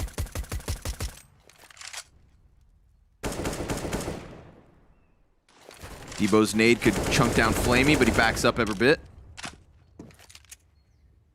A-site defense looking pretty thin, man. 2 players over towards Porch. This is one of those moments Navi Jr. could just run through it if only they knew. If only they were confident enough to just try and steamroll this A-site. But as much as the confidence has at one point belonged to Navi Jr., I do feel like it has exchanged hands. The pace, the tempo, the killer instinct, it's exchanging sides. And we do get this 3rd player into position. And who is it? It's the MVP of the last round, Rolf. Flamey gonna do a little bit of damage, force the player off the balcony. Rolf's in with the first kill. Soon these T's will swarm. We've got AK-47s just shoulder to shoulder, not to mention Fuzi looking to bring that op over. Fear looks down and executes the one, but Rolf's got that cover offered. And Debo, well, he's holding his own, at least for the first frag. A little bit of an edge despite Rolf's low HP. Bomb plant comes through, but this lane flank, it's a fast lane flank, and Monacy's not turned around for it, so Sapek, he gets it. The first kill's his, the second belongs to Rolf, and we've got Young Ninjas on their 15th. This CT side afforded to them because of the 2 force buy wins that NAVI Jr. couldn't shut down. And now they're going to have 3 chances to force this series to a 3rd map when it felt like NAVI Jr. were on the cusp of securing LAN. They put up a quality hold in that previous round, but that was about it. But now they get easy rounds. The mix buy that comes in, and Young Ninjas have this in the bag, but we'll see what the comms are like in what could be the last round of map number 2. Yeah. Håll Håll den den flash, flash. jag bullar. Håll den flash. Vill ha flash, Erik? Ja, lägg dubbel. Håll den Håll net. Lägg en första nu, lägg en till. Ser ingen, jag kommer hoppa ut, jag hoppar ut. En är längst ner, 6 mid, han såg mig. De är rädda nu, jag kommer bara backa. En till, 2 pers. Flasha. Jag ligger där, Målar också. En dog straight. Nice, det var en till, Fear. Jag kommer ner där djupa. Jag tar BR, jag kommer skjuta. Nice. Ja, jag är ner där djup. Jag lägger bait 12 och tar BR. Jag flashar bakom oss. Hej. Jag lämnar dig, du har smoke. Vi har banan. Jag går mid. Flash B, jag vet. Med honom? Med honom? Jag vet inte, jag kommer hoppa. Jag tar sandbait. Jag är uppe, 2. Nej. 2. Jag rutar. Nej! Bra boys. Oh my God, jag fastnar. Jag sålde det där sista rundan. Ja, det är bra alltså. Jag liker bra. De har ingen aning. Bra boys. Mistakes were made. An unchecked corner on Banana means 3 frags for Sapek. And again, Sapek comes in big when it matters, man. Topping the scoreboard for Young Ninjas here on map 2. Inferno goes their way. Is it fair to say that this should have been the 2-0 NAVI? Yeah, I think, I mean, you got to give them credit for winning, and they won that pistol 2v4 and everything like that, but that's a tilting half for NAVI. A glorious half for Young Ninjas. Congratulations to them. We got a 3rd map now. But before that, the desk. The desk. Yes, that is right. Thank you very much, Launders and Scrawnies. We got to see, I think, the bit of madness that was Inferno with this one, and I guess we got to touch on a lot of Julie plays coming in there. How many? Not only one, Which but, ones? but 2, you know. Yeah, a few. There was The fact they didn't check and they were all looking into pit as they just ready. Fo's just like, cool, thanks. I'll just spam away, you know, easy kills. Yeah, the anti-ecos are going to haunt Navi in this one. They actually could have easily had this game in the second half there, but Dooley's strike fear into their hearts not once but twice, not on the pistol round and on an eco round. I mean, there's just moments there that feel like they're inexcusable if you're Navi Jr. Like everybody looking in the same direction, and then the first guy, sure, the first guy can die, that's fine, but then the second and the third guy, I know the Doolies got buffed because they got cheaper, but they didn't get stronger. Nothing changed. They didn't get stronger, yeah. So this is a very, it's kind of it's a sad look for Navi, because this game felt like it was in their control. When they hit 11-11, they reset the money of NIP, and yet they couldn't find a way to respond on those anti-ecos. The thing is, it changes the narrative and it changes the picture we kind of want to paint of NAVI Jr. here. Yeah. Had they won Inferno, had they beat Young Ninjas 2-0, had they booked a spot into the LAN finals, we'd be like, okay, NAVI Jr., they're here to play and they're here to take on Mouse NXT when we get into the LAN finals, and would be a real contender. The thing is, we see them play so well on map 1 in Mirage, and this time around on Inferno, as you said, all these anti-ecos they lose, all these force buys they can't really control. Yeah. It seems just a little bit immature, sort of, as a team, and you can't do that if you want to beat Mouse NXT, if you want to beat a team, you know, that is individually at least stronger than you are yourself. You can't allow yourself to make those mistakes. I think it was a very ugly game of Inferno.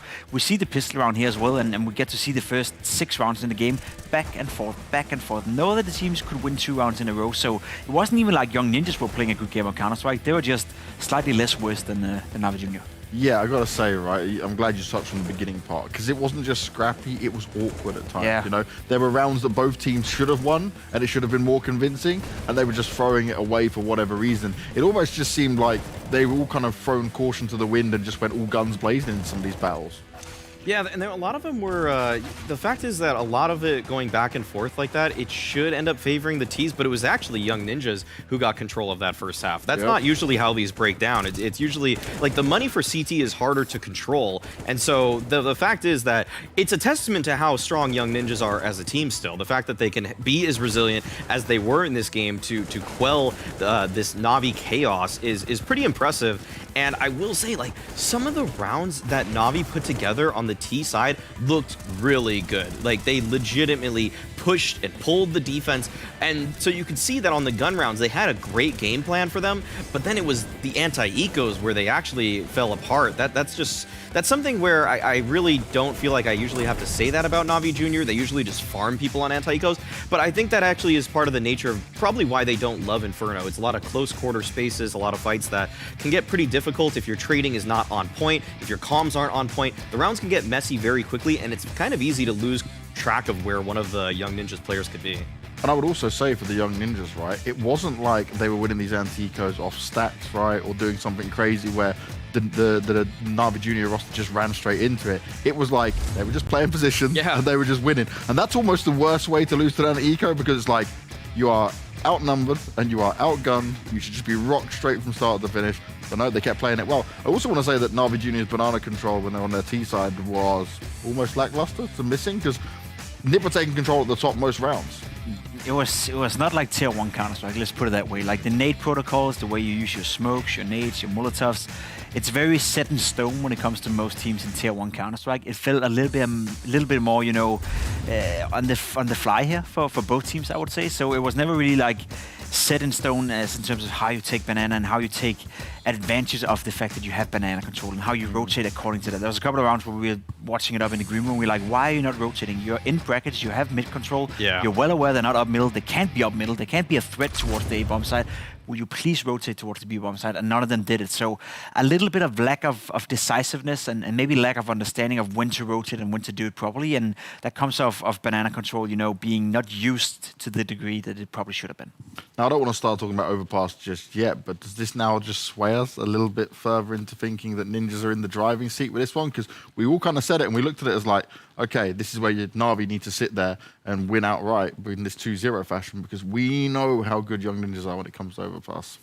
This is a very worrying prospect if you're on Navi Jr. It felt like you kind of had to just keep up the momentum, keep playing hard, fast, like just good Counter-Strike as a team. But then we saw a couple breakdowns in communication in the way that sometimes it was almost like there were multiple objectives in a round for the team, the way someone wants to lurk up arch, but then there's already a play going up short too fast. Like it was a little bit disjointed for Navi, and that's something you can't have happen on Overpass. You need to be in control of what's going on in the macro sense, because it's just so important to make sure that everything's working together, because if you're going to hit a bomb site, you can't have a guy halfway up long and then everybody else already up towards truck. Like, it just doesn't work like that. You need to be in sync, and it felt like Navi lost sync. They desynced for this game, just like the internet right now. Everybody's just losing Wi-Fi or whatever it is. But like, honestly, it's really worrying that Young Ninjas is playing better now in the series, and Navi, they're probably playing worse. And going into map 3, I mean, that doesn't bode well for Navi. No, we do see them in the driving seat, right? If you're looking at Young Ninjas for how this might all pan out. But when we're talking about desyncing and syncing up, well, hopefully Navi Junior can sync up, because we are going to desync for just a little bit, move over to a break, and when we come back, it'll be time to see how this deciding map will go down. Hello guys, it's Pimp here. Let's take a dive into the new Riptide patch. Pro fakes of side attack. A quick tip to use the new nade meta for a strat could be to surprise and confuse your opponent. You all walk towards the 8 bomb site on Mirage, and your teammates will drop their smokes and flashes on the ground for you. Then they all run towards the B bomb site while you start smoking and flashing everything on the A side, making the enemy team think you're doing a standard A execute while in fact you're going B.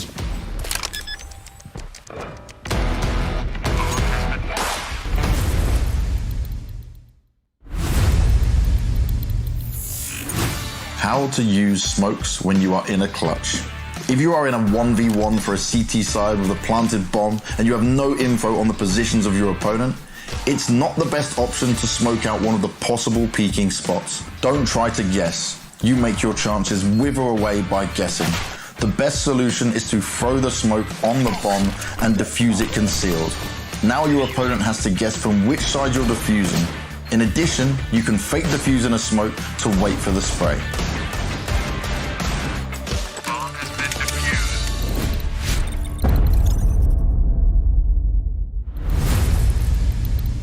Want to die less like a noob?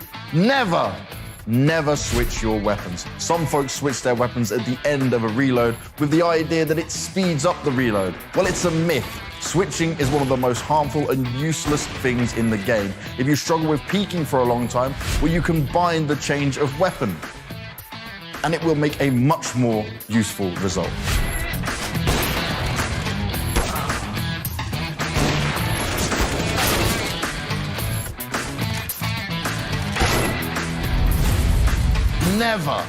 Never fear to let your money go and give drops to your teammates. The best use for your money is investing it in equipment. First of all, you can't farm more than 16k, and then there's switching of sides where your money will get reset.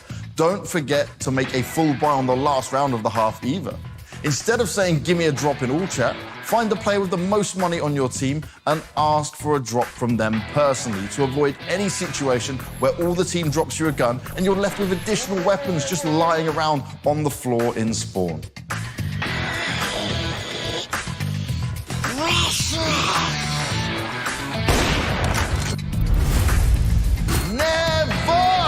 Never follow all the rules. Some rules are meant to be broken. Learn to think critically and process the information to benefit your game.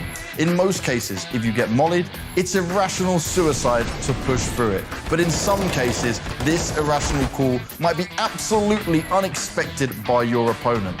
Don't be afraid to break the rules, but always understand why you are doing this.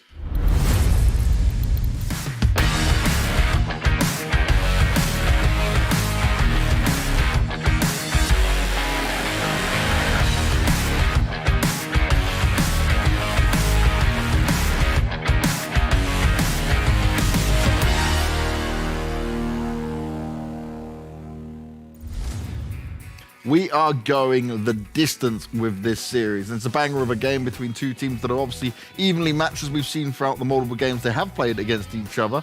But when it comes to this overpass, boys, it may be swaying in the favor of the Ninjas. Unless we see something we haven't seen yet out of NAVI Jr. on this map, then I'm feeling very worried for my boys. You should be, James. There's actually a lot of reason for concern here because NAVI Jr. do not play Overpass. They have 2 games on it. They did win one of those, but let's remember back to the previous season. They banned it every single time. They do not want to incorporate this map until they were absolutely forced to put it because of the fact that we're playing BO3s now, whereas Young Ninjas have been picking this map for the entire in history of this lineup. Like ZTR, remember, ZTR was brought into NIP, the actual NIP roster, to call on this map. If there's any in-game leader that should absolutely obliterate a defense that's not ready to play Overpass, it is ZTR.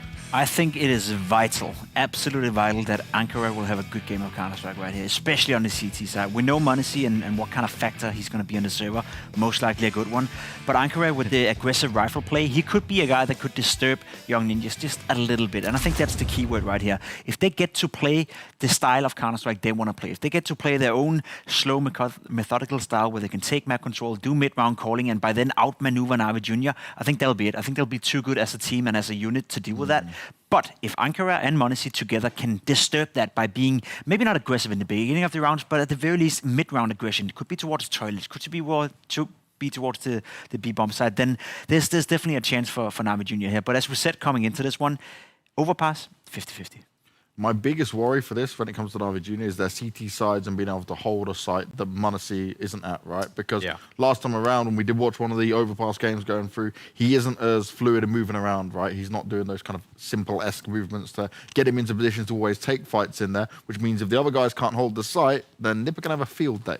Yeah. You know what? Looking at Monacy, looking at Simple, you think that the skill, it could be there, but in terms of positioning, macro movement, not quite for Monacy. He's a little bit more one trick in the positions that he likes to play. He's still incredible at those positions, so like you can't doubt him when he's in them. It's just that we're probably not going to see him taking all of the initiative, pushing short towards water, taking the fight towards Monster out that tunnel. Like every play that Simple has, I don't know if m0NESY has developed that just yet. He's a god at this level in terms of fighting when he's comfortable, but it's that he's probably not going to be tricking Young Ninjas as much.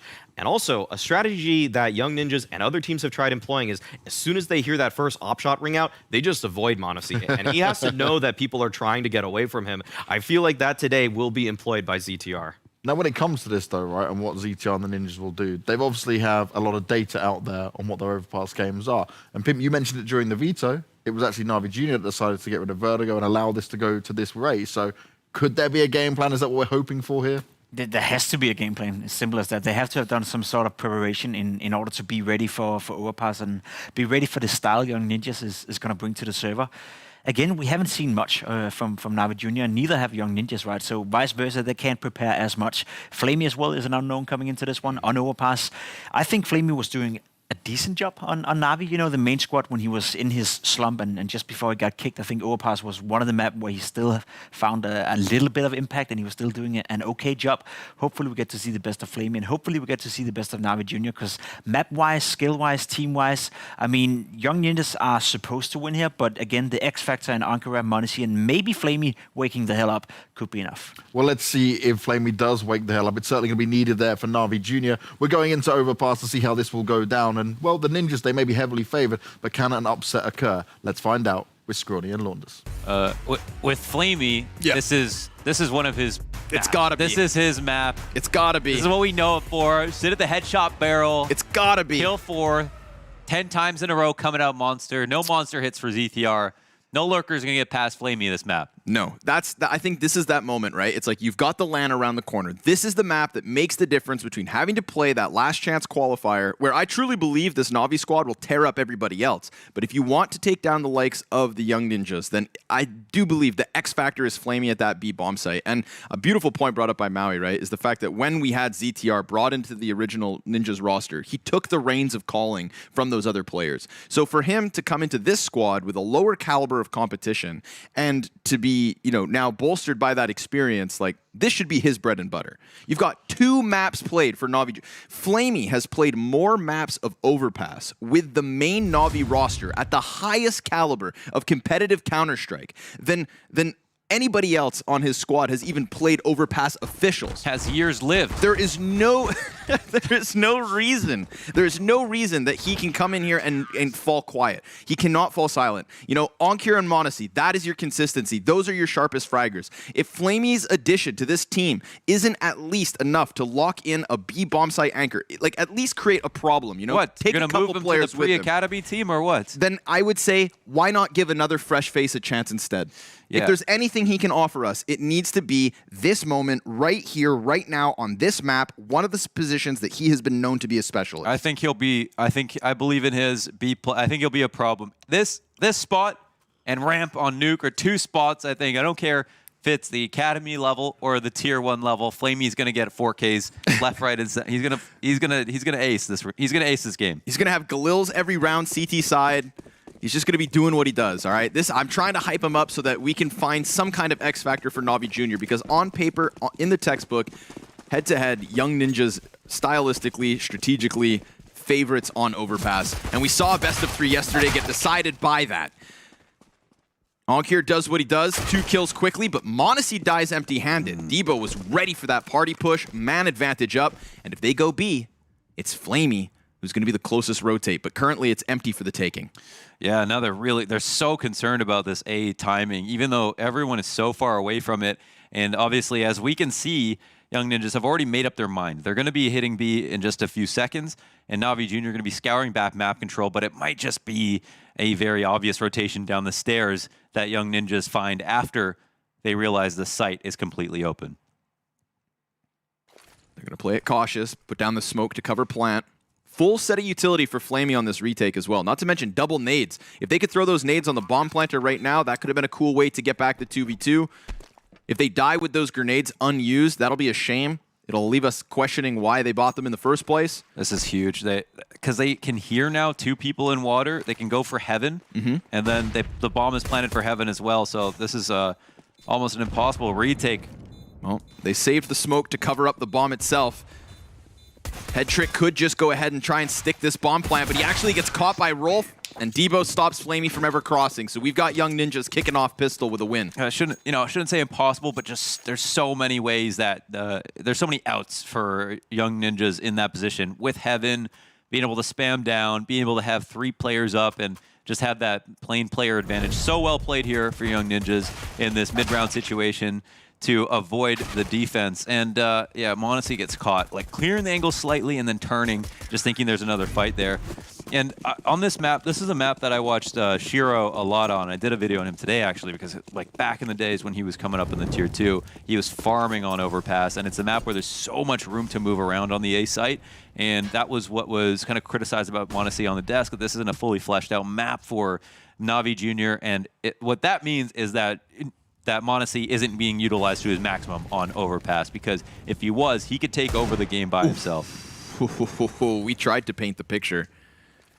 And it's up to Flamey to use the brush. We've offered over. He does die to Fuzi. Sapek clears Onkir, so all right, 1 Desert Eagle is what he's good for, but pressure from both directions and pressure with consistency in terms of players. 4 guys commit to B to take the second round.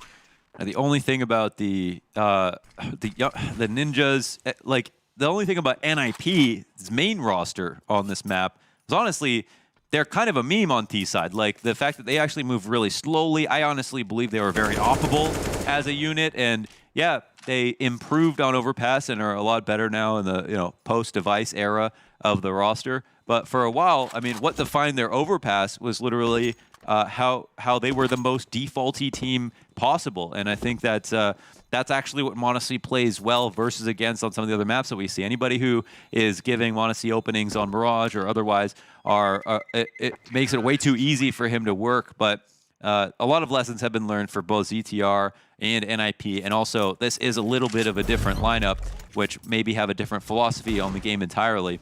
And I guess that NAVI Jr. are going to be quite raw here. So yes, 50-50, but there's just so many questions that will be answered once we get the op in the hands of m0NESY, and we kind of see the stance that he wants to take. Let's see what the stance that Young Ninjas have to offer as we go into the third round. Molla lite. Ja, jag bara vill ta oss. Ja, molla bara lite. Någon. Jag droppar min molla här. Gör det. Jag droppade min molla här. Ingenting. En UG. Jag kommer vända B snart. Jag är i mitten. Molla nu. Och nejda. Flash här där. Ja. Jag är ute CV. Jag söker på CV här. Jag lägger midden in så. Vi smicker på då. Kom monster. Ser ingen wood. En är close CV dog. En är vatten. Vatten P250. En målar barrels. En är vatten. Jag backar. Jag kommer mot B. En är vatten. Jag känner bakom med höger. Han är... Akta UG. En låga dog. UG dörren är... Jag kommer hubb. Ja, UG dörren är inte öppen. Ja, jag låser bakom. Ja, låga.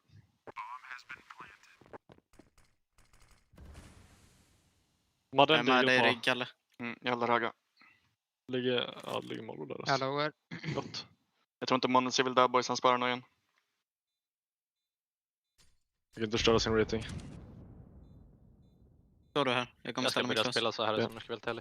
Höga, ni såg på mappen. Vad sa du? Ja, längst bak höga. Jag ska wida hans farsa. Nice. Akta att jag scoutas. Nice. Det hörs, mannen. Japp, hans konferens är stört. Skriv en i chatt. Nej, vad ska jag?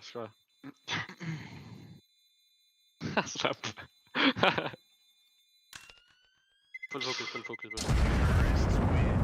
What you said the other day, like, I think you asked, is Overpass the biggest map? And I think that, by volume, I'm uncomfortable saying yes or no. But the feeling of how big it is undeniable. And I think that space is what lends itself to, overwhelming, enveloping defaults that are slow and crush you out of map control. And it takes a good team to be able to know when to respect that, when to disrespect that, and what setups to use to hold in the first place. And I think that's where we're kind of figuring that Young Ninjas are going to have the biggest advantage. Whether it plays out like that in real time is something we'll learn as we watch this half. But again, it's all culminating in this one moment where we have the full buy for Young Ninjas and the other team, NAVI Jr., and have the op in the hands of m0NESY. Yes. That's right. This is when that individual level, now that it's well armed, can maybe be the hiccup that gets ahead of Young Ninjas. But I will say, I see the warning signs already. These first 3 rounds, very clean from Young Ninjas. That last round, very clean. Just, you know, we're talking about like kind of throwing the blanket out and covering up as much space before you use it to wrap down and crunch. Well, they crunched very efficiently down into the B site, not even getting tagged up by damage. Small thing, the molly was up, but they ran through it. Rolf ran through the Molotov, and there might be a timing it. If he's running on the long side of long, they might not actually know about him. And I think he realizes he has it. Now, he is starting to walk because he's getting nervous, but he's coming up on it. Onkir is just making this natural rotation around to long, and we'll see if he gets peeked. Oh my god. Okay, he gets spotted, and he'll have to hold up. But that was a risk he took off some HP of his to have to run through that incendiary, but it was a very deliberate play to smoke it late. Regardless of whether or not he got all the way to the A site, which in this case he didn't, fantastic job, even of just compromising that with a possibility of a long hit, with how it just drew NAVI Jr. away. You know, Monacy, he wanted that fight deep. He was posturing into Fountain, and instead, he fades all the way back into the bomb site. A kill down here on the B site's huge. The spray from Headtrick could have offered us a double. Now it falls onto Onkir. His responsibility is massive, and he goes ahead with the short kill first. Nice little jiggle peek on both sides of the pillar, comes in with deagle damage, but all the while, Rolf, from the start of the round to the end, trying to dodge Monacy. And we've seen teams try to dodge Monacy. This one works so well. Oh man, that's got to be frustrating from him. He's going to realize that the wool has been pulled over his eyes, and on his way back, he's got to be worried about a lurk. Now, he does have an op in his hand, so there's a chance he clears this out, but he's not assuming that we're this far into CT spawn, and that is another super well-played round by Young Ninjas. And as you mentioned it, just getting them back onto the site that quickly. Yep. Like, that's going to be the one test that'll work. Like, everybody knows how to do an opening setup, but not everybody knows what to do when a piece of map control they thought they had isn't theirs anymore, or when their setup misses a shot in a very important position and they have to fall back. And as soon as they just give up everything and move all the way back to the site and don't go back and get long control, don't go back to bathrooms, that's when Young Ninjas are going to be their strongest. And already clean rounds, as you said. They look good. See if they loosen their grip at all in this round, but it's just versus pistols and deagles. And I'd like to say Onkir is the one man who I'm going to allow to have the A4 no matter what the meta is. Okay. This guy is actually insane with an M4 A4. Yeah, we'll give it to him. That's the thing, right? They played that so well, Young Ninjas. They did everything. They did everything that showed us they know how to play overpass comfortably. What they couldn't have accounted for was Onkir playing the pillars so properly as well. Pieces off the kill towards short, comes back in, shuts down barrel, doesn't expose himself. Of the 3 CTs who attacked him, he never showed himself to more than 1 at a time for all 3 of those fights. He wasn't able to get that 3rd kill to really seal the deal, but he will at least create a little bit of an issue here towards Connector. Gets that deep frag, and oh, I love this. Onkir, disrespect, just sprints around towards Fountain. Now he's going to find Sapek down to 22 HP. But Sapek deals the wound back the other direction. It's Flamey's chance up close versus the Opper. Sends him flying. And a second one from Flamey. Now this could turn it back. He's got a teammate already next to him. Fear trying to get his hands onto a weapon. ZTR could go big, but instead it's Monacy who also has talent to offer with another frag. And Onkir already primed Sapek for death with his 80 damage off of the AK flank. This round made possible by Onkir, made probable by Flamey, and secured by the 3 CTs still standing in this site. Surely, Sapek not able to deal with all those players once they tucked in. NAVI Jr. get a lifeline in this round, and at least they're on the board early. And one thing that we can see already is at the very least, when it does come down to the site holds, we're going to get a lot of dry duels. That's one thing that's hard to avoid on Overpass. And if NAVI Jr. are like the craziest team you don't want to have to deal with in a number of dry duels, and Flamey just puts that right up his pants. Takes him down, and that's an op in his hand. 3 kills on the A site, and we were here talking about the B site, Flamey, this whole time. Let that just be like the red flag in this case, right? If he can offer us that on the rotate with just the deagle, then what's Flamey gonna pop off with down on B? We'll see. Nice little zap of energy here from NAVI Jr. Just reminding Young Ninjas that you may have a better Overpass playbook, but we've got talent, damn it. You don't have thousands of years of Overpass experience in Tier 1. Oh my god. Okay. Yeah. Thousands of years Old man just wiped from the history books. Caught on the cross back. Sapek is going to be counting his lucky stars. All trees fall eventually. Even the greatest of oaks. Oh. In fact, they fall the hardest.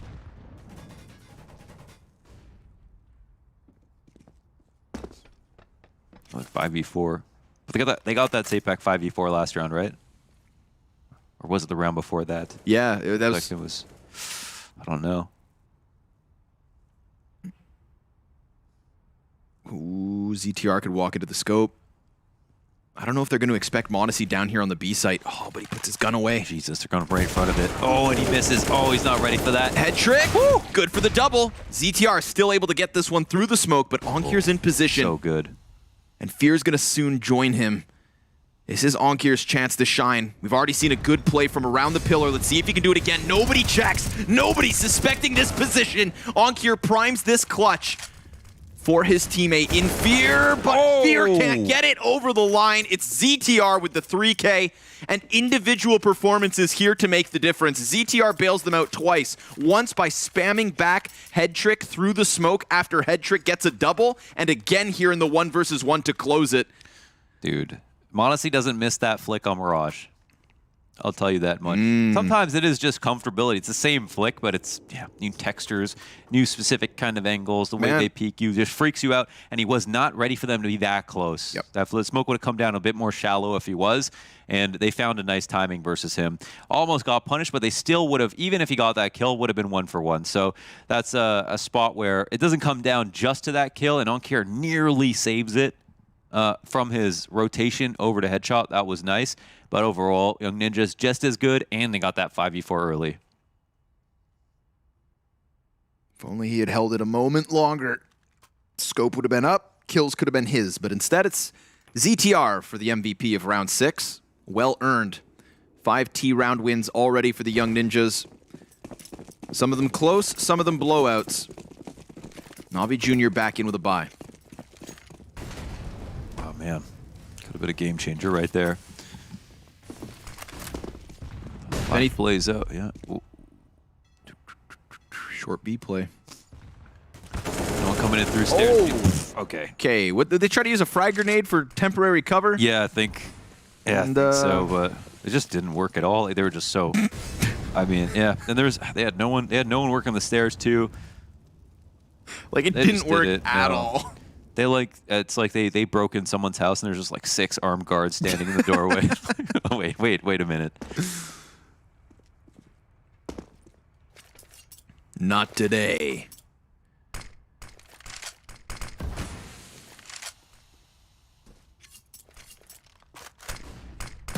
You're going to pop up from dumpster. That's at least a good chip off of the Young Ninjas. Fuzi removed. Fear, quick reposition as well.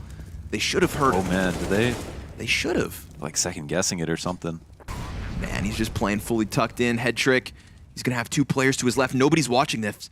Fear, if he's too cautious about long, then maybe he looks the wrong direction. But if he looks left, he could legit line up 3 players. And Head Trick drawing attention towards Dumpster is going to do a really good job to potentially prime the Bankmen as they come in. For the most part, it's Rolf. And Rolf was an X factor elsewhere in this series, too. This is not a name that I expected to see on the top of the scoreboard tonight, and yet he's putting up the impact. It's still Sapek, right with Rolf. Mm-hmm.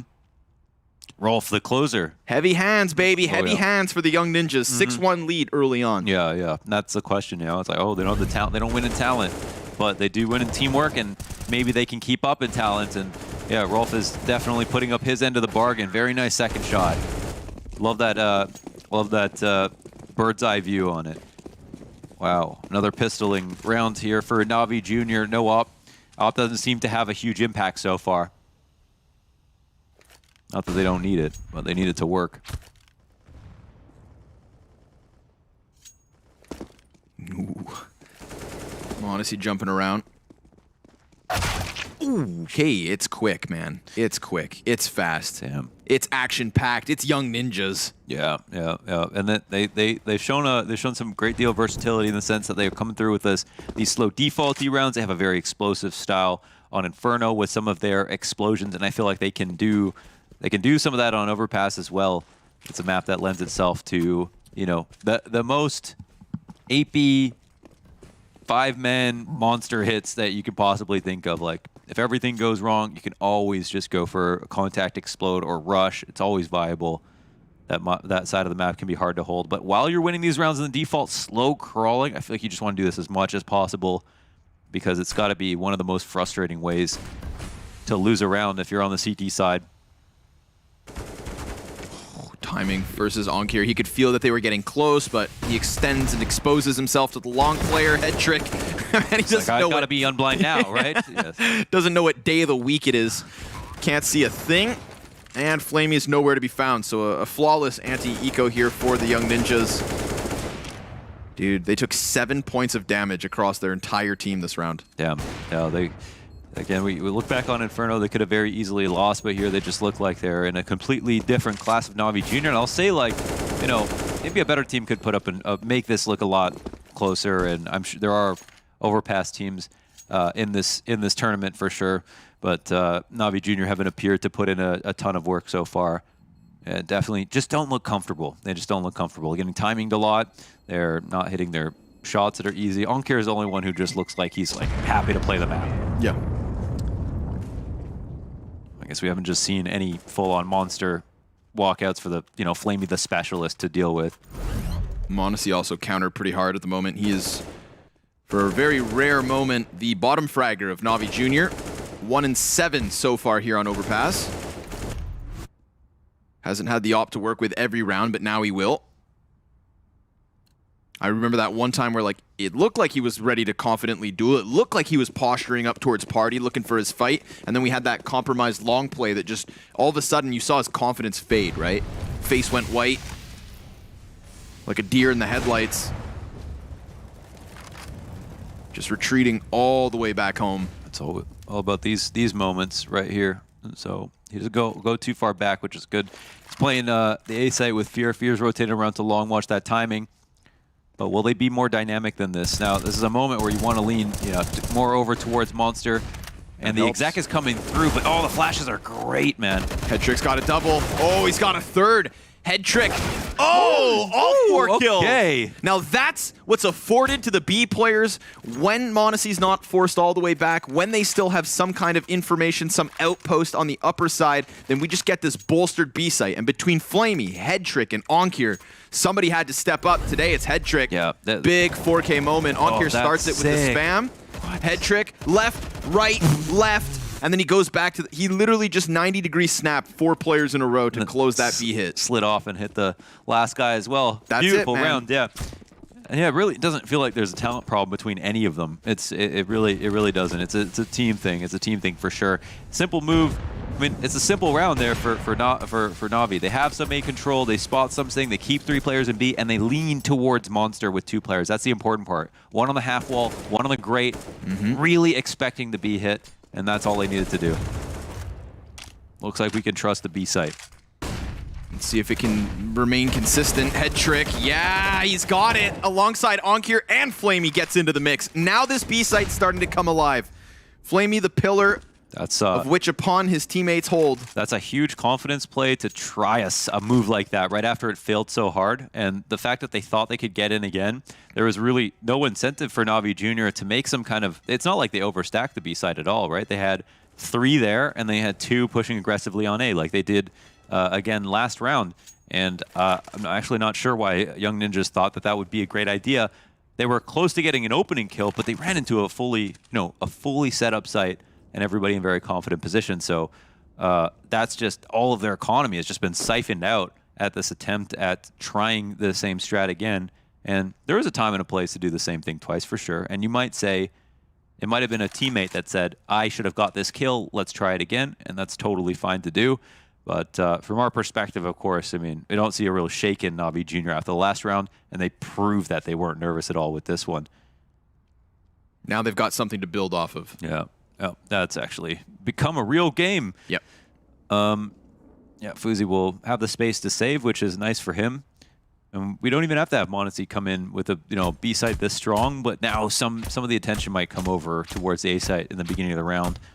We just want to see him tested. I mean, he's a huge feature of the league. I mean, it's no secret. He's got a lot of fans, fun to watch.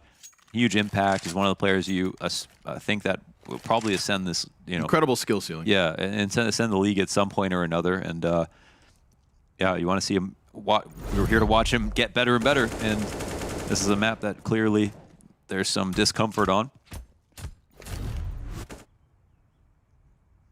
Overall, it's solid over there. I mean, Hedrick's put up those rounds. Then they got Flamey and Onkir to fall back on. I mean, I actually don't know how they're ever going to end winning there, unless they, especially on the execs, like the full exec, they were doing.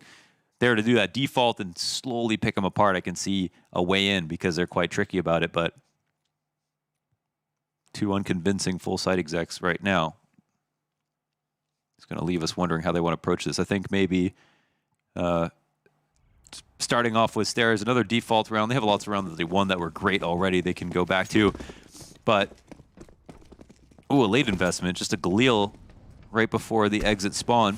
Okay. And they're throwing a lot of their grenades, making it feel like a full buy. Yeah, this is what I expected after those 2 back-to-back blunders on B. Smoke grenades on both of the mid positions towards bathrooms, in the front and the side. That's definitely going to give them tons of space. And because there's no connector player from NAVI Jr., all of a sudden, we get this rotate up. m0NESY is to be tested. That's the challenge of this round. That's the goal. And look at this. He's able to drop down 2 players before they find any real footing inside of this site.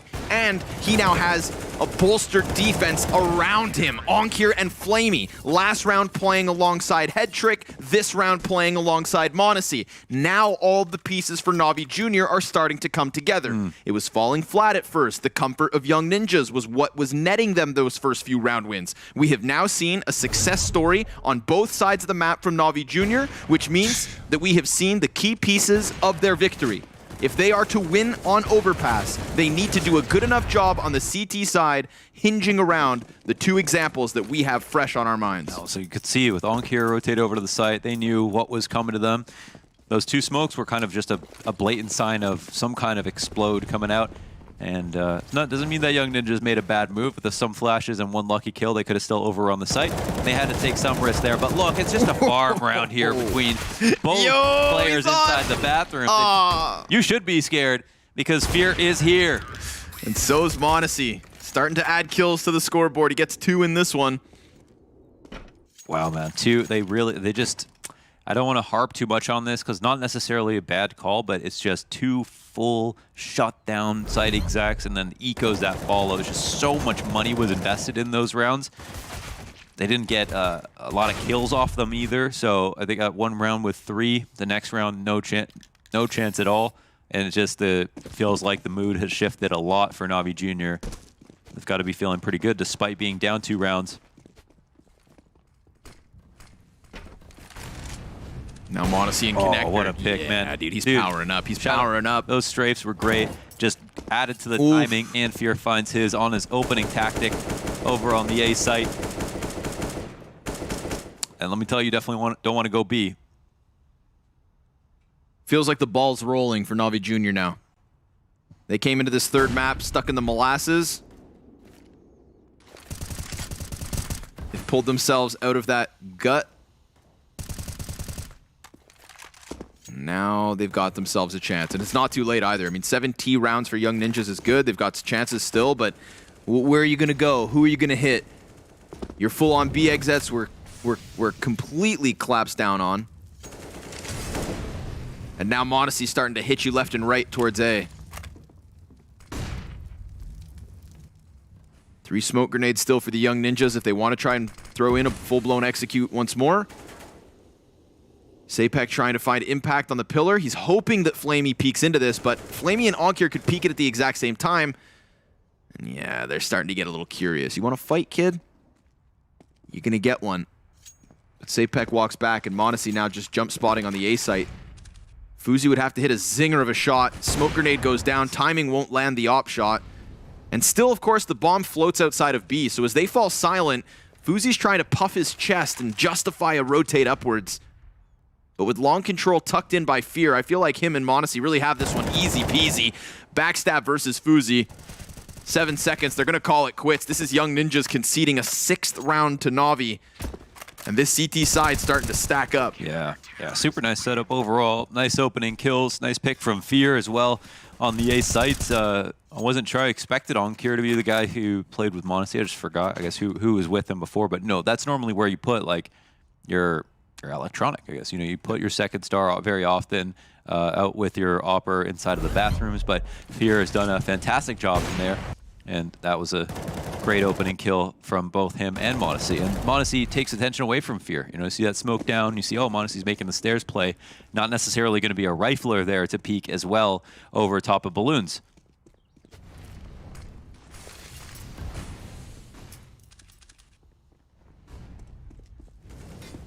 Now something a little bit new.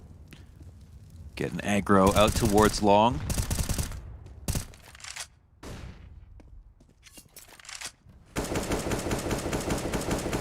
And they've had the easiest route back. Just all these rounds in a row, economy just completely destroyed for Young Ninjas. Only 2 AKs on this round. Well, Sapek's nice when it comes to manufacturing that opening, 5v4. No one in his vision for the meantime.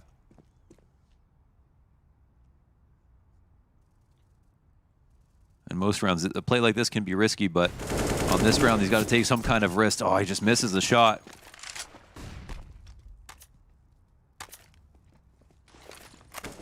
Flash goes deep. Oh, Onkir caught. Sapek with the double. Head trick. He's going to have to offer up something special, but it's Sapek instead to make a difference, and it's been a little while since somebody from Young Ninjas kind of went above and beyond. Sapek just delivered in a big way.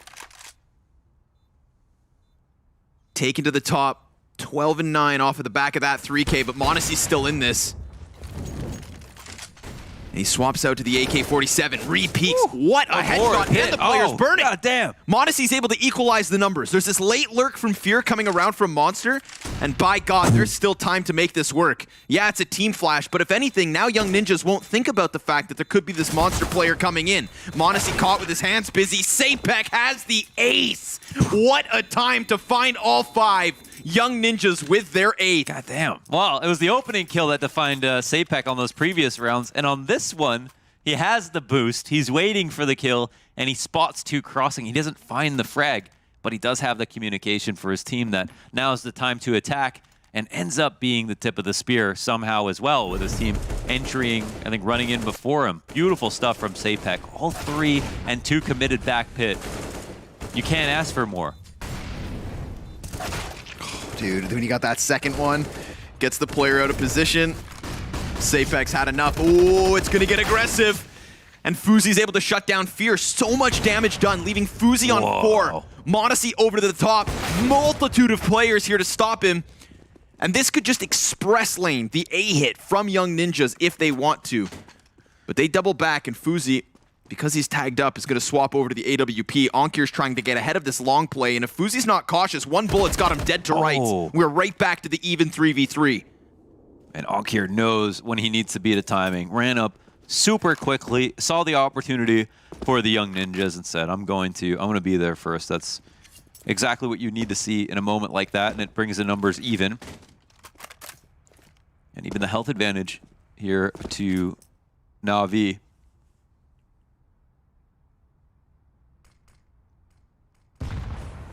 See what Head Trick can do with the scope. This is a sick little redirection. Not blind at all.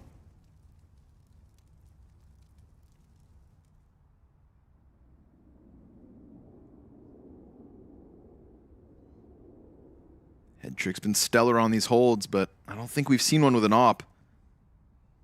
Gonna have to show us a little diversity. 2 terrorists doubling back towards Monster side. Do not pull out your grenades, not now. Oh my God. He sees the player cross, the wide swing re-peek back from Sapek. Dude, he is confident. Flamey, this is your moment. He's locked down into the water, comes up with the first one, dives around, 7 seconds. Onkir just looking to hold off on the cross, and it's a success story so far. ZTR, no time to plant, no time to win this round. It's a 7th for Navi Jr. to close out the half. Oh man, they actually find the entries. They take so long to organize on the site hit, and just the smallest amount of resistance there for Navi is enough. How do you make his broom blue? I don't know, man. Dude, Witchcraft. People have the coolest streamer light setups, and I just have regular fluorescent. I just want my room to look cool. His lights probably aren't even in the ceiling. Yeah. Probably on the floor or something. Dude. Zoomers. They got better setups than like tier 1. Yeah. Honestly, they're trying harder. Yeah, I'm gonna that's say. great. They're trying harder. Well. Okay. Damn, what a half, man. But here's the thing.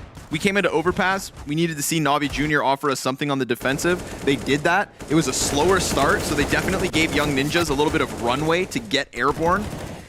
They were taken down a little bit. Their elevation not so high at the end of this one as it was at the start. But as we swap over, I think there still has to be as many questions about NAVI Jr.'s T side as their CT side was. Yeah, no doubt. So let's see what happens now, because I do feel like Young Ninjas, they've shown us that they're definitely more comfortable. And they've NAVI Jr., they've been known to play a good T side and still lose. So yeah, I gotta play A+. Oh wow. It looks even better the 5th time. Oh my god, he still got it. That one didn't look so good the 5th time. Oh my god, what? Yeah, everybody's shooting hot, man. Listen, Crazy. This is the half. This is the half that separates Young Ninjas and NAVI Jr. from locking in a LAN spot for WePlay Season 2. When's that land? November 11th-ish, something like that? Yeah. Sometime in November. Once the majors out of the way. Yeah, get that stupid event over Get with. that out of the way. And then we give it to the real CS. CS. Let's hear some real CS.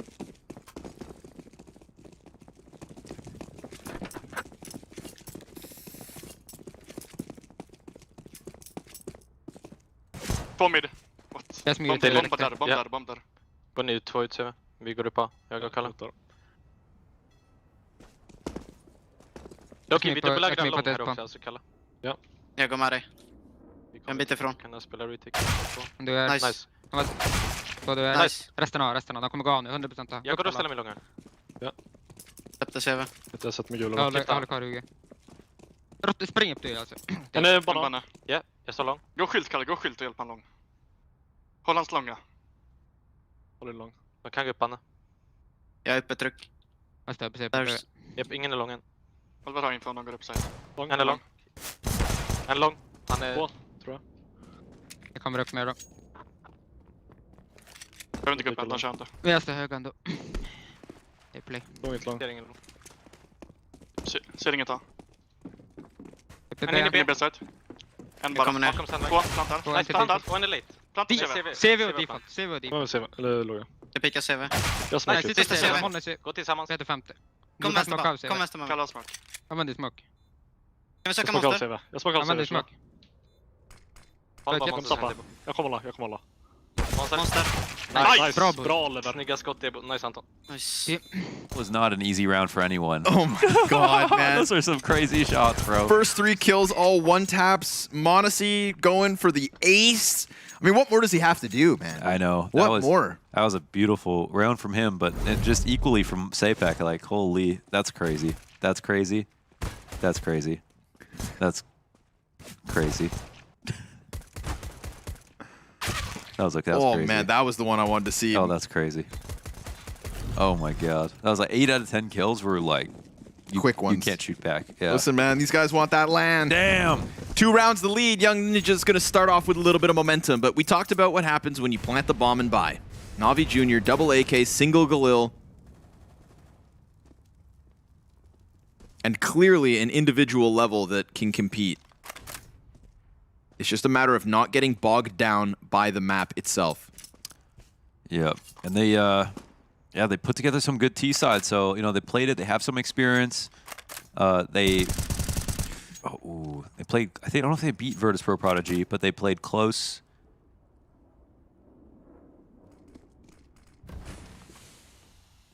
But this is a strong member down. CTR coming up at this timing. Oh, they're not aware. Everything. Wow. He gets just the one and fades away. It got a little sloppy, so he doesn't run the risk. Nice smoke spam. Flamey's down half. Monacy's going to try to disrespect that, and it works. Wow. That's a...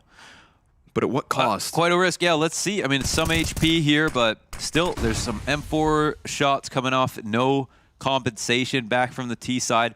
They just don't have a lot of health to work their way into the site, and they'll get pushed back. Yep. Successful damage done earlier on. Everybody kind of getting their bullets into the danger zone. 7 health for Modesty. Would love to save this AK, but he's got 20 seconds to still go hidden. And first, he goes hitting. That's ZTR. Yeah, that's a moment where there's no reason someone's not looking at stairs when you have 3. And ZTR, I think he believes he can kind of just walk up. He's not even prepared for them to all be there. But he exposes himself a lot, still doesn't get punished. Lives to tell the tale. And these slight timings, that's kind of what lost Navi Jr. those first few rounds. Was so many timings, like so many small things where they weren't clearing something, or they just weren't aware. They just you could see they're kind of under practiced on it, basically. Just even though they've got stuff and they've talked about it, they've played this map a little bit. It's not a total focus to the point that they're just in tune with all the smallest things. And the same can be said for Young Ninjas. They made some mistakes themselves. Whoa, we playing land music? Whoa! That's what land feels like right there. Just, yeah. Online, you can hear the birds. Online, you can't hear anything. On land, you can barely hear your teammates. You don't get footsteps. Sapat keeping it crisp, man. Keeping it clean. Look how many dry duels there are here on Overpass. It's just it's a creepy map for creepy people. Like ZTR. Little creep. Little creepy crawlers, Just man. creeping around. Freaking arachnids. Yeah. Hairy creepies. Ooh, this could be a fast one. Navi Jr. looking to just go pound for pound into the B site. They've got the numbers advantage. They've got Flamey on the opening kill, but ZTR comes in from pit. 2 frags off of the A1S. Looks to posture for yet another, but what's left is the AK players. But ZTR is not stopping, man. He's a man on a mission. Debo comes out wide with the swing, and it's Ninjas with their 11th. Flamey did a decent job, but they didn't account for ZTR dropping the 4K bomb on top. That was nice, and not every day, not every map you see an M4 A1S spray transfer. Those are always a rare sight, like Ho-Ohs. Beautiful, but rare. Can you name another legendary bird Pokemon? Zapdos. Any more? Think about the fire one. Moltres. Yes, and the ice one? The ice one, Mohan. It's the last one. Articuno. Oh! Let's go, baby. 4 for 4, my man. All right. Almost peed my pants. Sorry, guys. Yeah, you don't realize how important that was. But I do. Let's go. Young Ninjas posturing themselves for the 5-round lead. If they can get through all these other rounds from Navi Jr., the faster MAC-10s, the double AKs, then they should have no trouble just chomping down on these Desert Eagles. And sure enough, Rolf with the frag grenade finds Onkir.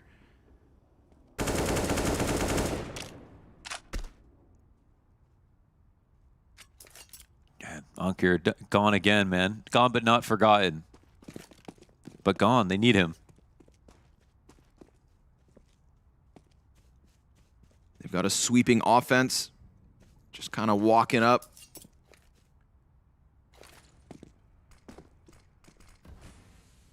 Like a Civil War rifle line, but smaller weapons.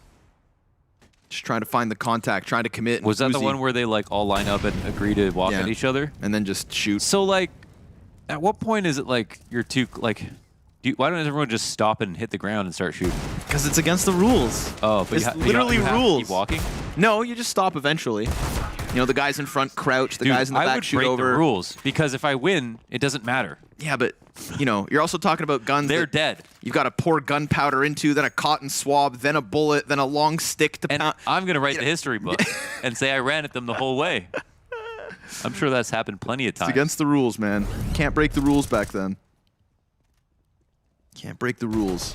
Like winning rounds with just eagles. That's breaking rules. You know why they don't do that anymore? Because it's stupid. The guys who won broke the rules. Yeah, exactly. Yeah. That's literally, yeah, for sure. That's exactly what happened, man. Guerrilla warfare.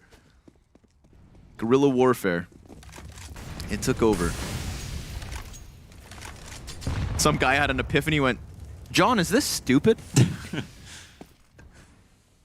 Yes, I believe it is. If I die, do I get to try again? Oh! Onkir exchanging frags with ZTR, so that's at least a CT taken down. Yeah. And if Fear has the patience to hold versus Fuzi, but he doesn't shoot. IGL probably looking at the radar.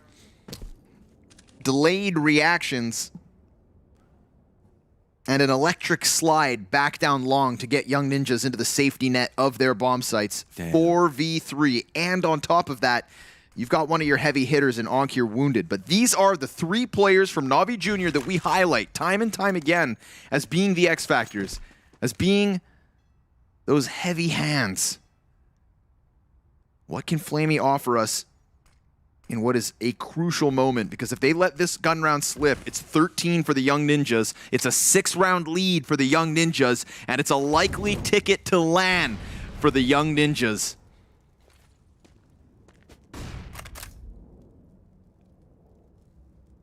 Our expectations were set high, but I'm ready to be surprised.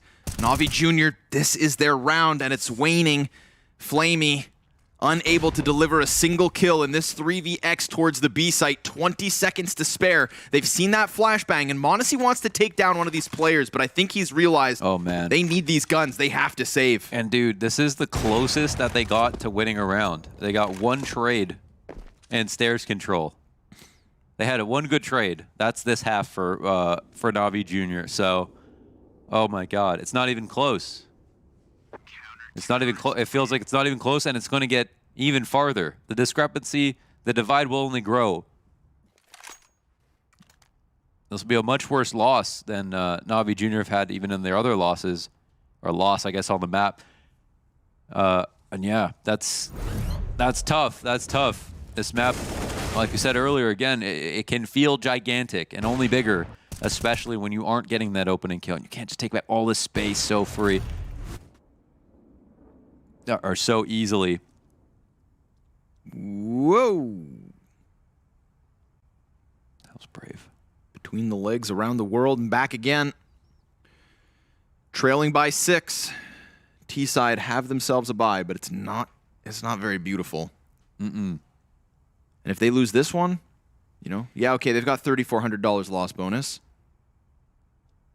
But they are desperate to get something to stick to the scoreboard.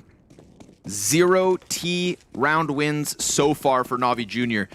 You know, they showed us a little bit of life towards the end of the CT side. They came into this one on shaky legs, they stabilized, and now everything seems to be getting kicked out from beneath them.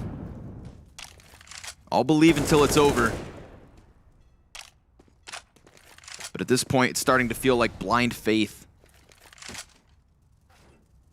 Already. Oh, gosh. Of course, it's Sapek, who has been, to me, a pleasant surprise for Young Ninjas. What a beast.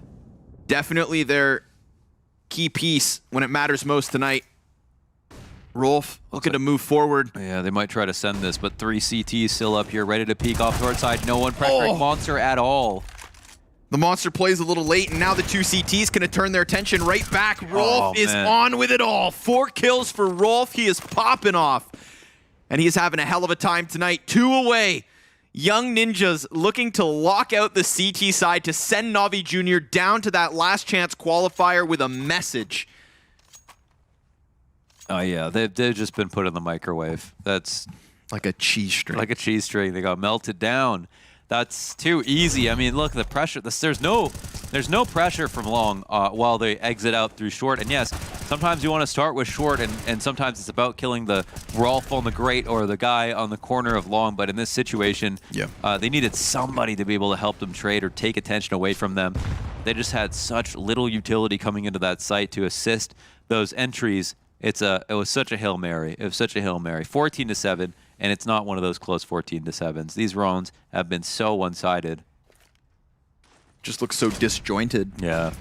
2 players still back in Monster while the other guys are coming up short. We know how close-knit those hits can look, and that was not one of them. But this time, Fear has made a lot of ground here. Sometimes you just got to hold W. Fear gets into the A site. Yeah, okay, Long is still under the control of NAVI Jr. Incendiary's going to reposition m0NESY for the bomb plant, but at least there is a bomb plant. ZTR spamming the dumpster wall to drop Flamey out of this one. Yikes. He's not going to find any impact. Head Trick will, however. He's over towards Long. Fear with a Glock out, just completely overwhelmed. This post plant looks as though it's so unfocused. m0NESY just tasked with an astronomical clutch, and it's not going to happen. Yikes. These are so lopsided. That's crazy. Yeah, no chance. I don't even know what's happening in those last moments. That smoke's coming up on CT. He's running to get a gun, I guess, inside the smoke. Maybe from what he killed. I don't know. I don't know if that would have even saved him. There's just no. It feels like this feels so desperate at this point. They're getting blown out like Pauly D's haircut. Oh, yeah, okay, so Flamey died to ZTR, and it looked like he tried to get over to Flamey's dead body to pick up his gun, but for some reason couldn't find it. Then he had to try and get his MAC-10 back, but his MAC-10 was inside the smoke. This is it. This is Young Ninjas about to close and qualify for LAN. Let's hear their celebration if they can get it this round right here, right now. Jag kan ha läggat han hugga. Jag släpper. Flasha är med dig, Rolf. Nej, kom bara. Han är stor i smoken. Jag tror han är solo. Jag stoppar i smoken och söker ut efter. Yes. Jag smakar monsterrotor. Aimar du höger sen hela tiden? Jag håller vänster. Jag gick monster. Han backar då. Okej. UG är toppe. Rutta alla bäck, jag backar ben. Monster är toppe. Han går ut, tror jag. Ute. Ute låg. Nice. En var UG toppe. Han var solo, tror jag. UG är toppe. Jag kommer ner ändå. Gå mot B. 9 skott. Headtrick är låg. Akta monster. Nice. Headtrick är låg. Jag vill åka kvar bara. Vi går båda. Right. Kommer fejka sen. Jail flash. Den är fortfarande låg.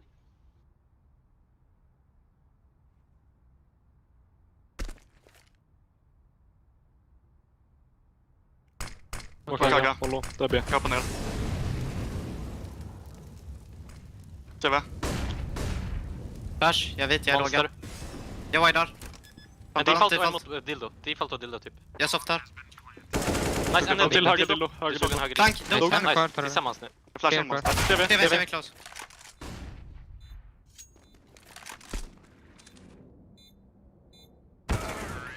Han widar alltså.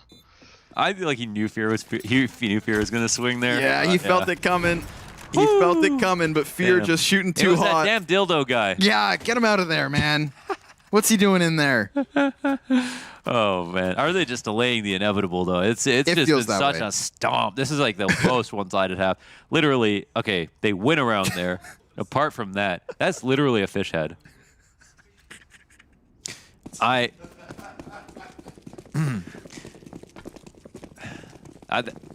Culturally, I feel like I'm missing something. I feel like it's like an improv class. But I also get the message. This is a fish head of a T-side. We finally listen into their comms, and that's when they win a round.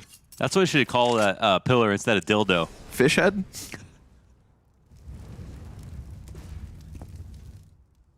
Oh, man. That's like an April Fool's thing, right? At least it is in French Canada. You stick fish on people. Oh, what? Yeah, like little fish, drawings of fish. You stick them on their back. That's the joke. That's a lawsuit now. Oh my gosh. All right.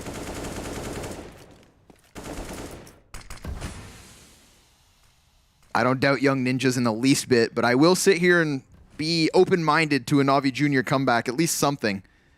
At least some sort of an improvement, but it does feel like, just like yesterday, you know, we kind of decided the series with the first two maps. Inferno was so close to being NAVI Juniors. 2 force buy losses on Inferno is what allowed Young Ninjas to get back into the game, and now here they are dominating Overpass. Debo peeks out from long A. He will be caught by Onkir, you'd think, but the damage just isn't enough. Old Deeg wins that. Old Deeg does. Flamey looking for his impact here on the B site. How are they going to jackknife their way into this 3v5, or it's land for Young Ninjas? Rolf in with another kill. Flamey finds one through smoke. Flamey finds 2. Fuzi down in the water as Flamey begins to pop off. That's 3 kills to try and keep NAVI Junior in this game, in this series, with a chance at LAN. m0NESY worried about the flank. We already saw a near awesome retake come out of the Young Ninjas. They could pull it off, but Flamey's on for the ace. Executes for 4. Monacy's got one at the same time, and, well, Navi Jr. still keep fighting. Well, they needed that. That's 2 frags for Flamey on the entries. A great flash assist for the 3rd kill. And a 4th in post plant in tandem with Monacy. Beautiful between the 2 of them, honestly. Great teamwork, and it keeps them alive. And we're looking maybe at a respectable loss of a scoreline going into maybe 10 rounds, but still no signs of any sustainability when it comes to this half in terms of do they have the game plan to pull this back in full force? Like, it wasn't luck that got Young Ninjas to 15, and that's got to be the biggest concern still. And yet here we are with a lackluster buy on the side of Young Ninjas. A very likely win for Navi Jr., which would push them to 10. Within 6 of forcing OT, Fuzi goes down, trying to get aggressive over here towards the A site as expected. Maybe Debo can throw a wrench into the works. Clog up the cogs. Flamey one and done. He'll be traded by Sapek, but the bomb's just going to go ahead and express lane its way to A. Easy bomb plant. It's just a question of whether they can take this AK away from Sapek, but it is Navi Jr. with yet another on the scoreboard. Yeah, that's good to see. Just a clean anti-eco. I think this is a situation, you know, where this could be where you fall apart. The CT's got nothing to lose. They start taking these angles. You are a little bit uncomfortable with some of the timings, and things go south. But in this situation, it's all good. I love that Navi Jr. are at least piquing our interest towards the end of this T side. I'm not saying it looks consistent. I'm not saying it looks likely. But round by round, we are getting closer to that crazy thought of can they truly push it to OT? They lost 7 in a row on the CT side. They've run 3 straight since. However, not all 3 of those have been well-equipped gun rounds for Young Ninjas, and this one is. The 26th begins. Potentially the final round of this matchup.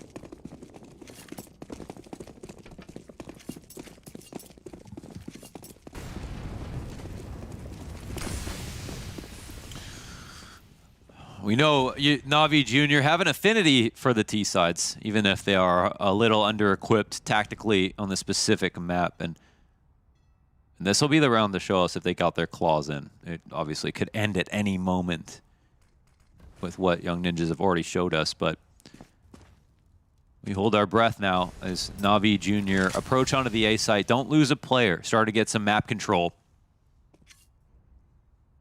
Standard CT setup, and I'm sure they're aware of their timing on long, but as they call for a rotation, there's a point here where Navi Jr. can start to now think about attacking the A site, a very strong angle for Monacy to establish on. Debo's going to be tucked. This is a heavy A lean. ZTR gets his position, molly out, and even his fallback was under fire. But Onkir not expecting Fuzi to have been pushed up. It's Headtrick's chance to make a play. Sure enough, he gets the first, and he's just toying with Fuzi. But Fuzi plays no games. Monacy wants to post up to try and counter op. We've got a 3v3 on the A site, and already those B players have come back into the battle. Fuzi's been shot at, but it's Sapek with the frag versus the Opper. Now it's down to the 1v1. They've got it. Navi Jr. with at least one more. They keep this game rolling. Wow, they got an action hero in Flamey. 9 health, but can you feel it? Pulls out the 1v1. Can you feel it? I mean, the fire is still on a 2 for me. Okay, maybe a 4. All right, maybe the 4. It's starting to turn blue. This is insanely close round here where they nearly fall apart, but they get that opening frag as soon as the incendiary goes down. And they got that map control fast. And that's that Flamey impact. They turned it into a sight hit. They did what they needed to do. They got Young Ninjas on pistols. 2 rounds of these 4, thanks to Flamey.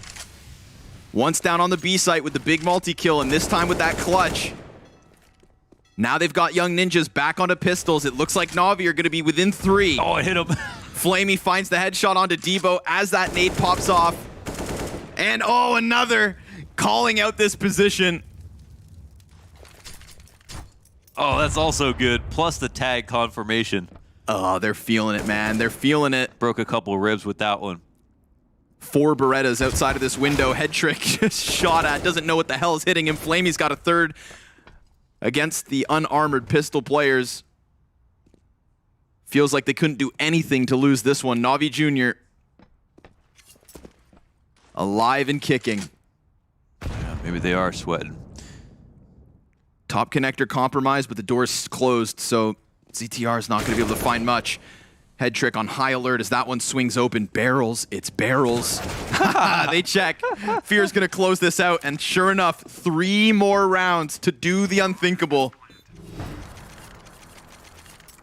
It's taken grit and clutch and, you know, an improving live T side to be able to scrape by. At a certain point, I think 7 rounds into this half, the best thing that NAVI Jr. were able to do was get a trade on an opening kill. Literally, and that was like the only kill they got until that moment, you know. So now we're seeing two rounds, cleaning up on anti-ecos, 2 rounds where even though it comes down to a 1v1, they get in the site, they get the bomb plant. So they still have to go up a level as the rounds keep coming on, but you know, at this point, it can come down to a mental game. Not Young Ninjas. Are they unable to remember how good they were? Will they choke? Flamey has now officially surpassed every other player on his team. That's kill record. That's the kill record, Flamey, I remember. Finally on with it. Hey, stop bringing that fish head. I know what that means. 3 players outside Monster. NAVI Jr., they've got their target set. It's the B site under question, but who do they have to deal with? It's Sapek and Rolf. The unquestionable pillars of Young Ninjas. Can they shake the foundation? Onkir, high alert on this challenge, dies out to the A1S. Flamey, hands busy. Fear's down to half health, eats the flashbang as well. That 3rd CT coming down to support the B site, but they look like they want to fight this tooth and nail. Dangerous game to play. I would argue lucky to have gotten away with their lives. Both those players who just pushed through Monster Smoke sit on half HP. Oh, they don't want to play another default. They really wanted to focus in there, but the counter utility is perfect. Nobody has their hands busy that needs to have their guns out. It's all the flashes from the extraneous parts of the site. They have the rifles trained on Monster, and it's beautiful. I mean, they get away from this. NAVI Jr. will think about executing back into B, and that's not a bad idea, but another smoke will land in their face at the back of Monster. They don't have the time to wait, man. Oh my god, that doesn't help. Flamey doing team damage, the last thing they need at this moment. We've got so many players stacked up inside of the B site. The final 20 seconds, perhaps.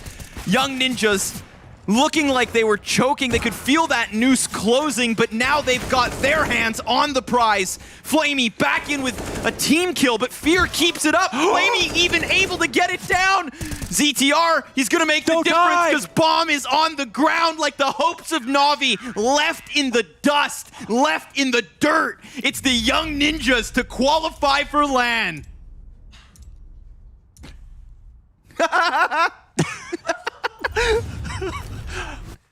I can't believe we ended on that fish head of a round, man. What is that? Oh my god. He did everything right and then everything wrong. A team kill, team damage, and a bomb left in spawn. An unjust poetic ending to NAVI Jr.'s attempt at a challenge. But after falling so flat in that CT side, I'm shocked that they even showed us a sign of life. Young Ninjas, congratulations. You've closed out in a 3-map series to get that qualification in the back pocket. We throw this back to the desk. Make sense of that. Thanks. I think the game seems a little bit fishy overall, especially the ending. Didn't make much sense. Had to go for it while we were there. But I will say one person came back, at least at the very end of that game, was Flame Doggers. He came through. Killed everything. Killed absolutely everything on its own, including Monacy, unfortunately, at that point. Yeah, it wasn't ideal, the end point. No, I mean, shit happens. But I think he was at 13 kills the last 5 rounds or so. Monacy, 14, you know, if you count him into it. That was a decent comeback attempt coming out of NAVI Jr., but it doesn't stay away the fact that Young Ninjas were by far the better team here. Oh, yeah. No doubt about it. The first, 23 rounds of this game, it was Young Ninjas all over it. Then, yes, Navi Jr. made a bit of a cosmetic comeback. Flamey got to show a little bit of that old flair that he got to have, maybe a couple of years ago when he was on the main roster. Outside of that, very one-sided, very disappointing for Navi Jr. And Young Ninjas, again, we just got to tip our hat.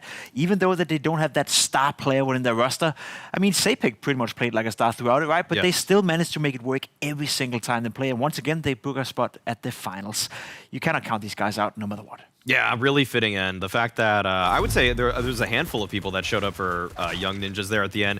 We had Debo actually playing pretty well at A, which was surprising given how kind of average he's been before this. And we had Fuzi popping off not only here on Overpass, but on Inferno. Let's not forget how well he did there. And on this map, I think Sapek really was the story of what Young Ninjas did well. He was finding entries on the T side, CT side. He was locking it down. I mean, he did such a great job everywhere he was. It never felt like he was uncomfortable, and that's something where a lot of these young players, you would think that there's going to be moments where they look like they're out of their element, but Sapek was very in control in a lot of the situations here on Overpass, so I give a lot of credit to him. And obviously, I mean, I can't really praise Young Ninjas without praising their IGL. ZTR put together a really solid T side, but Navi, they did make that interesting. Well, I would say Navi made it interesting towards the end, right? Yeah, for sure. But we look at their CT side, and it was disconnected. It wasn't seeing much of this, like, oh, let's flash each other in, let's go for some of these fights. You guys said they need to apply some pressure onto the Ninjas, right? Well, there wasn't really any of that happening. And I personally think that's a theme that goes along for Navi Jr. on a lot of the maps, right? Yeah. They don't really play that aggressive. They do like to play a lot of defaults. They do like to play a lot of, setup from the beginning of the round where they're playing a little bit, back, so to speak. They don't really go for the mid-round aggression. They don't really try to disturb their opponent. We saw a bit of it on Mirage on the first game, and that worked out so well. Unfortunately, it seems like that's something they have to be forced to do, right? They need to lose a game due to the fact that they're playing so defensive, and then next time around, they'll maybe try it. This time around, you got to be a little bit more proactive with it. You got to come up with the ideas before it goes bad, and to me, that's disappointing because you have the keys to it. m0NESY can do it, Ankara can do it. They just sit back and don't really do a lot. Yeah. It was very clear on Mirage that Navi came into this game and the series knowing that that's a point of emphasis that they had to have on Mirage, that they needed to play more active on the CT side. And yet we saw on Overpass that just wasn't the case. And yet Overpass offers so many possibilities for what you can do on the CT side. And I really think that's something that just comes down to experience. The fact is that some of these players may lack, it may look like they lack creativity, but it's kind of actually just experience. It's knowing what kind of plays you have in store, what ways you can reaggress. And m0NESY, again, the CT side, he ended with a fine scoreline, but he was 1-7 to start this game, and that was when Young Ninjas were making their run on the T side. When Young Ninjas got up to 7 rounds, he had 1 kill. So, that's something where he's got to find ways to find impact earlier in the game. Like, he can do it. Like, we saw some of those rounds when he was forced back all the way onto the site. He'd find 2-3 kills when his back's against the wall. But so many times, if they just go B, he has no impact in the round at all. It's also a bit of courage, right? Because I agree with you. Overpass is a map that offers so many opportunities for the CT side players to be aggressive, especially mid-round, walking down toilets, walking out towards A-long and maybe taking a fight. Take short control in the beginning of the round, maybe even flash a guard, monster, hide in the smoke. Like, you could keep on going. As you said, it's probably the map in the entire map pool that offers the most opportunities, let's put it that way, for being aggressive on the CT side. You just got to take the opportunity and do it as well. I like courage from Navi Jr. I like, m0NESY going in there first and saying, okay, guys, this is not working out. I'm having a bad start to the game. Let me try something else. Let me do something else. It's sort of like watching Shiro play for Gambit as well. He's absolutely fantastic at what he does, but whenever he's needed, upon and called upon to change the tide of a game, he's maybe a little bit too defensive. I don't hope that's the same case with m0NESY. I would like to see more flair of him. I would like to see more flair coming out of Ankara as well, but someone needs to pick it up. Someone needs to show the balls and go first in there, and no one did for Navi Jr. Yeah, you can't be scared in situations like this, but I know the Ninjas certainly weren't scared when it comes to facing Navi on Overpass, and we've got Rolf joining us for the interview after that win and being the team that make it through to the LAN finals. Rolf, how are you feeling, my man? Feeling amazing.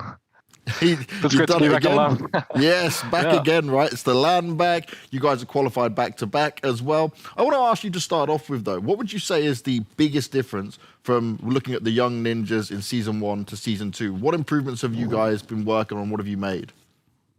I think we had a lot more individual performance the first season.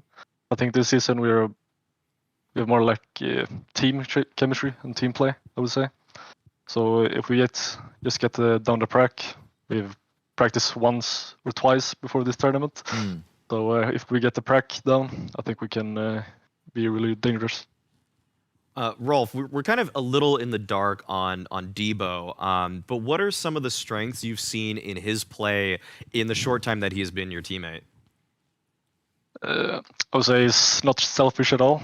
He really plays for the team, and he does whatever it takes to win, I guess. Okay, Rolf, curious about, I think, your kind of position in this team. You, last season, were probably, I think it's fair to say you were one of the weaker players on Young Ninjas, but this season, especially in this last game, you had some really bright moments. What have you done from Season 1 and in between to Season 2 to up your individual game? Because it looks better. I would say mainly the confidence. I was really unconfident the first season, and now I feel like I know my role in the team and what I'm supposed to do. So, I mean, the confidence. Cool, it's working. Rolf, it's not a secret that you guys last season were one of the favorites to win the entire thing, and losing to Mouse NXT in the final the way you did probably didn't feel too nice. Now, coming into Season 2, as you said, you haven't had much practice, and it's still, a little bit unsure whether or not you have the individual skill set. Do you think you guys are ready to go up against Mouse NXT again and put up an even better fight? Yeah, I think so. We have like 1 month of practice right now, I think. So we can get down some tactics and team play even better than now. So I think we can be at least top 2 in that tournament. For sure, and I have you as one of the favorites, especially after beating a strong NAVI Junior here. You said you had a month of practice now, and I'm curious, of course we have the WePlay Academy League here where you guys get to play the other Academy teams, but is there any other tournaments out there that you are looking forward to participate in? Because we have seen you guys being on the grind in some of the qualifiers and some of the smaller tournaments out there. Yeah, we're playing a lot of like Elisa and some C-tier tournaments. And we just keep on playing, trying to get better, try to take as many wins as we can. Yeah. Well, it is certainly working out, mate. But I do want to ask as well, when it comes to these games of NAVI Junior, it's always very back and forth with you guys compared to other teams. Why do you think that is? Is it something just about them and how your game plans match up against each other? I think both teams pretty good at throwing ecos. I would agree. We always have low money. They always have low money, and it goes back and forth, I guess. And we got to also talk about Fozzy's jewelry plays. Like, is he just a big fan of this now? Like, it just got reduced in price and didn't get damage buff, but he seems to be loving it and pulling off crazy stuff. Yeah, he's always been loving the duelies. He's insane with this. We got to keep following for that for sure. Well, Rolf, thank you very much for joining us. Congratulations to you and the Young Ninjas for making it to the LAN finals. A huge achievement already. We look forward to seeing you back in action real soon. Thank you. What a lovely guy. Rolf, man, killing it. And he knows the jewelies as that. Just a bit of fun thrown out there as well. But it's interesting what he said, right, about both teams really do struggle on some of these rounds where it is less weapons coming at you. We see it obviously at the top levels of CS as well, how many of these upsets come through. But it's just the way some of these rounds went down. And I guess you only have to laugh at that point. It's so clowny. I mean, it's just a symptom of like the econ just going back and forth. It's seesawing, teeter-tottering, and just the crazy dually shenanigans from Map 2. I'm sure Fuzi is going to watch back those highlights a few times tonight because those were just so honestly, like, there's no way you should find that much mileage with dualies from a spot that should get traded. But I mean, I'm sure Young Ninjas are not complaining about what happened. No, definitely not. I think they'll be enjoying that. But you know what we should do? We should take a look at how the seeding's working out for this last chance qualifier, guys, because this is obviously where some of these teams will be looking to make it on towards the LAN. And right now we get to see a bit of a CIS matchup in there as we find the opponent for NAVI Junior and VP Prodigy now going up against each other. As Big Omen Academy, well, they will be waiting to see who it will be out of Fnatic and Mouse NXT. Kinda don't want to spoil that last spot, but I have a feeling, I kind of sense that it may be Fnatic Rising that's going up against Big Omen Academy. I think Mouse NXT are heavy favorites when it comes to that game tomorrow. Just a bit. Just a little bit. One thing I do want to notice that is VP Prodigy taking on NAVI Junior. That's going to be a banger of a game. I think VP Prodigy is without a doubt the best playing, let's put it that way, third placing team in any of these groups that we possibly could have had. Yeah. VP Prodigy were almost able to take down Mouse NXT in that game they had against them. Yeah. It looked super, super hot. Slightly disappointing yesterday against Fnatic Rising. I felt they didn't play the best version of themselves, but now they have a couple of days to practice and get ready for this last chance qualifier. NAVI Junior as well. We've seen how good they can be. We've seen how bad they can be. So it's two teams who have a very high skill ceiling, but also have a very low. And I personally look forward to that one a lot. Yeah, it's going to be kind of a who can play like the least bad for that one. Like we've seen how good they can be. Like they can just rip people out of the server. They can dominate. They could put together just what looks like a comprehensive CT and T side, and then the next map they just fall flat on their faces. And so they need to both bring it on every single map, because I think that's going to be a 3-mapper. I think that's definitely going to be a 3-mapper. VP Prodigy look like they're in such control sometimes. It's just that, you know, sometimes in the mid late round, like things still sometimes fall apart. Like sometimes, like Roofire can look like a genius, and then the next round he can look like, I don't know, like he's been put out. I don't want to be too rude, you know, but It's been put out. the flame has been put out of the fire. Yes. All right, quick question for both of you boys then. Navi Jr. going up against VP Prodigy. Which one is the bat and which one is the boxing glove? Which one hits harder? Navi Jr. hits harder. Navi Jr. is the metal bat for me, I gotta say. Depends on who swings the bat, Maui.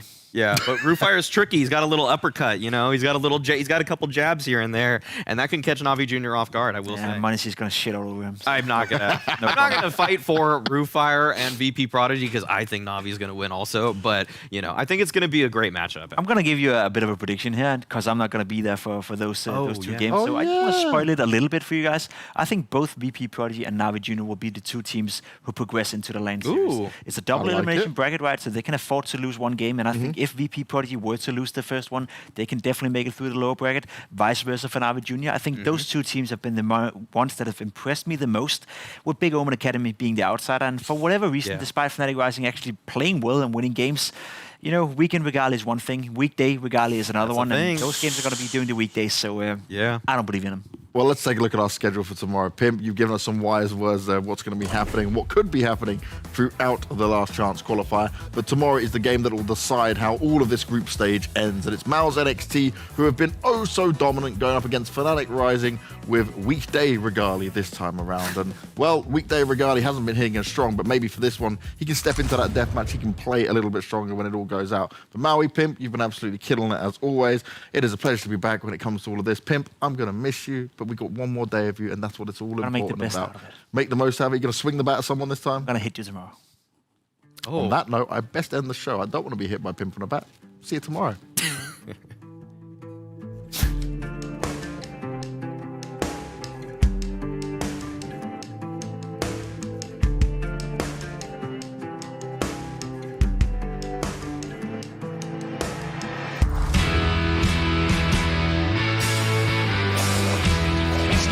Looking at the ground, and the round is won by NAVI. No! Stolen in the final seconds. Now these remaining players. The shot and catch oh my God! He's going to win the round. That is